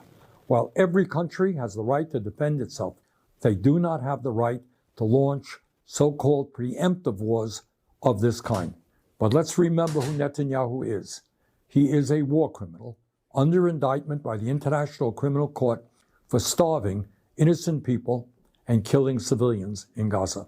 At this very moment in Gaza, Israel continues to prevent the UN from delivering humanitarian aid. And just today in Gaza, Israeli tanks fired into a crowd desperately trying to collect food, killing at least 59 people. So it should come as little surprise that Netanyahu ignored international law to start this war with Iran. But Netanyahu's decision to strike also directly contravened the express wishes of the United States, which was seeking a diplomatic resolution to the long-standing tensions around Iran's nuclear program. In recent months, the United States has held 5 rounds of negotiations with Iran to resolve these long-standing concerns. Let me repeat. In recent months, the United States has held 5 rounds of negotiations with Iran to resolve these long-standing concerns. A 6th round of talks was planned for Sunday, but Netanyahu chose instead to start this war. So let's be clear. Israel's attack was specifically designed to sabotage American diplomatic efforts. In fact, in its first round of strikes, Israel assassinated the man overseeing Iran's nuclear negotiating team. I mean, how does that pair up with Donald Trump being like, we are actually, we use the negotiation as shelter for Israel to strike amidst the negotiations process? And let's also remember that U.S. intelligence has never indicated that Iran has made the decision to build a nuclear weapon. Just a few months ago, Trump's own Director of National Intelligence, Tulsi Gabbard, testified to Congress that, quote, the intelligence community continues to assess that Iran is not building a nuclear weapon, end of quote. But Netanyahu chose to attack, crippling diplomatic efforts and risking a full-blown regional war. He is now openly talking about regime change in Iran and threatening to kill the political leadership of that country without any thought to the chaos that might ensue. Let's also not forget that the current Islamic regime in Iran is itself the product of a Western-backed coup in 1953 that overthrew the democratically elected government of Iran and replaced it with a corrupt autocrat. The critical question now is whether the United States will get dragged into Netanyahu's war. In my view, that would be a disaster. The United States must not be involved with another Netanyahu war, not militarily or financially. The United States Constitution is crystal clear. There can be no offensive use of military force against Iran or any other country without an explicit authorization from Congress.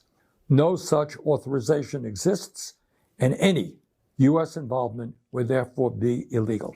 The United States has already provided hundreds of billions of dollars to Israel over the last many decades. Last year alone, U.S. taxpayers provided more than $22 billion in military aid to Israel. Meanwhile, while providing massive aid to Israel, we have Americans sleeping out on the street, unable to afford health care or other basic necessities. Enough is enough. President Trump ran as a supposed peace candidate. In his inaugural address, he said, and I quote, "My proudest legacy will be that of a peacemaker and unifier. That's what I want to be, a peacemaker and a unifier," end quote. Very fine words. Trump should remember them today. Supporting Netanyahu's war against Iran would be a catastrophic mistake. Instead of going to war, Trump must work with the international community to rein. I mean, dude, what's actually crazy about all of this is that this message right here from Bernie Sanders, I don't think is like aggressive enough, but it's pretty solid for American consumption. I'm not going to shit on it too hard. I'm not going to focus on the whole like, oh, he didn't say, he says it's Netanyahu's war or whatever. That's his seasoning. That's his framing, whatever. Okay. Ultimately, it's a great message for American consumption. Hits all the fucking points. It's not like he's saying Israel has a right to defend itself. He's not saying that. You know what I mean? He's not saying history started on October 7. So all that stuff is as long as that doesn't even, you know, as long as that stuff is not featured in his message, it's not like ahistorical or anything. Oh, he did? Oh, I missed that part. Okay, well, it's still unacceptable. Having said that, it's still a solid message. Did he say it in this? Did I miss it? I don't think this is the only parts that I didn't see. Yeah, no, it says, while every country has a right to defend itself, they do not have the right to launch preemptive wars of this kind. You guys are such fucking assholes. Shut up. Shut up. Shut the fuck up. He literally said every country has a right to defend itself. They don't have a right to fucking launch preemptive attacks. That literally means he's saying Iran has a fucking right to defend itself, dumbass. He's trying to say Iran has a right to defend itself without openly saying Iran has a right to defend itself. You're a fucking asshole. Shut the fuck up. Anyway, the point is, I couldn't even fucking arrive at the conclusion here. What I was trying to say is, he actually delivers a fucking fairly blistering message that is perfectly palatable for the American audience consumption. We have not heard this perspective once in the last 70, 80-hour news cycle. I have yet to hear a single fucking person go on CNN, ABC, NBC, MSNBC, Fox News, and say this one fucking time. That's my point. Does that not shock you that New York Times and Fox News and CNN are completely aligned on this, where they're like, well, the Fordow nuclear facility has to go. It has to go. We have to blow up the Fordow. The question is, how deep can we penetrate? Literally, I feel like I'm going nuts. Even online, like, the only place where you get this kind of commentary that is reasonable, that actually fucking favors the broad majority opinion of the public, is places like here. What the fuck? It's insane. While providing massive aid to Israel, we have Americans sleeping out on the street, unable to afford health care or other basic necessities. Enough is enough. President Trump ran as a supposed peace candidate. In his inaugural address, he said, and I quote, "My proudest legacy will be that of a peacemaker and unifier. That's what I want to be, a peacemaker." Bro says, bro is shocked. The U.S. is owned by Jews. It's no surprise. I think the mods already fucking clapped it. Oh, no. And it's so funny because we're watching an American Jew, perhaps one of the only fucking prominent politicians who also is literally a Jew in America, saying this. Like, what the fuck are you talking about? Full tilt support from every fucking Gentile in the goddamn country. And these dumb fucks still have to fantasize about like some kind of Jewish Mossad-backed blackmail operation that's making these wholesome Christians offer unconditional support to Israel, when the fucking 90-year-old Jew is over here being like, this is unacceptable. Keep coping, anti-Semites. Okay? So fucking stupid. It doesn't matter. There are Jewish people who love what Israel's doing, and there's a fuck ton of Christians who love what fucking Israel's doing. Okay? Jesus Christ. Maker and a unifier, end quote. Very fine words. Trump should remember them today. Stop with the hard J. The fuck is the hard J? Supporting Netanyahu's war against Iran would be a catastrophic mistake. Instead of going to war, Trump must work with the international community to rein in Netanyahu and urgently push for a diplomatic solution. Netanyahu's illegal attack has made the world a more dangerous place. The United States must not be a part of this war. Good message. Israeli air defense saturating the air and failing to intercept one missile. Where are they going? There's one. No. What the fuck? Even the missiles don't want to be Israeli anymore. Well, they're American anyway. They're Tamir interceptors. They're ours. We gave it to them. Oh my God, did the enshittification hit the Iron Dome too? Jesus Christ. What a reality. Dude, what the fuck is this? God, dude, guy sends me, okay, from Iran, breaking news. Iran to test nuclear weapons inside of Israel, going, dude, yeah, dude, definitely. Iran actually has a fully fucking, Iran now has nuclear capabilities. They enriched it. They did it, and they're about to deploy it. Why do I know this? Because this account, A_M_R_M1 from Iran has decided to report it as such, and it's Twitter. It's Twitter, so it must be real. Heavy strikes against the hills in eastern Tehran over the last few minutes with a large fire seen burning. Yeah, that's a fucking massive cloud, dude. This is in Iran. This is Israeli strikes in eastern Tehran. Haaretz reports Israeli army sources say they need 1 more week to complete their target bank in Iran. Military believes it can achieve war objectives within that time frame. Officials say they have no intention of being drawn into a long war. Targets include Fordow nuclear facility. I don't know why the Israeli air defenses are failing this hard, but I also don't know why, if the Israeli air defenses are failing this hard, that Iran is not taking advantage of the situation. They couldn't get the iOS soldier to face the camera due to military censorship. Were there any efforts to shoot down Israeli jets? What does Iranian air defense look like? So when you ask about attempts, I will say that it's pretty obvious that the... Oh, that's funny. Wait, why won't he show his face? I thought that what they were doing was fully legal. I don't get it. Why can't the Israeli Air Force pilot show his face on camera? I'm so confused. What's that about? I thought what they were doing was perfectly legal, perfectly valid, you know, facilitating a first strike against Iran, a totally separate sovereign nation out of nowhere. Why wouldn't that be? Can you talk about those dangers? Were there any efforts to shoot down Israeli jets? What does Iran... He's just shy, Chad. That's what it is. Iranian air defense look like? So when you ask about attempts, I will say that it's pretty obvious that the that the Iranian regime doesn't like the Israeli fighter jets flying over their skies. And they do have, they have advanced their technologies on their side in the past years as well as we have. And we've been practicing and training for this type of scenario. So what we have done in the first 24 hours is create that environment so that whichever surface-to-air threat we would face, we'd be able to make sure that our side wins. Can you talk about those? Dude's not even facing the camera. Yeah. Hey man, camera's over here, buddy. Buddy, I don't mean to embarrass you, but you're looking at your plane. He's just shy. There's danger. Yeah, maybe he's blind and he didn't realize the camera was on the opposite. Sorry to be off topic, but have you seen this story? What?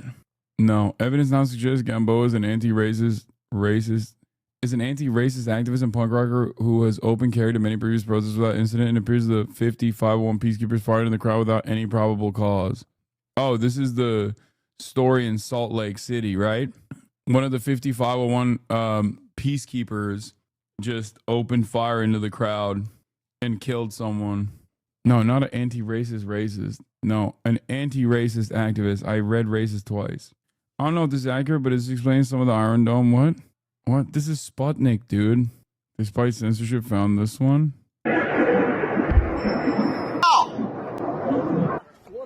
I haven't seen this one before. I don't know where it's from. I don't know if this is new or not. Was the dude Chinese? This was the most psychotic fucking text message I've ever read in my entire life. From Ambassador Huckabee, a text message that was sent to President Donald Trump. Mr. President, God spared you in Butler, Pennsylvania to be the most consequential president in a century, maybe ever. The decisions on your shoulders I would not want to be made by anyone else. You have many voices speaking to you, sir, but there is only one voice that matters. His voice. You know Trump's ass hates this shit. This isn't even glaze because he's talking about God. And Trump does not give a fuck about God, bro. He is the Antichrist. Okay? I'm willing to bet he probably read this text message and was like, ugh, this fucking freak is texting me again. I am appointed servant in this land and am available for you, but I do not try to get in your presence often because I trust your instincts. No president in my lifetime has been in a position like yours, not since Truman in 1945. I don't reach out to persuade you, only to encourage you. I believe you will hear from heaven, and that voice is far more important than mine or anyone else's.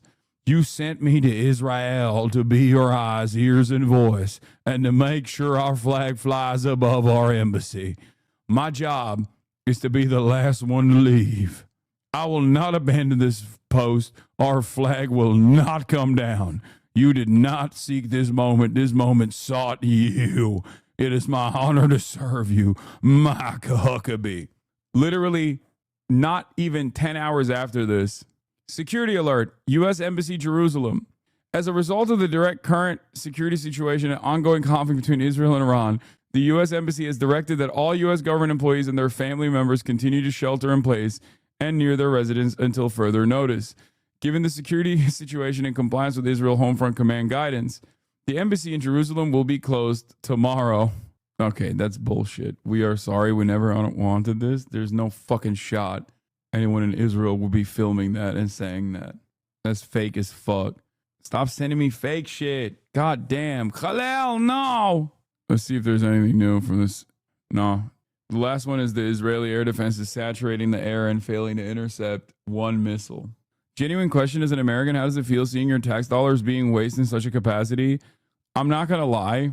I'd rather have them be wasted in this direction rather than wasted offensively on Iranian soil or offensively in Gaza. We're used to it. There's not really anything you can do at all. I'd rather have Israel exhaust its capabilities, feel defenseless enough that they can no longer fucking continue doing an ethnic cleansing campaign in Gaza. Widespread internet disruptions hit Iran as state urges Meta app deletions amid war. Iran experienced major internet disruptions on Tuesday, which NBC reported were the result of a government decision rather than damage from Israeli airstrikes. A government spokesperson said access was restricted in response to Israeli cyber attacks as independent monitors documented a sharp drop in connectivity nationwide. NetBlocks reported a nearly 50% drop in international internet traffic, while users across Iran described widespread dead zones and outages as high as 75% in some areas. According to Fars news agency, Iran's Cybersecurity Command issued new restrictions banning officials and their security teams from using any devices connected to public communications networks, including phones, laptops, and smartwatches. Cheering him on as soon as he comes on, only till he, as you know he would, because he always does, inevitably says some bullshit liberal Zionist genocidal apologia, denialism, ultimate humiliation, Western leftist textbook naivete passed off as graciousness and leniency. Are you spamming this about my commentary over Bernie Sanders' somewhat reasonable assessment over the fucking Iran situation from literally an hour ago? Are you okay? I'm using that as a jump off point to talk about I'm using that as a jump off point to talk about the lack of moral clarity from any fucking Western outlet. Like, not even offering a moment. Okay, it was 15 minutes ago. I don't know. Time is passing by at an insane level. Sure, 15 minutes ago. That's still fucking 15 minutes ago. You said Israel has a right to defend itself. Do you agree with that as well? I'd rather if none of my money went to Israel. I mean, I agree. But seemingly, that's not happening.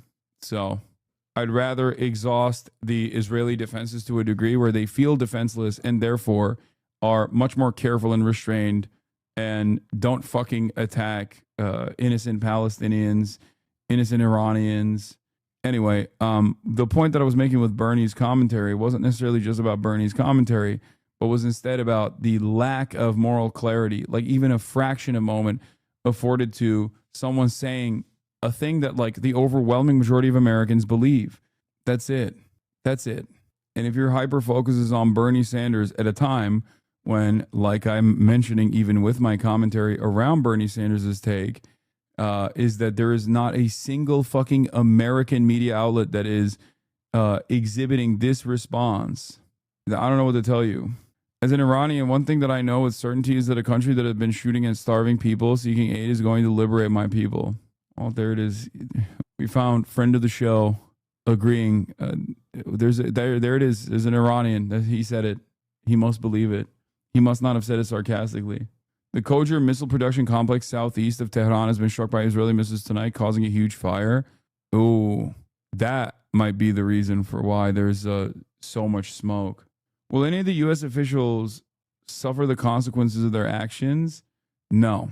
On vulnerable points inside the installation, you might hit the ground. This is what you see in Israel. But it's definitely a threat. So, yeah, we have to be prepared to work against that. And do you think it's something Iran would do the minute the U.S. gets directly involved? I think so. I think so because that's what they've said. There's no reason why they wouldn't follow through once we do get involved.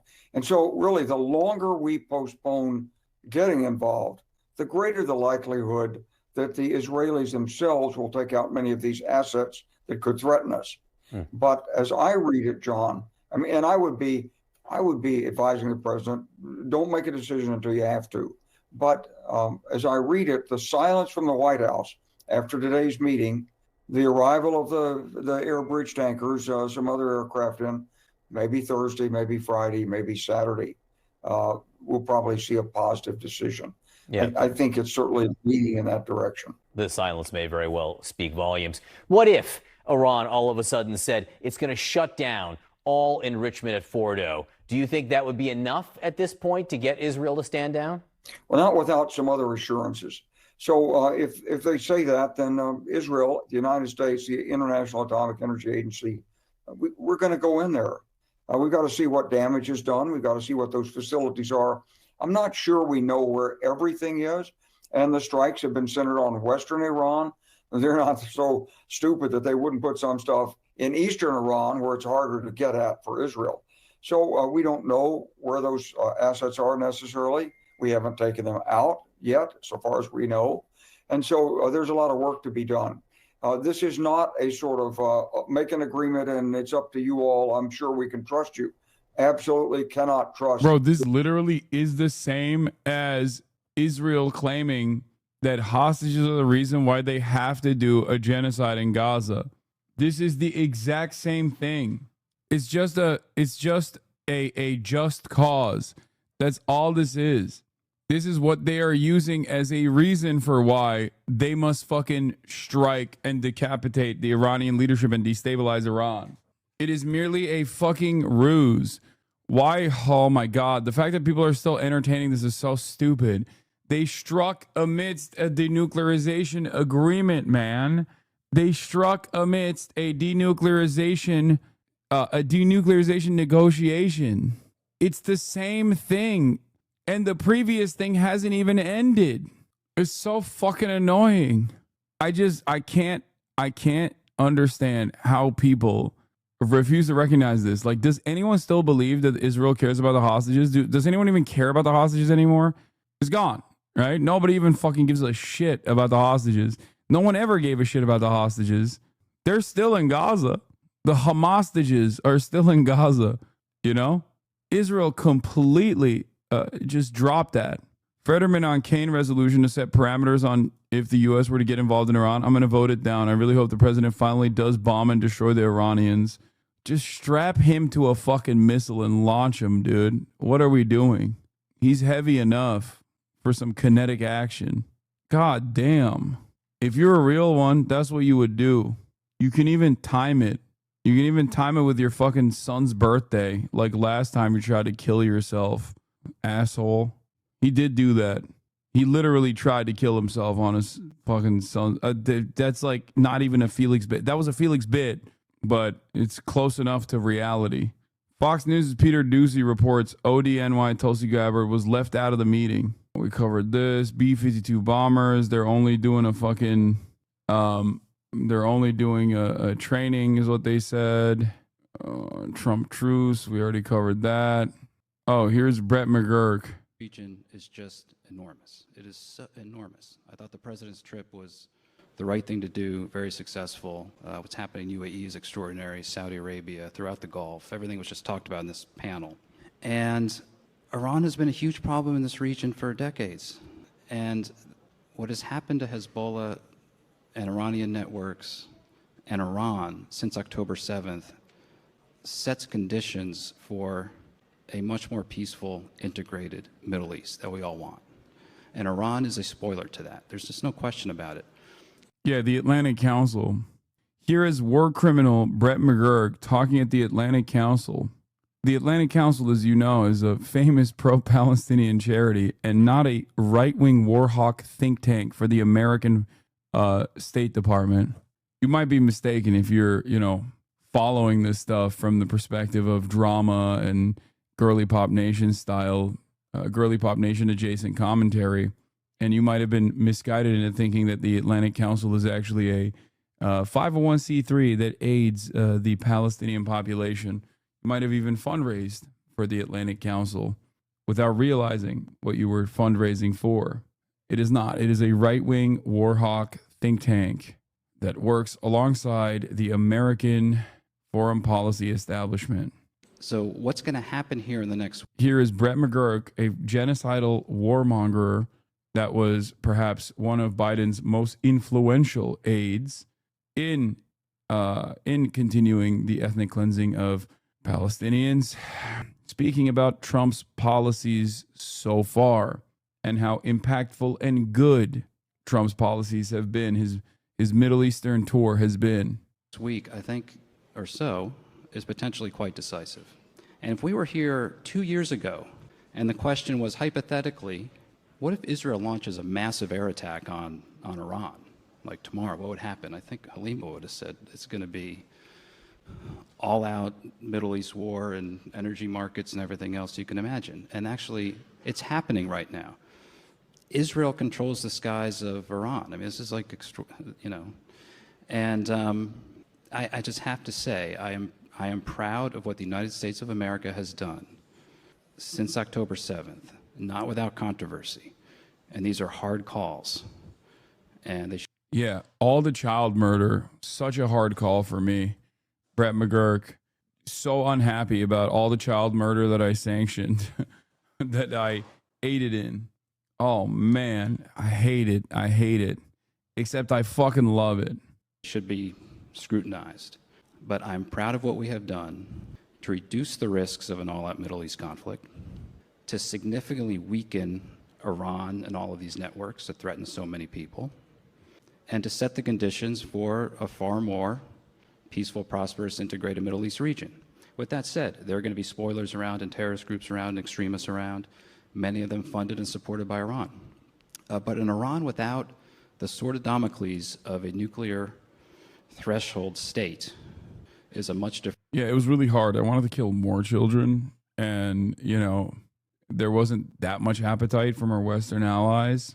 Different problem. And here we are with potential to actually resolve that, at least for a significant period of time.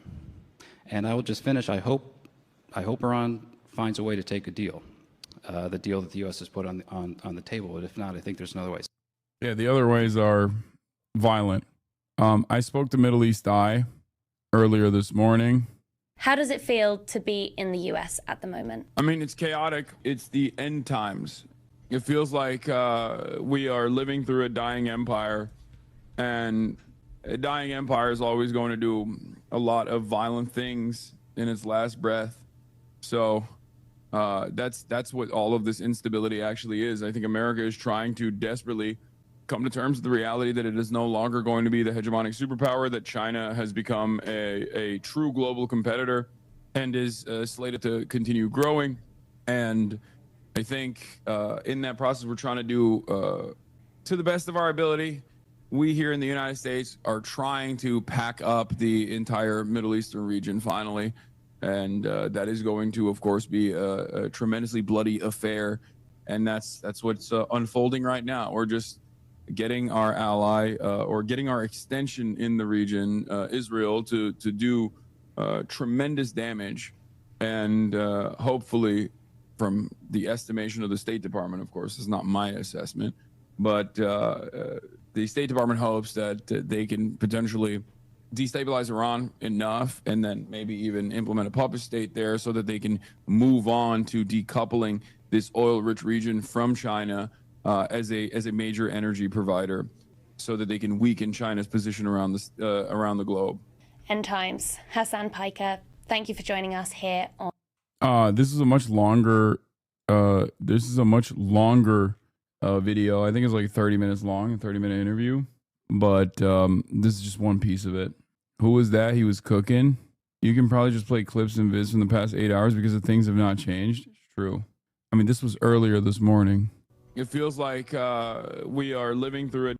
So, President Trump, the peacemaker, from where you're sitting, how is that going? It's definitely not going great. I mean, I never really believed that Donald Trump was actually going to be a peacemaker. I have a firm commitment to the theory that American foreign policy is uniparty.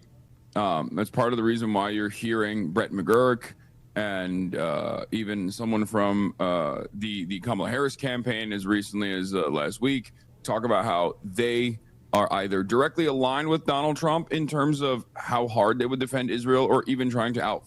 Why they shit all over your audio? They didn't. I just sound like that because I had just woken up.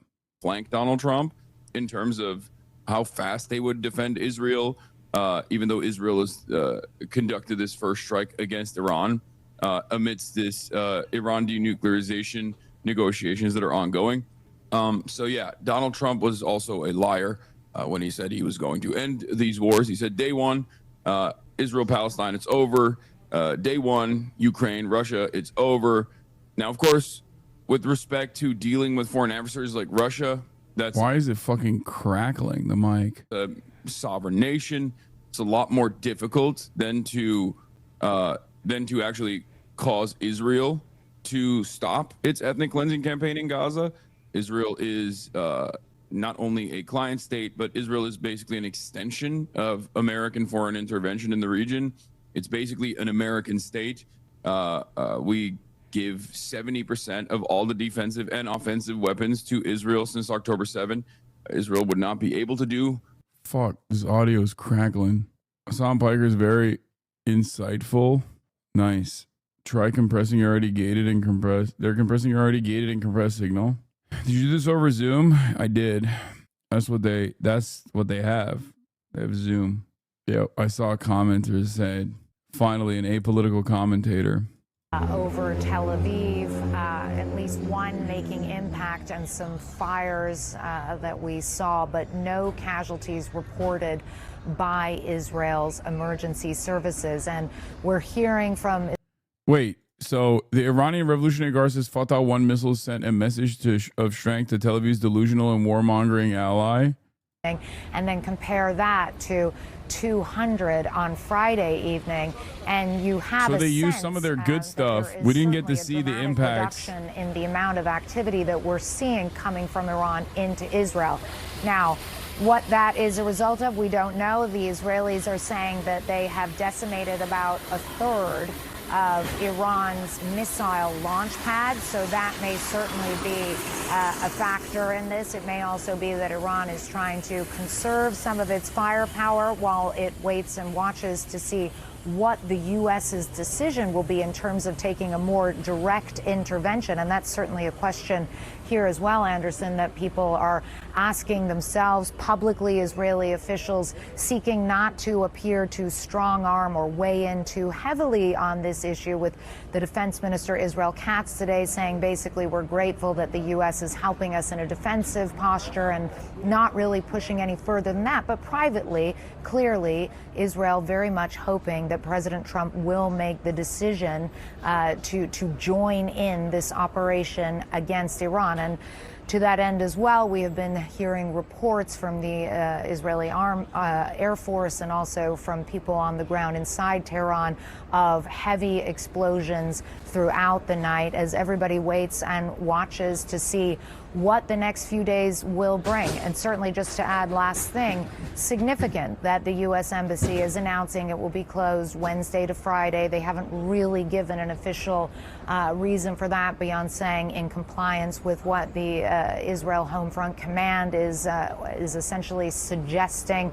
And some Americans have been reaching out to me as well, saying that they're stranded, trying to get home, and at this stage, the U.S. State Department not really in a position to help them, Anderson. Yeah, Clarissa Ward, thanks very much. We'll check in with you throughout the hour as warranted. I want to check in with CNN's chief White House correspondent and anchor at The Source, Caitlin Collins. Caitlin, is it clear what happened at the meeting in the Situation Room, what the president's thinking is right now?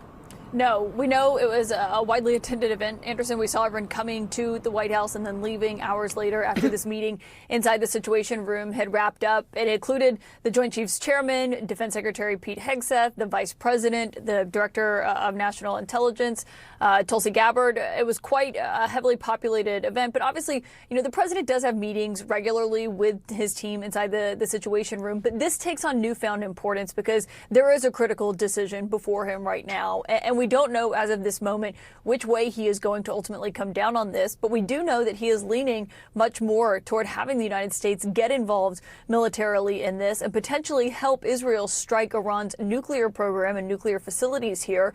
And so that is a major shift from where the president was a few weeks ago, a few months ago, certainly, when he was ruling out this idea of getting involved in the Middle East and saying that he wanted to pursue a diplomatic solution instead. And of course, now he's grown increasingly frustrated with how that process went. And he's been impressed by how successful the strikes by Israel on Iran have been. And that is really what's contributed to the shift in his mindset that we're seeing. And I mean, you could see it in his Truth Social post this morning after we got back from that trip that was cut short to Canada, where he was saying that, you know, we know where the Supreme Leader is hiding. We're not going to take him out as of right now. A very obvious caveat that is, you know, not really exactly settling to the Ayatollah himself. And so when you look at that, you get a real view into what the president's thinking is. And we did last night on Air Force One because we asked him, Anderson, about reports that maybe he'll send the vice president and his Middle East envoy to meet with Iranian officials and try to get some kind of diplomatic talk back on track.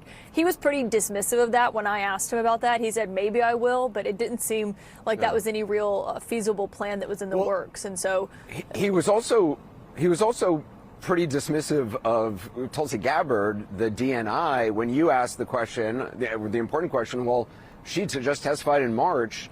that the assessment of the U.S. intelligence community was that they were not, on the cusp of developing a weapon. What do you make of his answer?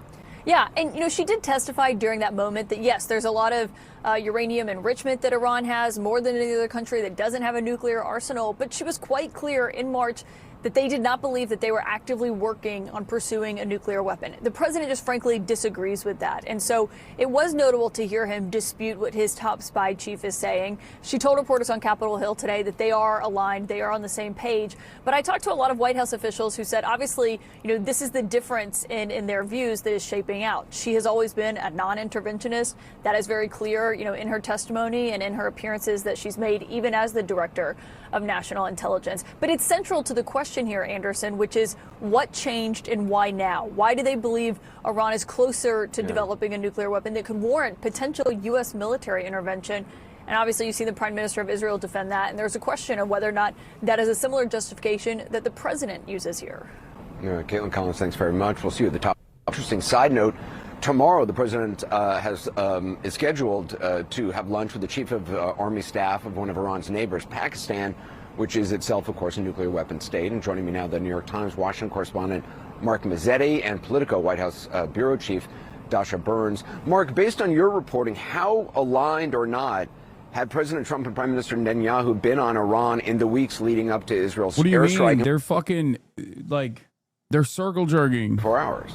Well, they weren't really aligned for weeks and months. Back in April, Netanyahu was pushing similarly for a strike. Again, as you know, Anderson, Netanyahu's been pushing for years for the United States to join Israel in a strike against Iran.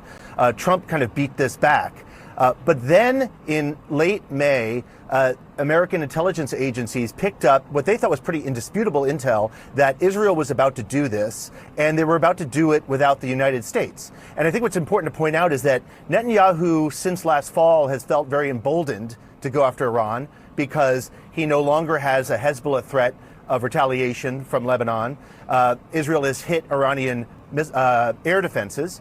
And the Iranian missile capabilities have shown themselves over the last year to be weaker than expected. So an emboldened Netanyahu meant that he could push Trump and even do a operation on his own with the hope that if by starting it, he could bring Trump in, bring the United States in to kind of, quote, finish the job. And that's kind of where we are right now about whether the United States gets directly involved, especially with the Fordo bunker and other difficult targets. I mean, I've been wondering how much the Trump administration is influenced by the weakness, the historic weakness of the Iran regime. Bro, they just keep repeating over and over again that America, like every single person on mainstream media keeps saying over and over again that America, of course, is going to get involved. It has to get involved. What are you talking about? We have to get involved. We have to shoot the Fordo nuclear facility down. And the only way to do that is with bunker busters, A pretty clean and successful, at least first day of the operation. And Trump started calling around and sort of saying how much the U.S. actually behind the scenes was involved. Now, that's one thing, right, to say that. The other thing is to then get directly militarily involved with American lives on the line, which is what he's now pondering with direct U.S. military airstrike. So this is there is this, war for the president's mind on this issue, right, within his circle of advisors about whether the United States should take this step, something that he said during the campaign he would avoid. Yeah. Well, Dasha, to that point, is it clear to you who has the president's ear on this and to what extent he's listening to that advice? Because clearly it does seem, I know DNI Gabbard said they're on the same page, but certainly based on her testimony, it doesn't seem like it. And he sort of brushed aside that to Caitlin Collins. Well, there are a number of factors here. Number one, there are a lot of voices in the president's ear, and he is somebody that with big decisions like this does like to call around and does like to hear a variety of opinions. You also have a lot of people who want to seem like they are influencing the president. So we've been very careful in our reporting to try to parse through who is actually influential and who just really wants to be. I will say the folks that are talking about the U.S.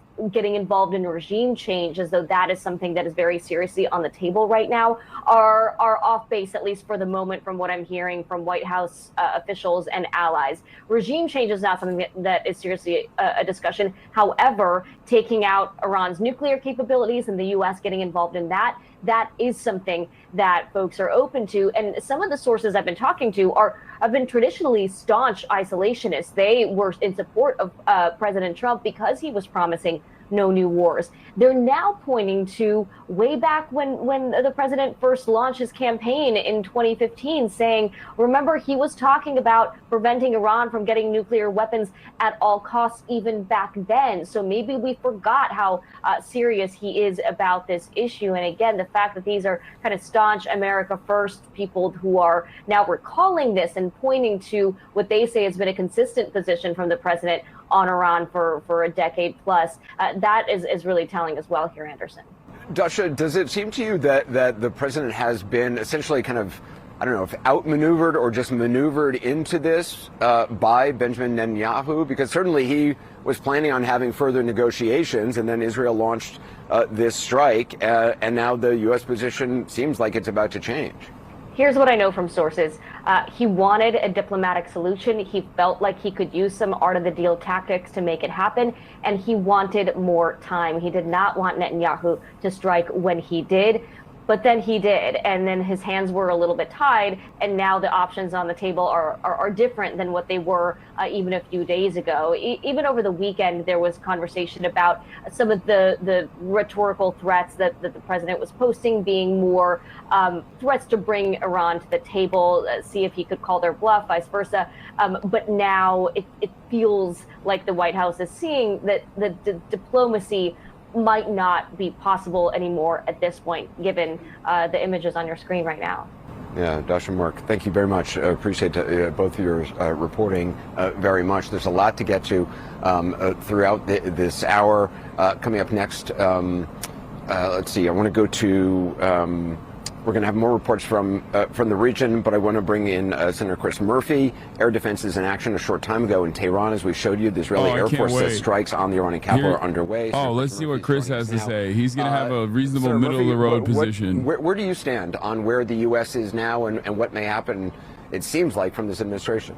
Well, I think what you heard in the reporting just now is an indication of how weak the U.S. hand is here. Clearly, President Trump did not want Israel to take this action. We were literally in the middle of trying to find a diplomatic solution. The United States had enormous leverage, and Donald Trump is so weak in the Middle East that the Israelis essentially ran over him, and now we are speeding towards a war in the Middle East that the American people don't want. The fact of the matter is there was a diplomatic path, and there potentially still could be a diplomatic path. But anyone who is cheerleading the United States into a war with Iran has very quickly forgotten the disasters of the Iraq War and the Afghanistan War, where there were early tactical successes, but it became a quagmire that ultimately finally got Democrats are like, hey, by the way, this reminds us of the Iraq War a little bit, don't you think? US interests and against our allies in the region. So I do not think there's support in this country for the United States to go to war again in the Middle East. And I would remind the president that he can't take any offensive action against Iran without coming to Congress first. He has no leeway here. The Constitution This is the first time mainstream media is having a contentious voice against Trump from the Democratic because there is Party. opposition on both the Republican and Democratic side to the United States getting dragged into another potentially disastrous conflict in the Middle East. How worried are you that Benjamin Netanyahu is maybe not just out for trying to eliminate the Iranian nuclear program, but regime change? And obviously the history of, what the U.S. has tried to do in terms of regime change, both in, Iraq, Afghanistan, and elsewhere, has always had unintended consequences.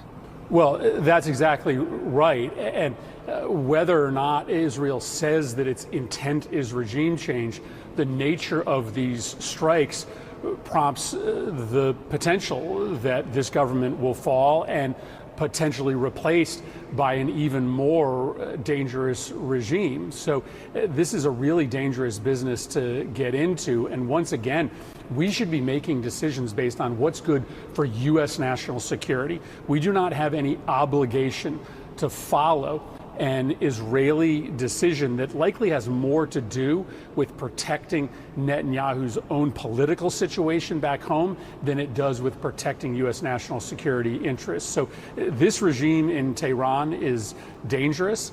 It is dangerous to Israel, it's dangerous to the United States, but there are potential follow-on terrorist-led regimes that could be even more cataclysmic for our interests. We just have to have our eyes wide open as to the mess that we may be creating. So what do you think the administration should do? I mean, do you think they should use the weapons that the US, only the U.S. has? Doesn't know how to respond to like super basic commentary. That's a mistake. I think that's a mistake. I don't think the United States should get involved in another war in the Middle East. You and we didn't should say just be Israel very hype, clear Senator. that there What do is you a mean by limited this? amount that we can do, even with air power here. Our forces in the region are very exposed. We don't obviously need to talk about classified information, but it is open source reporting that we don't have adequate protection on many of our forces in the region. And so right now, Iran has not decided to strike at U.S. forces in the region.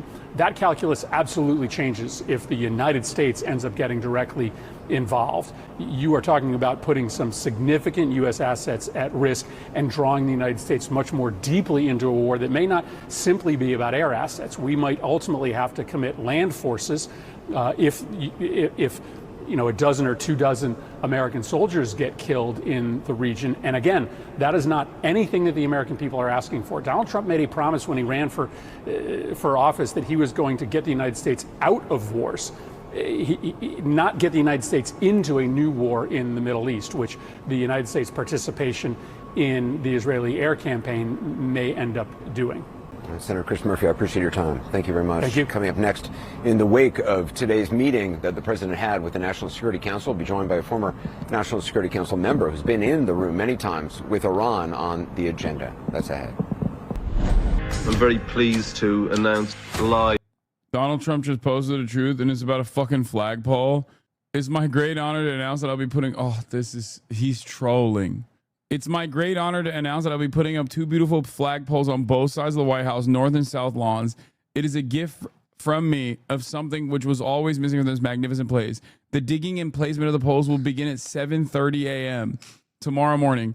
Flags will be raised approximately at 11 a.m. These are the most magnificent poles made. They are tall, tapered, rust-proof, rope inside the pole, and of the highest quality. Hopefully, they will probably stand at both sides of the White House for many years to come. Bro's just sitting on his golden shitter as his actions are causing the entire world to collapse. And he's talking about fucking flagpoles, dude. This sounds like bad spy code. No, this just sounds like perfectly Donald Trump. Yeah, he's signaling that he's going to drop Hiroshima and Nagasaki on Tehran. Okay, one at 7:30 a.m. and one at 11 a.m. Eastern. That's what he's time stamping. That's what the flagpoles represent. Or he's just literally talking about fucking flagpoles because he's an insane man who's old as fuck.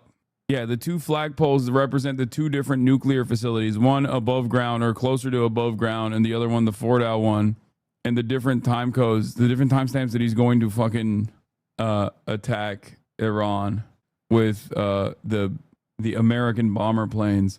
Even when we talk about opinions on the Iranian diaspora, a trap I even sometimes fall into, the majority of Iranian Americans oppose military action against the country. This pro-invasion crowd is a vocal minority, but a minority nonetheless, just like those inside of Iran. Finding a majority of Iranian Americans oppose U.S. military action against Iran, 53% to 36%, with a plurality saying they strongly oppose U.S. attacks against Iran at 37%. So even the most reactionary element of Iranian society, Iranians in diaspora, my fucking neighbors, okay, even amongst them, this kind of attitude is still the minority attitude, but a very loud minority attitude. So when you like see in the news someone going, I am Persian and I believe Tehran needs to go bye-bye so I can eat kubide and wear bikini to the beach. Like, that is not the common perspective of the rest of the fucking the Iranian diaspora, okay? I want to go to my grandfather's home and eat kubide. That's just like, again, not the majority position. Why do you say MF Joom, he's back? Are offliners just signaling to one another that they recognize each other in the chat? Is that what's going on? Do all Iranians call themselves Persian or just right-wing ones? I feel like it's I don't know. I mean, it's people that say they are Persian and have the fucking lion flag are the Shah dick riders. I've been banned by Twitch for like a year. What the hell? For a year? What did you do? They're monarchists. PBD has a massive Pahlavi portrait in his living room. I know, we've seen it. It's dumber than just Pahlavi as well. There are, dude, it's so funny. It's not just him. It's literally him, I think, playing poker with like Elon Musk and Patrick Bet-David and Donald Trump and like Napoleon or something. It's even fucking dumber than you think. Like that in and of itself is really fucking stupid. And I think Tupac as well. Einstein, Tupac, like it is. Someone has to have the photo. It's gotta be. Someone's gotta have the fucking photo. It's so stupid. Early voters in New York City's Democratic primary question why Zohran Mamdani listed first on mayoral ballot. Wow. Me too. It must be the fucking, what is this? Oh, fuck. A subreddit from a bygone era. But yep, this is it. This is it.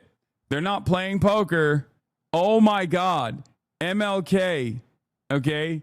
Milton Friedman. Pahlavi. I don't know what the fucking racer guy is. Patrick Bet-David. Tupac Shakur. Abraham Lincoln. JFK. Albert fucking Einstein. Ayrton Senna. F1 Brazilian driver. The irony is, there are two socialists in this image and one guy that at least Karl Marx was very fond of, Abraham Lincoln. Why are you guys saying three? Who's the third socialist? Oh, Tupac. Oh my God, I forgot. Oh my God, you're right. There are three socialists in this image. Oh my God. Oh my God, I fucking forgot. That's crazy. Yo, that is crazy. This is incredible. This is why I love Patrick Bet-David, even though he's a fucking moron. Inside the confused mind of Patrick Bet-David. Yeah. Trump on internal MAGA criticism. Let's see if the MAGA, let's see what kind of internal turmoil is happening in the MAGA circles. Atlantic, Trump hit back at some of these critics saying he is the one who came up with America First in the first place, so he gets to decide what it means. This is, I mean, we were just talking about peace, right? Like Trump, it feels like he's a little bit at war with himself because he said all the time, I mean, he wants to be known as the peacemaker, the deal maker, the guy who ends wars. And yet here he finds himself defending another war. Well, I don't think Trump's defending the war. Trump's defending Israel's actions, and within a week or two, he's going to try to find an off-ramp to bring it to peace. And as for Tucker Carlson and Steve Bannon, they do not define what the MAGA or the conservative base is. There's two idiot conspiracy theorists. The base, the MAGA base, the conservative base, believe me, they're all behind Trump, and that's it. He's the one that calls the shots on what kind of defines that MAGA base. And he's not trying to get us into a war. He's trying to get us out of that war. And yes, and he understands the political ramifications if it goes too long, if it doesn't work out. So that's why I think he's back in D.C. doing everything they can to kind of cut a deal to end this within a couple of weeks. Than the governor's given credit for. Meaning, I think that this is really a divisive issue within MAGA. I don't think everyone in MAGA is saying, okay, we're with Trump on this. I think there are a good number of high-profile MAGA figures who are saying, this is not what we signed up for. Now, does that mean they're going to stop supporting Donald Trump? No. But it means that on this issue, we're seeing a fracture that we have not seen up to this point within MAGA world. And that is a big deal. I mean, Trump is supposed to have broken with the neocons of the world who, the Lindsey Grahams who are pushing for the U.S. to get involved. And I think that there's a feeling of betrayal here. Marjorie Taylor Greene, another one of these very close Trump supporters, big backers of his, says anyone slobbering for the U.S. to become fully involved in the Israel-Iran war is not America First MAGA. they're putting a line down, and Trump is being forced to make a choice. Yeah, but we just saw a little clip. I don't know if you asked Steve Bannon straight up. You think Iran should have nuclear capabilities? I'm pretty sure he would say no. No, he doesn't. But he doesn't want the U.S. to be involved in the fight. Okay, but unless the U.S. is involved, we may have a big problem. And the other thing, Abby, I think it may be a little naive not to recognize. What is happening, bro? On CNN, panelists are outflanking Steve Bannon. Donald Trump is born and raised a New Yorker, surrounded by Jewish people, more Jewish people than anywhere else in the United States of America. His daughter is now Jewish. His grandchildren are Jewish. All his good friends are Jewish. And this, as you just reported, there's thousands, tens of thousands, maybe. Listen, you don't get it. Donald Trump's got a lot of Jew friends, all right? I don't trust them. They're money guys. I don't fucking know. He doesn't either, but he knows them. What was I saying? I don't know. Something about nuking Iran. I think we should do that. What does this have to do with anything? Hundreds of thousands of Americans in Israel. So it would just be a dereliction of duty if he didn't step in and protect. What the fuck? What is Cornel doing there, bro? American interest. We have military interest there. We have human being interest there and cultural interest there. They're the only democracy in that area. We need them to stay a democracy. Look, though, he was just in the Arab world. He's got a lot of friends there, too. They just gave him a $400 million jet from Qatar. So I think a lot of people voted for Donald Trump because he told America that Joe Biden and the Democrats were going to lead to World War III. He said that he was going to end wars on day one. Certainly, he said that about the Ukraine war. I think that and Ukraine-Russia war. I think that once he got in there, he's realized it's not as easy as he thought. That just by the fact that he swore in, things are not going to end and things are not going to change. I think it's difficult for the MAGA world. That there's a faction of it that is very isolationist and doesn't want us to be involved in anything, to accept that this is the reality of being the leaders of the free world if we are still that. Yeah, I mean, you see, when you're transactional all the way down, my dear brother, it means that you have only permanent interests, no permanent friends, no permanent enemies even. It's like Thrasymachus in Plato's Republic. You just go through the world believing you can have transactional relations with everybody. It's a very sad way of being in the world, but that's not what we're talking about right now. Which means that any minute he could betray any group. But when you're president of the United States, don't you have those types of relationships all over the globe, from North Korea to true. Iran that's true. But he, as governor, you had to have some integrity. It's not reducible to transactional. I only got. Is that true? Am I right? True. Look, I had relationships with everybody. And I think Trump's approach is, to make sure we're protecting America's interests. I think to Arthur's point exactly, it is in our interest to make sure, and it's in everyone's interest to make sure there's nothing nuclear in Iran, and that is very much an America first in America's interest. Netanyahu made it very explicit. He said it's America first, not America dead. Essentially, I mean, that's pretty stark. Yeah, but I think we have to ask the question: how involved is the U.S. actually? I mean, my understanding is yes, the U.S. has been involved in assisting in knocking down some missiles that have been coming into Israel. Is that significant? Yeah. Does that mean that the U.S. is at war with Iran? No. Does it mean that the U.S. is providing bunker busters to get rid of Iran? That's exactly what that means. What are you saying? We can just bomb a different country and it's still not considered being involved. Is Scott Jennings still in Israel? Oh my God, that's why he's not on the panel. Scott Jennings went for Tel Aviv Pride and he's stuck there, dude. Oh, that's so funny. I really hope his ass is not getting out of there. I hope he's just stuck there for as long as Israel chooses to continue this fucking campaign. And his ass is just stuck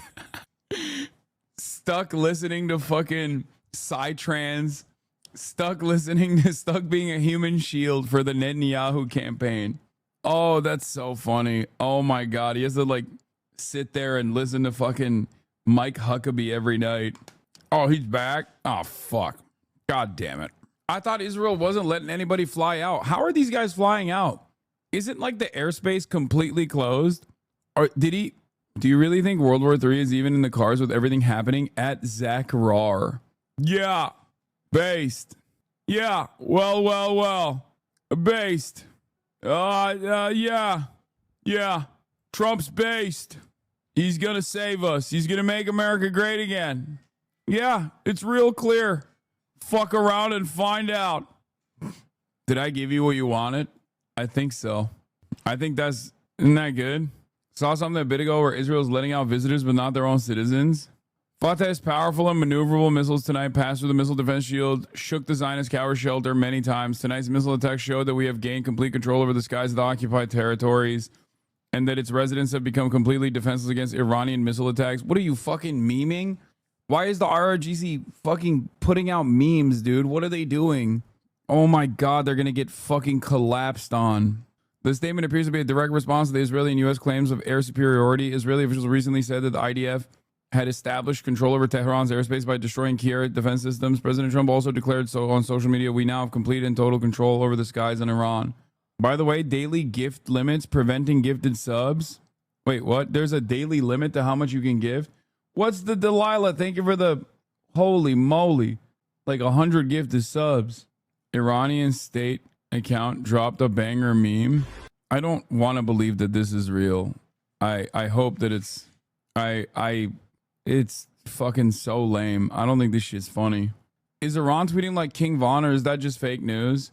Yes, it's fucking fake news. It's a random account that is not affiliated with the Iranian state that a lot of people have thought is the Iranian state. And I haven't really, talked about it because it's cool that people think that the Iranian government is posting like King Von and they think they're like farming aura or something, but it's not real. If their back is against the wall, they feel this is the regime is going to live or die based on this, and they are so inclined, could they fashion some sort of crude nuclear device? No, not with 60%. The minimum is 70%. You just got to get the uranium-235 isotopes close enough together that once you start the reaction, it'll go to explosion and not fizzle out. That's why 70, 80, 90% is preferable.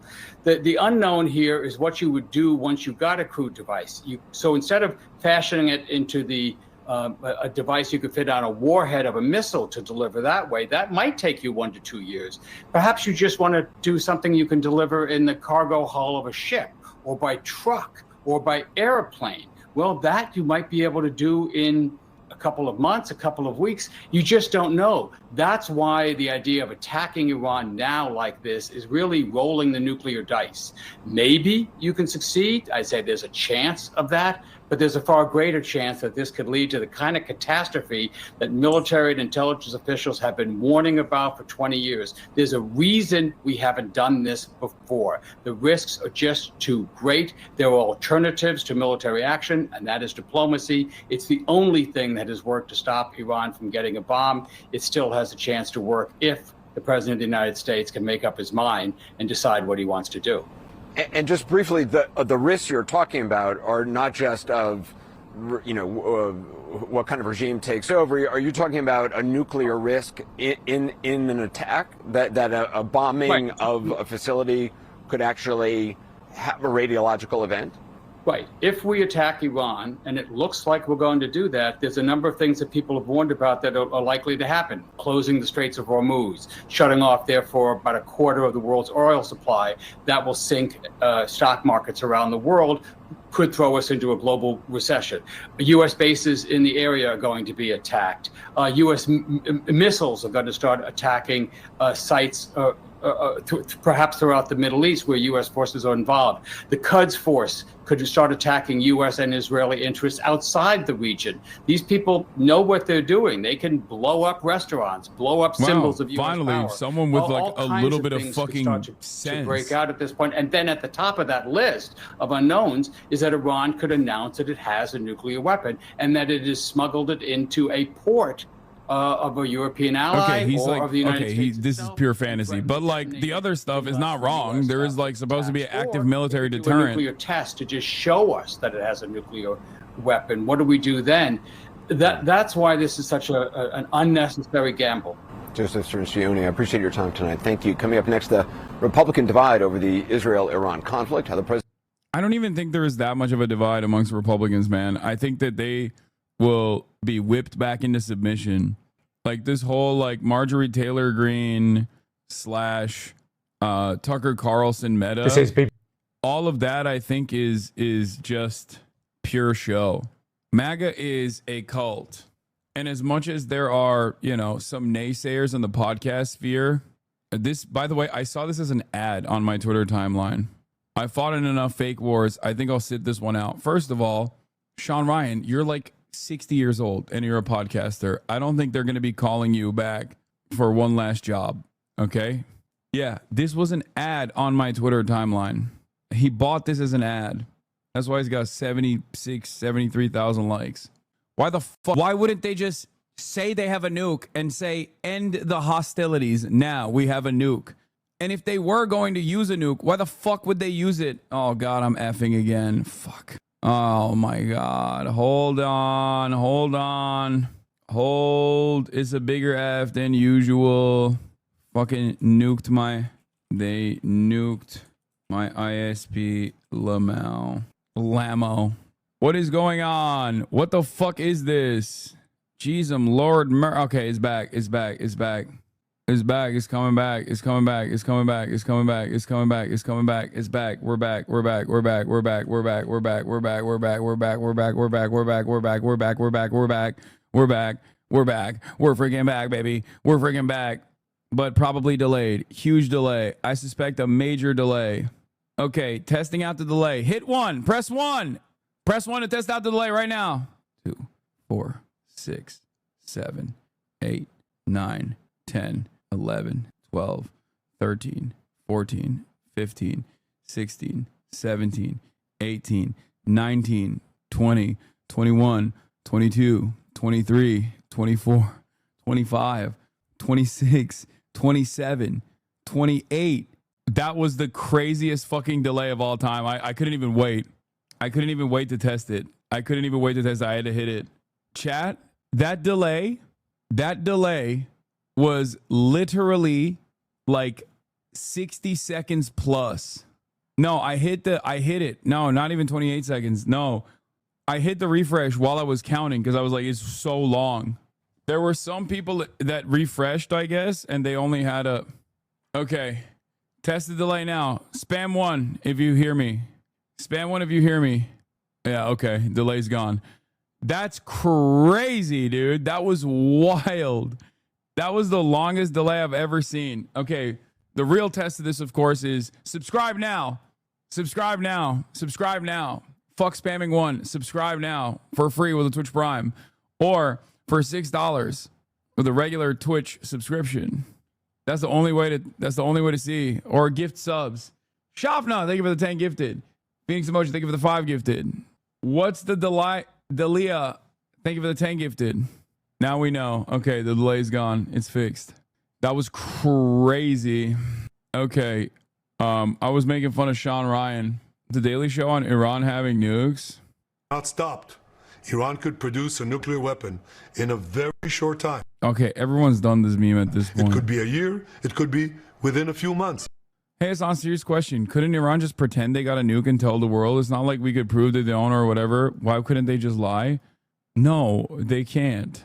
They can't just fucking be like, we have a nuke now. Few people now remember it, but suicide bombing started in the Shias in the 80s, IRGC in Iran-Iraq war, and Hezbollah in Lebanon. One of the reasons why the U.S. didn't try to assassinate Khomeini when he closed the Hormuz in 1987 was fear of mass suicide bombings. Mass suicide bombings of Western capitals. If Clown Trump kills Khamenei, prepare for mass such bombings in the West in retaliation. I don't know if that'll happen. I don't even think that that's a fear that America is entertaining. Also, there is so much more surveillance now and so much like anti-terror capabilities that I doubt that it would even be a successful operation. Okay. Breaking news, ladies and gentlemen, New York City comptroller / running for New York City mayor was apprehended by masked agents and detained by ICE at the New York immigration courts. He's whimsical even when getting arrested. That's funny. Oh my God, he's still dork maxing instead of aura farming. That's crazy. How is that possible? I mean, listen, much respect to Brad. That was cool as fuck. But that's still crazy. That's still crazy. He's still dork maxing at that point. Do you have a judicial warrant? Do you have a judicial warrant? Can I see the judicial warrant? Can I see the warrant? I will let go when you show me the judicial warrant. Where is it?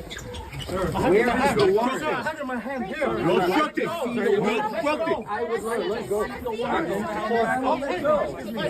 I take to see the warrant. Put him in custody. No. Take him in. Take him in. Take him in.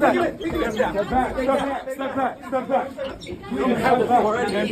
You don't have authority to arrest U.S. citizens. Step back, sir. You don't have the authority to arrest U.S. citizens. Stay back. Step back. You don't have. I'm not obstructing. I'm standing right here in the hallway. I asked to see the judicial warrant.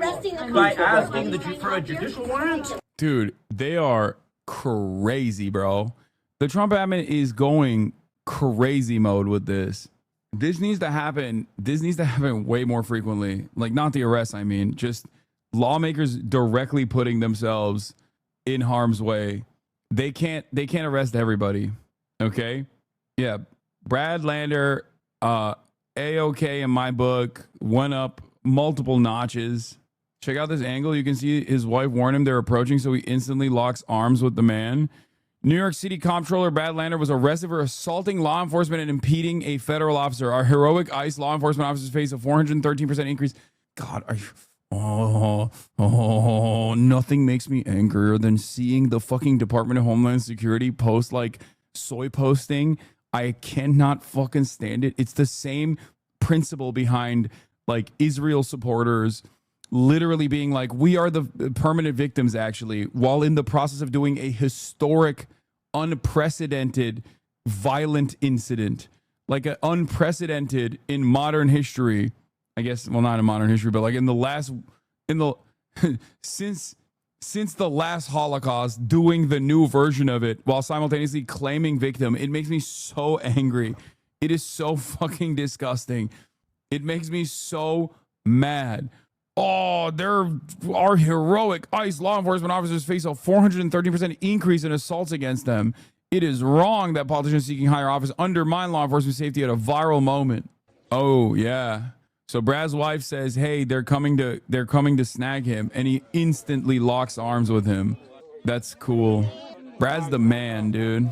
Brad Lander's the fucking man. Respect.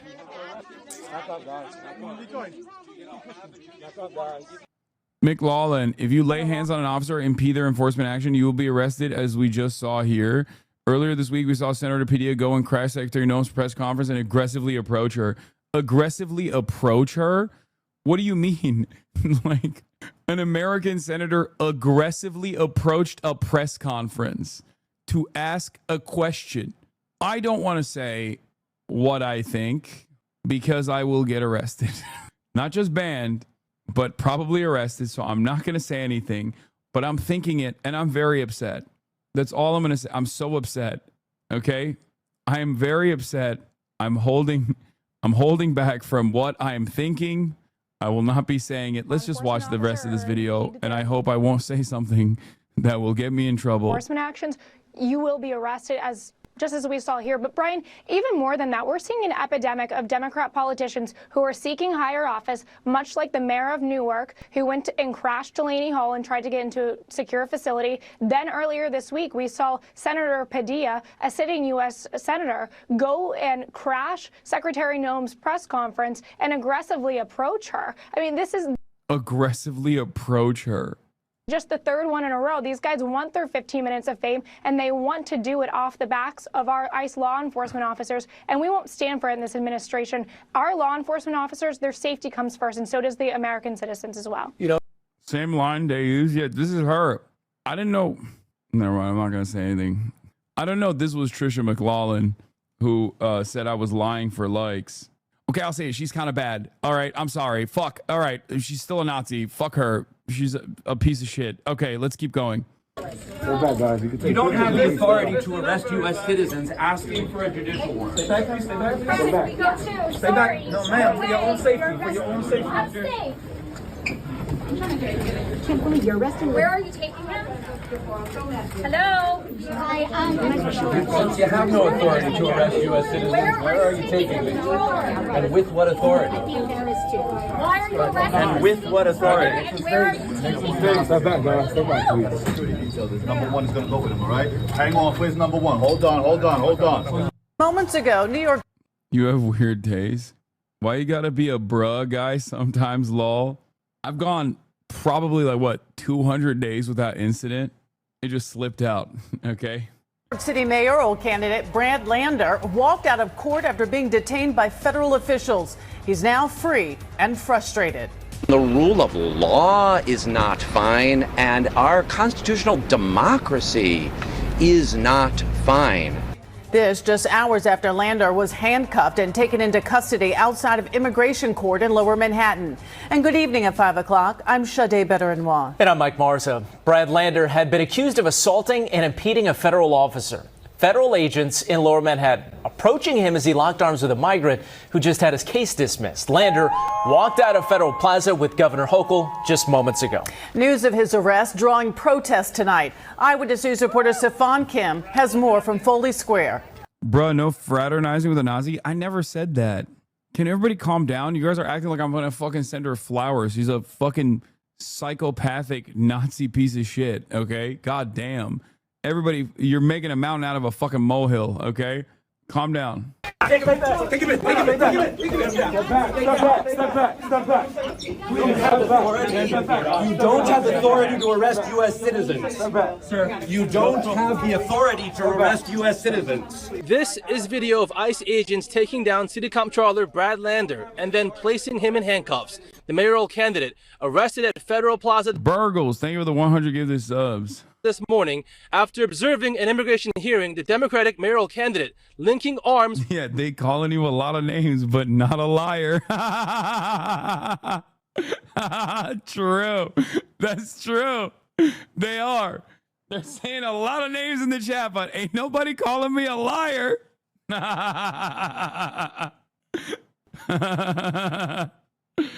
Oh.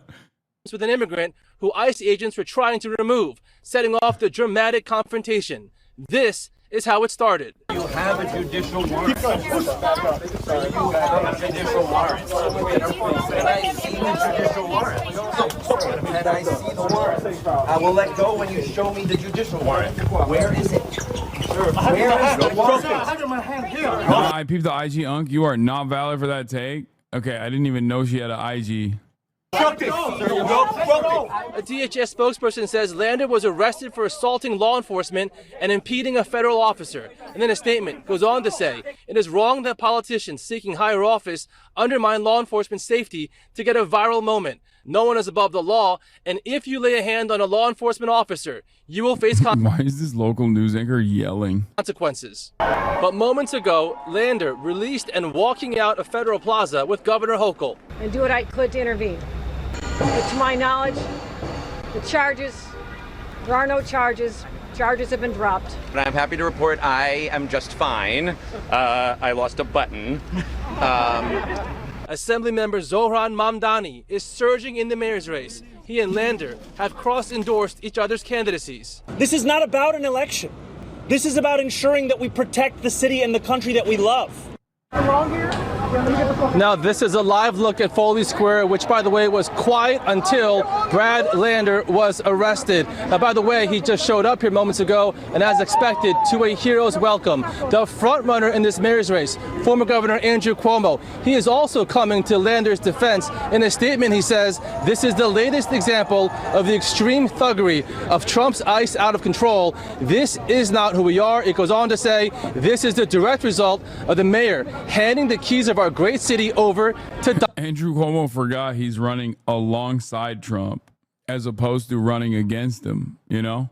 For a moment he forgot, I think. For a brief moment, he's like, this is not who we are. I would definitely not do the exact same thing, except I too am also incredibly right-wing, like Eric Adams. and also am compromised in the same exact way that Eric Adams is, with a Department of Justice case that is hanging over my head that will allow Donald Trump to use me like a fucking flesh puppet with his hand shoved directly inside of my asshole. Like, he's like, yeah, I hate the current mayor. I am literally him, but Italian, okay? Forgot his biggest donor support ICE. If you're wondering why Andrew Cuomo is so soft on ICE and why he hasn't called for Brad's release, you can just follow the money. Andrew Cuomo's biggest donor is raking millions from ICE. Reporter regarding Cuomo responds, 5 fellow mayoral candidates came here within 90 minutes of you being arrested and called for your release. What does that say about the tenure of the mayor's race? Was one of them Andrew Cuomo? It was not. Imagine that. Was one of them Andrew Cuomo? It's not. I was going to say that. Imagine that. Look, I mean, this is a critical time to have a mayor who will stand up to ICE and stand up to Donald Trump and insist on due process and the laws of this city. By the way, Ted Cruz says he has no idea what the population or ethnic mix of Iran is. He wants to help U.S. He wants the U.S. to help Israel bomb and destroy the country anyway. I don't know the population at all. No, I don't know the population. You don't know the population of the country you seek to topple? How many people live in Iran? 92 million. Okay. I can't believe. Come on, dude. He thought he could have got him there. Oh my god. What is happening? What is this realignment happening? What the fuck? Why the fuck is Tucker Carlson on the right side of this? How is this happening? Please stop. How many people live in Iran, by the way? I don't know the population at all. No, I don't know the population. You don't know the population of the country you seek to topple? How many people live in Iran? 92 million. Okay. No. This man literally is the son of a CIA agent. This is the son of a CIA agent. He is a white nationalist through and through. And not only that, but also he quite literally used to say we have to bomb Iran. Iran is a primitive country. I can't believe this man is on the right side of this issue. Yeah, how could you not know that? I don't sit around memorizing population tables. Well, it's kind of relevant because you're calling for the overthrow of the government. Why is it relevant whether it's 90 million or 80 million or 100 million? Why is that relevant? Because if you don't know anything about the country... I didn't say I don't know anything about... Okay, what's the ethnic mix of Iran? They are Persians and predominantly Shia. Okay, this is cute. It's not even... You don't know anything about Iran. So okay, I am not the Tucker Carlson expert on Iran. You're a senator who's calling for the overthrow of the government. You're the one who claims anything about the country. No, you don't know anything about the country. You're the one who claims they're not trying to murder Donald Trump. You're the one who can't figure out if it was a good idea to kill General Soleimani, and you said it was bad. You don't believe they're trying to murder Trump? Yes, I do. Because you're not calling for military strikes against them in retaliation. And if you really believe that... We're carrying out military strikes today. You said Israel was. Right, with our help. I said we. Israel is leading them, but we're supporting them. Well, you're breaking news here because the U.S. government last night denied, the National Security Council spokesman Alex Pfeiffer denied on behalf of Trump that we were acting on Israel's behalf in any offensive capacity. No, we're not bombing them. Israel's bombing them. You just said we were. We are supporting Israel. High stakes. You're a senator. If you're saying the United States government is at war with Iran right now, people are listening. Okay. Dude, John Schwartz says, I've always dreamed of interviewers asking basic questions of the killer clowns who run America. I can't believe it took Tucker Carlson to do it. It is remarkable that all it took for this level of access and deep comfort from Republican senators that you can interview without any sort of editorial restrictions would only come at the tail end of a 30-year fucking career being a hatchet man for every Republican administration. Like, Tucker Carlson is doing basic journalism, okay? This is super basic stuff. I cannot believe that Ted Cruz gave this interview to Tucker Carlson, and I suspect it's because he has a sense of comfort with Tucker. He has a rapport with Tucker because Tucker Carlson has played, I guess, the long days. Tucker saying Iran deserves to be destroyed years ago? Yeah. Tucker, aren't we the only country allowed to make preemptive strikes? Who the hell does Iran think it is? Actually, I know you're sort of kidding, but I agree with that. I think we are the only country. No, I'm not kidding at all. Rather, we are. That's absolutely right. The only country with the moral authority sufficient to do that. The only country that doesn't seek hegemony in the world. I do think, I'm sure I'm the lone We're the only country that doesn't seek hegemony in the world, Tucker Carlson said in 2012. I mean, respect to him doing this now. He also said this about Fox News, which I don't even know what the fuck's going on there. Tucker Carlson says Fox is a propaganda network that manipulates their mostly elderly audience. He should know he played a role in it, a formative role in this. Claim. That's not like their viewer surveys. Like, we need a lot more Mark Levin. Less Jesse Waters, more Mark Levin.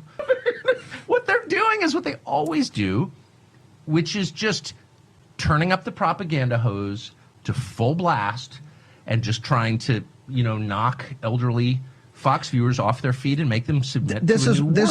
So he freaks me out every time he laughs like a fucking monster. His fake laugh is so alarming. I still hate Tucker Carlson, but he cooked, like unconditionally cooked here. This is fantastic. This clip is supposed to be an attack on Zoran. Mamdani on the Bulwark podcast says globalizing Intifada chant signifies to him a call for Palestinian human rights. As the word is being used by the Holocaust Museum when translating the Warsaw Ghetto Uprising into Arabic because it's a word that means struggle. Okay, this is correct. So what's the attack? Who I would say am less comfortable with the idea of banning the use of certain words, and that I think it is more evocative of a Trump-style approach to how to lead a country. And I think especially when we've seen... Sure, but does that just make you uncomfortable? Like the phrase globalized intifada, from the river to the sea, does that make you uncomfortable? Or do you think... Okay, those are different. Those are super different. They're not those are really. Like different genres. I'm sorry, I'm asking Zoran. Then they're not really different to me. And to some people, they're not different. Oh my God, fucking Bulwark. God damn it, Tim Miller. Holy fuck. I know people for whom those things mean very different things. And to me... Yeah, Cam is on Bulwark now, and he's the reason why this fucking Zoran thing is happening to begin with. Friend of the show, Cameron Kasky. And Bulwark is like the fucking rhinos, the Never Trump Republicans who are super libbed up now. Ultimately, what I hear in so many is a desperate desire for equality and equal rights in standing up for Palestinian human rights. And Tim also fucking hate. I don't think he likes me too much. Imagining me and Tucker Carlson in a bar fight and suddenly we realize that just for the next 5 seconds we're fighting the same people. I've never seen Ted Cruz this pissed off before, downright outfoxed by a basic reading of Wikipedia. This clip is gonna fucking earn so much for Tucker Carlson. He's gonna get so much cred. Fuck. I think what's difficult also is that the very word has been used by the Holocaust Museum when translating the Warsaw Ghetto Uprising into Arabic, because it's a word that means struggle. Sure. And as a Muslim man who grew up post 9/11, I'm all too familiar in the way in which Arabic words can be twisted, can be distorted, can be used to justify any kind. Damn, lightest way of checking him. Zoran is pretty good at doing this, where he's like, he's giving Islamophobia, sweetie, without being fucking 2014 Tumblr with it, Because at the end of the day, that is what it is. Being afraid of Arabic fucking words is unironically the most racist nonsense. We don't do that for anything else. Kind of meaning. Yep. And I think that's where it leaves me with a sense that what we need to do is focus on keeping Jewish New Yorkers safe, and the question of the permissibility of language is something that I haven't. Twitter purity leftist hate Zoran doesn't crash out and explain things calmly. Yeah. Zoran Mamdani's remarks first reported by Matthew Castle. Per credible reports, Zoran Mamdani is days away from developing a nuclear weapon. Yeah. I've been very careful, and I've been very worried that they were just gonna they were trying to rat fuck. They were trying to rat fuck Zoran, and they're gonna still try to rat fuck him like this, but I don't think this works. Rabbi Mark Schneider of Hampton Synagogue and friend of Cuomo calls on Mamdani to immediately apologize to New York City's Jewish community for equating Intifada with the Warsaw Ghetto Uprising. Schneider says a direct insult to Holocaust survivors and families. Yeah, all Zoran needs to do is stand next to one Holocaust survivor, okay, who says, no, that's not the case. That's it. Pack it up. Get one, 97-year-old anti-Zionist Jewish guy who survived the Holocaust. Get Gabor Mate on there, somebody, okay? And just turn around and be like, nope, it's great. Would be a great service as well. I posted it on my IG story to vote for Zoran, and 2 family members immediately replied saying, you know he's anti-Semitic, right? And then they followed up with a canary mission video. Nice. At this point, yeah, I saw the fucking Rabani joke about Zoran Mamdani. Yeah, he got the Bernie endorsement today, which is, I mean, the Bernie endorsement is just like, not, I mean, it's consequential, but it's nowhere near as consequential as the AOC one was. We're so close to Election Day, but believe it or not, the hardest days of this race are yet to come. Because right now, Andrew Cuomo and Isn't it anti-Semitic to use Jewish people as a human shield like Israel's doing right now? No, when Israel does it, it's awesome. And if you call it out, then it's fucked up. But no, I think like this is a performance. That rabbi is doing this to defend Cuomo and to attack Zoran. And it's an election. So he should follow through on that performance and be like, see, that's not true. Because that rabbi is using his position of authority and his Jewish background to launch a totally ridiculous fucking smear of anti-Semitism towards someone who is not anti-Semitic at all.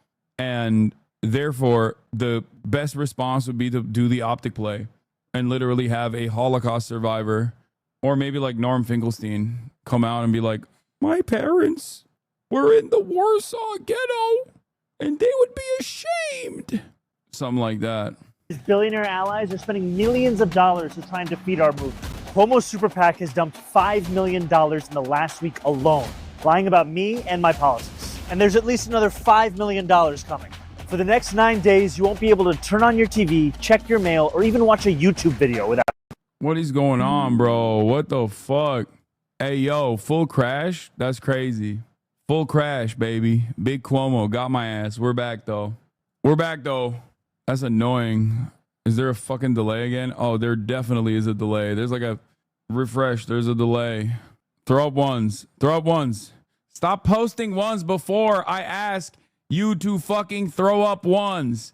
All right, good. The delay is not that bad. Never mind. Let's continue. Don't want to pay just a little bit more in taxes to make a better city for all of us. The landlord lobby knows I'm going to freeze your rent. And Trump's donors know I will actually fight this authoritarian regime. How do we fight back? Through our most powerful tool, you. That's why in these final days, I'm asking you to knock on as many doors as you can. And what's that? For our out-of-state friends, we're asking you to make as many phone calls as possible. You have the power to set the record straight. These next few days are going to be a fight, but it's one worth having, and one we can win together. I think I'm going to start asking you guys to throw up different numbers. Sanders endorses Mamdani for New York City Race mayor. for New York City mayor. The primary is 1 week from today, and we just learned Vermont Senator Bernie Sanders will be endorsing Zoran Mamdani. Today, Sanders saying in part, at this pivotal and dangerous moment in American history, status quo politics is not good enough. We need the kind of visionary leadership that Zoran is providing in his campaign. In my view, Zoran Mamdani is the best choice for mayor of New York City. This comes a day after Mamdani and Michael Blake cross-endorsed each other. Ranked choice voting will decide this election. And Michael and I, one of the many things we agree on from the beginning of this race has been the necessity of turning the page on the politics of the past, whether it's Eric Adams or Andrew Cuomo. Meanwhile, mayoral frontrunner Andrew Cuomo had a Get Out the Vote rally joined by union leaders and members. You wonder why the city's not run well, because we haven't had. Dude, New York City unions that have endorsed Andrew Cuomo are fucking pigs. Pig unions. The rank and file will not follow through on this, but it doesn't matter. I cannot fucking stand how many stupid fucking pig unions exist and how aggressively they serve the interests of establishment Democrats that will destroy them for no real reason whatsoever, even for just simply ideological reasons. Stupid fucking pig unions, dude. God damn. Really leaning into the fucking stupid ass meme. Yeah, the New York Times editorial board says, don't rank Zoran, a state rep who's won several significant legislative victories because he has less relevant experience than perhaps any mayor in New York City history, and instead recommends Tilson, a hedge fund manager with zero government experience, while also simultaneously presenting Bernie Sanders as an alternative who gets shit done. And then lo and behold, a day later, Bernie Sanders endorses Zoran. But, oh, we already covered this, yeah. Oh, Iran definitely shot those jets down? I know. Zoran Mamdani connects with poor people and young people and unfortunately is a local version of Bernie Sanders, according to one of New York Times panelists opposed to Zoran Mamdani, an NYU professor. He's not just speaking to poor people, he's speaking to young people who are not poor, but they feel he's talking to them. Unfortunately, he's basically running a Bernie Sanders local version. How do you slap unfortunately in front of that without any sense of shame? This is indicative of the Cuomo attitude on the street. Even his canvassers hate him. I asked the Andrew Cuomo canvasser sitting on the corner of my polling site watching YouTube on his phone why he's handing out the lit materials. And he said, I'm being paid either way and I don't like the man Lamau. Cuomo and the super PACs backing him are going to spend $20+ million on ads before June 24th. I think the best part about this is that like most of the attack ads make Zoran look good. That's it. Do you think Zoran has a chance of winning this? It's tough. It's a tough race. I'm not going to lie to you. I think a lot of people are just they're checked out. It's a New York City mayoral primary. The super boosters that go out and fucking vote in these sorts of events are old, boomer, totally fucking brain poisoned, Gen Xer, often incredibly reactionary libs. So it's a tough race. It's a tough fucking race. I'm not gonna lie to you. He's going up against an institution. The Cuomo family has brand recognition, tremendous brand recognition. Yo, Gen X is getting thrown under the boomer buzz. Gen Xers are the most reactionary fucking generation. They're more reactionary than boomers. If we're doing generational politics, which is not something that I entertain beyond memes, Gen Xers are literally known as the fucking lead poison generation for a reason. It's literally a blip on every metric. If you look at every metric, they are more reactionary than fucking boomers are. They are literally the lead poison generation. It's crazy. If you look at like predisposition towards violence, like on every metric, it's like this. It'll be like boop, boop, boop, boop, boop, boop, Zoomers, you know, millennials, whatever. Gen X, boom, massive blip, and then back to boomers, it goes down. Obviously, that's not the entirety. That's why like generational politics like this are stupid, but it's crazy. Had a qualified, competent mayor who knew how to manage the city. Stay with us on air and online at ABC7NY for the latest in the race for New York City mayor. Big city Dems are going socialist in liberal New York City. AOC and Bernie-backed Zoran Mamdani, a proud Democratic socialist, is surging, leading Andrew Cuomo for the first time, but it's just in one poll. And this, of course, is in the New York City mayoral race.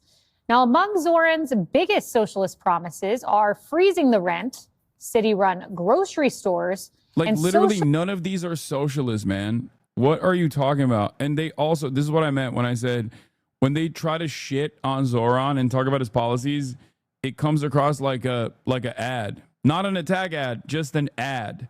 Oh, wow, I can't believe it. He wants to freeze rent. How's that going to work? That's terrifying. I'm a renter and I really want my rent to go up. Like, what are you, fucking stupid? Workers to replace the police. Freezing your rent as the next mayor of New York City. And as mayor, I will create a network of city-owned grocery stores. I'll make childcare available to all New Yorkers at no cost. Stop. That's terrifying. I hate that. That's so scary. That would be really fucked up. Greg, what could go wrong? I think I'm all in for Zoran. I am too. I would love to see social workers instead of cops, instead of handcuffs and pepper spray.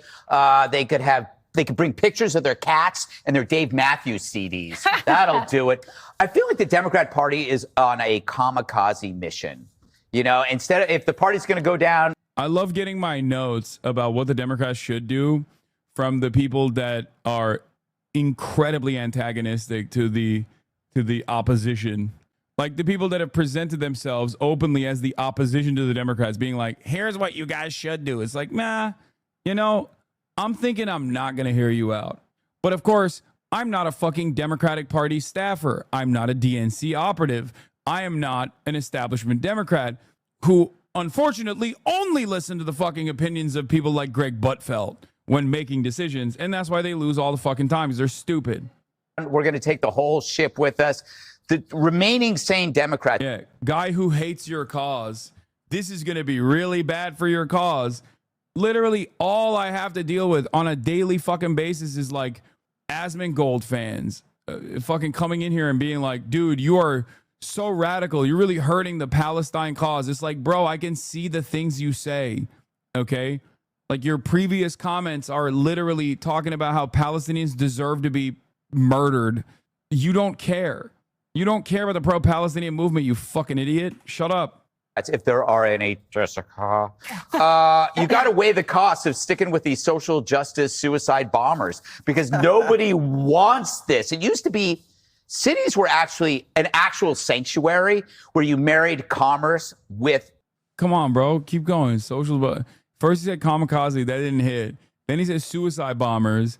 Then he's going to say Zoran Mamdani is going to strap fucking IEDs to his chest and explode himself while screaming Allahu Akbar at the site of the 9/11. Like, come on, dude. Increase it a little bit. People didn't get it the first time. People didn't get it the second time.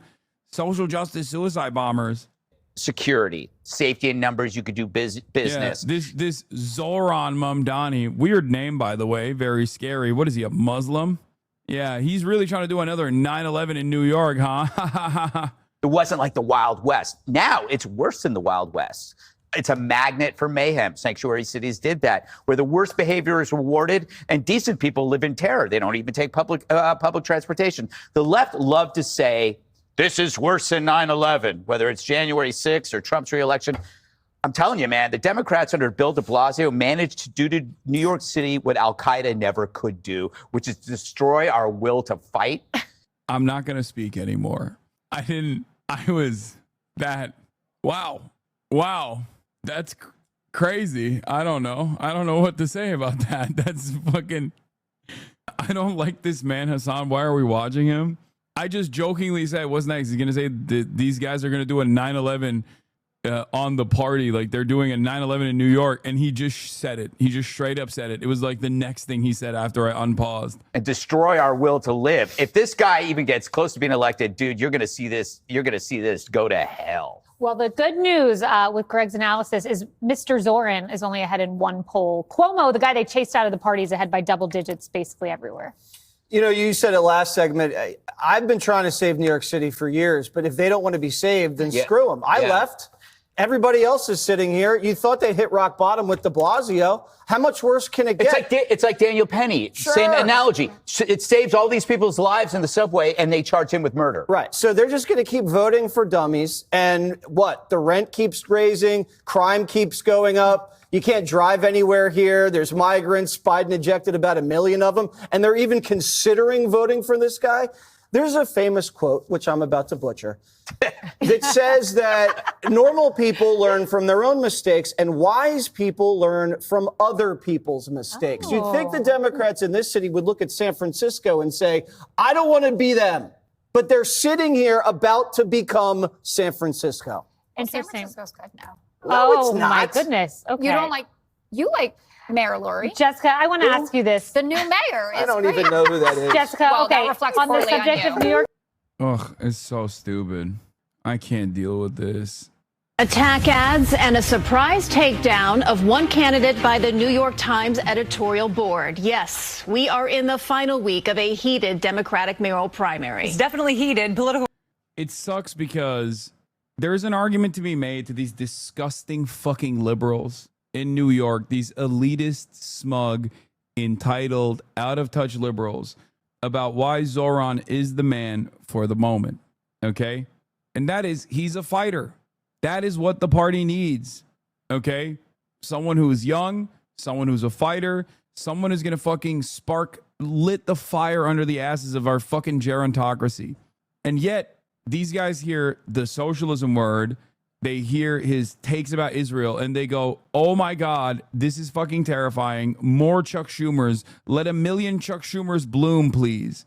They don't understand. And I don't know how to fucking convince these dipshits. The elitist, out-of-touch liberals is his base. White, college-educated, and affluent is his base. Democratic primary politics is weird. No, that's not what I'm talking about. I'm talking about the fucking New York Times. I'm talking about the real fucking, the premium elite, okay? The cream of the crop. Those are the motherfuckers who write these articles, who then get reported on by all of these media outlets, who then actually inform the working class boomer black and brown voters that are currently still in love with the Cuomo franchise. Okay? That's how this works. Because ultimately, yes, all the fucking college educated white men are voting for Zoran. That's one thing. But the reality of the matter is, a lot of the New York primary mayoral voters that are going out and voting and putting Andrew Cuomo as their number one are doing so because of name recognition and incredibly simple reasons, like the fact that the New York Times will attack Zoran. They think Zoran's name is kind of weird. Maybe they saw a fucking New York Post article. Those liberals do have the capacity to inform the Democratic primary voters, but they don't. They did this with Bernie Sanders too. They did this exact same thing with Bernie Sanders, where they rat fuck Bernie and aggressively attacked him. The Democratic Party's like all institutions worked in real time against Bernie Sanders, and then they packed it up and turned around and fucking were celebrating the fact that, like, well, black people don't fuck with Bernie. He must be racist. They buried him. They rat fucked him and then they buried him. That's the liberals that I'm talking about. The very specific group of liberals that do actually have a lot of influence in a key demographic, Democratic primary voters, the aunts, the uncles, those people that go out and vote. They get their information, maybe not directly from New York Times, but from secondary outlets like this one that's covering the New York Times article. If there was more positive coverage about someone like Zoran in a way that, if there was more positive coverage about Zoran in a way that actually like convinced the aunts and the unks, because the New York Times was writing about it in that regard, where it's like, well, a lot of people have discontent about the way that the party is going. And then they talked about how this is a fresh voice. Then all the aunts and the unks would be on board with Zoran too, or more of them would be. Marcia Kramer joins us now with the story. Marcia. Well, Jessica and Christine, the New York Times editorial board decided not to endorse in the mayoral primary this year, but it is a blistering non-endorsement that is threatening to reverberate through the final days of the campaign because it affects the two frontrunners in the race. Are we ready to win for Andrew Cuomo? Andrew Cuomo held a massive Get Out the Vote rally with union members. Zoran Mamdani and Michael Blake cross-endorsed each other as part of a strategy to use ranked choice voting to hurt Cuomo. But the development that pulsated through the Democratic mayoral primary was the decision by the New York Times editorial board to urge voters not to vote for Mamdani. We do not believe that Mr. Mamdani deserves a spot on New Yorkers' ballots. His experience is too thin and his agenda reads like a turbocharged version of Mr. de Blasio's dismaying mayoralty, said the Times, referring to former Mayor Bill de Blasio. Mamdani poo-pooed it. These are the opinions of about a dozen New Yorkers, and a democracy will be decided by close to 1 million New Yorkers. They certainly have the right to their opinions, and New Yorkers have the right to their votes. Andrew Cuomo was only too happy to agree with the Times. So experience, confidence, knowing how to do the job, knowing how to deal with Trump, knowing how to deal with Washington. Like, if Andrew Cuomo wasn't like a rapacious rapist, they literally would have endorsed him in a heartbeat, and they'd be sucking his penis on the editorial board. They'd be like loving it. I'm willing to bet they're so mad that it had to be Cuomo, and they couldn't prop up like a fucking more viable candidate who hasn't been in the SEO as like a fucking rapist murderer of grandparents. Okay, like, because you're going to look up Andrew Cuomo in the New York Times, and then the fucking related articles are like, Andrew Cuomo sexually harassed every woman in broad daylight in his near vicinity, including cops. Andrew Cuomo, cop rapist. You know what I mean? It's like, obviously, they can't fucking say that. They can't be like, oh yeah, we love Andrew Cuomo, cop rapist. So they have to do a non-endorsement because they're cowardly fucking douchebags. We had to deal with the state legislature, basics. And I believe in on-the-job training, but not as mayor of New York. And then you wonder why the city's not run well. Because we haven't had a qualified, competent mayor who knew how to manage the city. The Times raised objections to the former governor's ethics and conduct, but admitted, quote, he would be better for New York's future than Mr. Mamdani. There you go. New York Times does a non-endorsement, fake endorsement, because they're too cowardly to fucking do a real endorsement. New York Times endorses cop rapist Andrew Cuomo. All this as the two top contenders took to the airwaves to troll for votes. This is part of an ad by Cuomo super PAC, Fix the City. Listen to Zohran Mamdani. I was quite open to what would be considered being a radical from a very young age. What will that mean for us? Mamdani actually wants to move the homeless into our subway station. Mamdani. Some say he's playing the knockout game with the elderly. Zohran Mamdani, he wants to move the homeless into the subway stations is awesome. What the that my mom was talking to one of her friends, another freaking academic, okay, from New York, and apparently my mom's academic friend from New York saw this stupid fucking ad, and now she thinks I can't in good conscience rank Zohran Mamdani is #1 because of what he wants to do to the homeless. So I told my mom, because she was asking me, like, how do I convince her? And I was like, tell her you will never talk to her ever again unless she ranks Zohran #1 and does not rank Andrew Cuomo. I was like, put your friendship with this dumbass academic on the line before she makes this incredibly idiotic mistake. I can't stand, oh my God, I can't stand the liberal intelligentsia. Let me tell you something, okay? Oh my God, I can't stand them. Their politics are so repulsive. I promise you, they are the Reddit / neoliberal contingency. Like in the real world, you're like, oh, no one actually goes to r / neoliberal in the real world. These people don't, but they just have that fucking downloaded into their brains, that kind of attitude. Trump's billionaire donors support Andrew Cuomo, so it's no surprise they're lying about me. He's promising to defund the police. I'll partner with police to deliver real public safety. Brad Lander was endorsed by Peter and Daniel Arbini, whose dad died of COVID in a nursing home. He has gaslighted our family. He's never apologized, and he continues to lie. I mean, it is stunning how little responsibility for Andrew Cuomo's actions he has ever taken. Now, the primary is a week from tomorrow. Early voting has already started, but the ad barrage from all the camps is just getting started. And if you've ever voted in an election in New York, your mailboxes are probably full of flyers from all the candidates.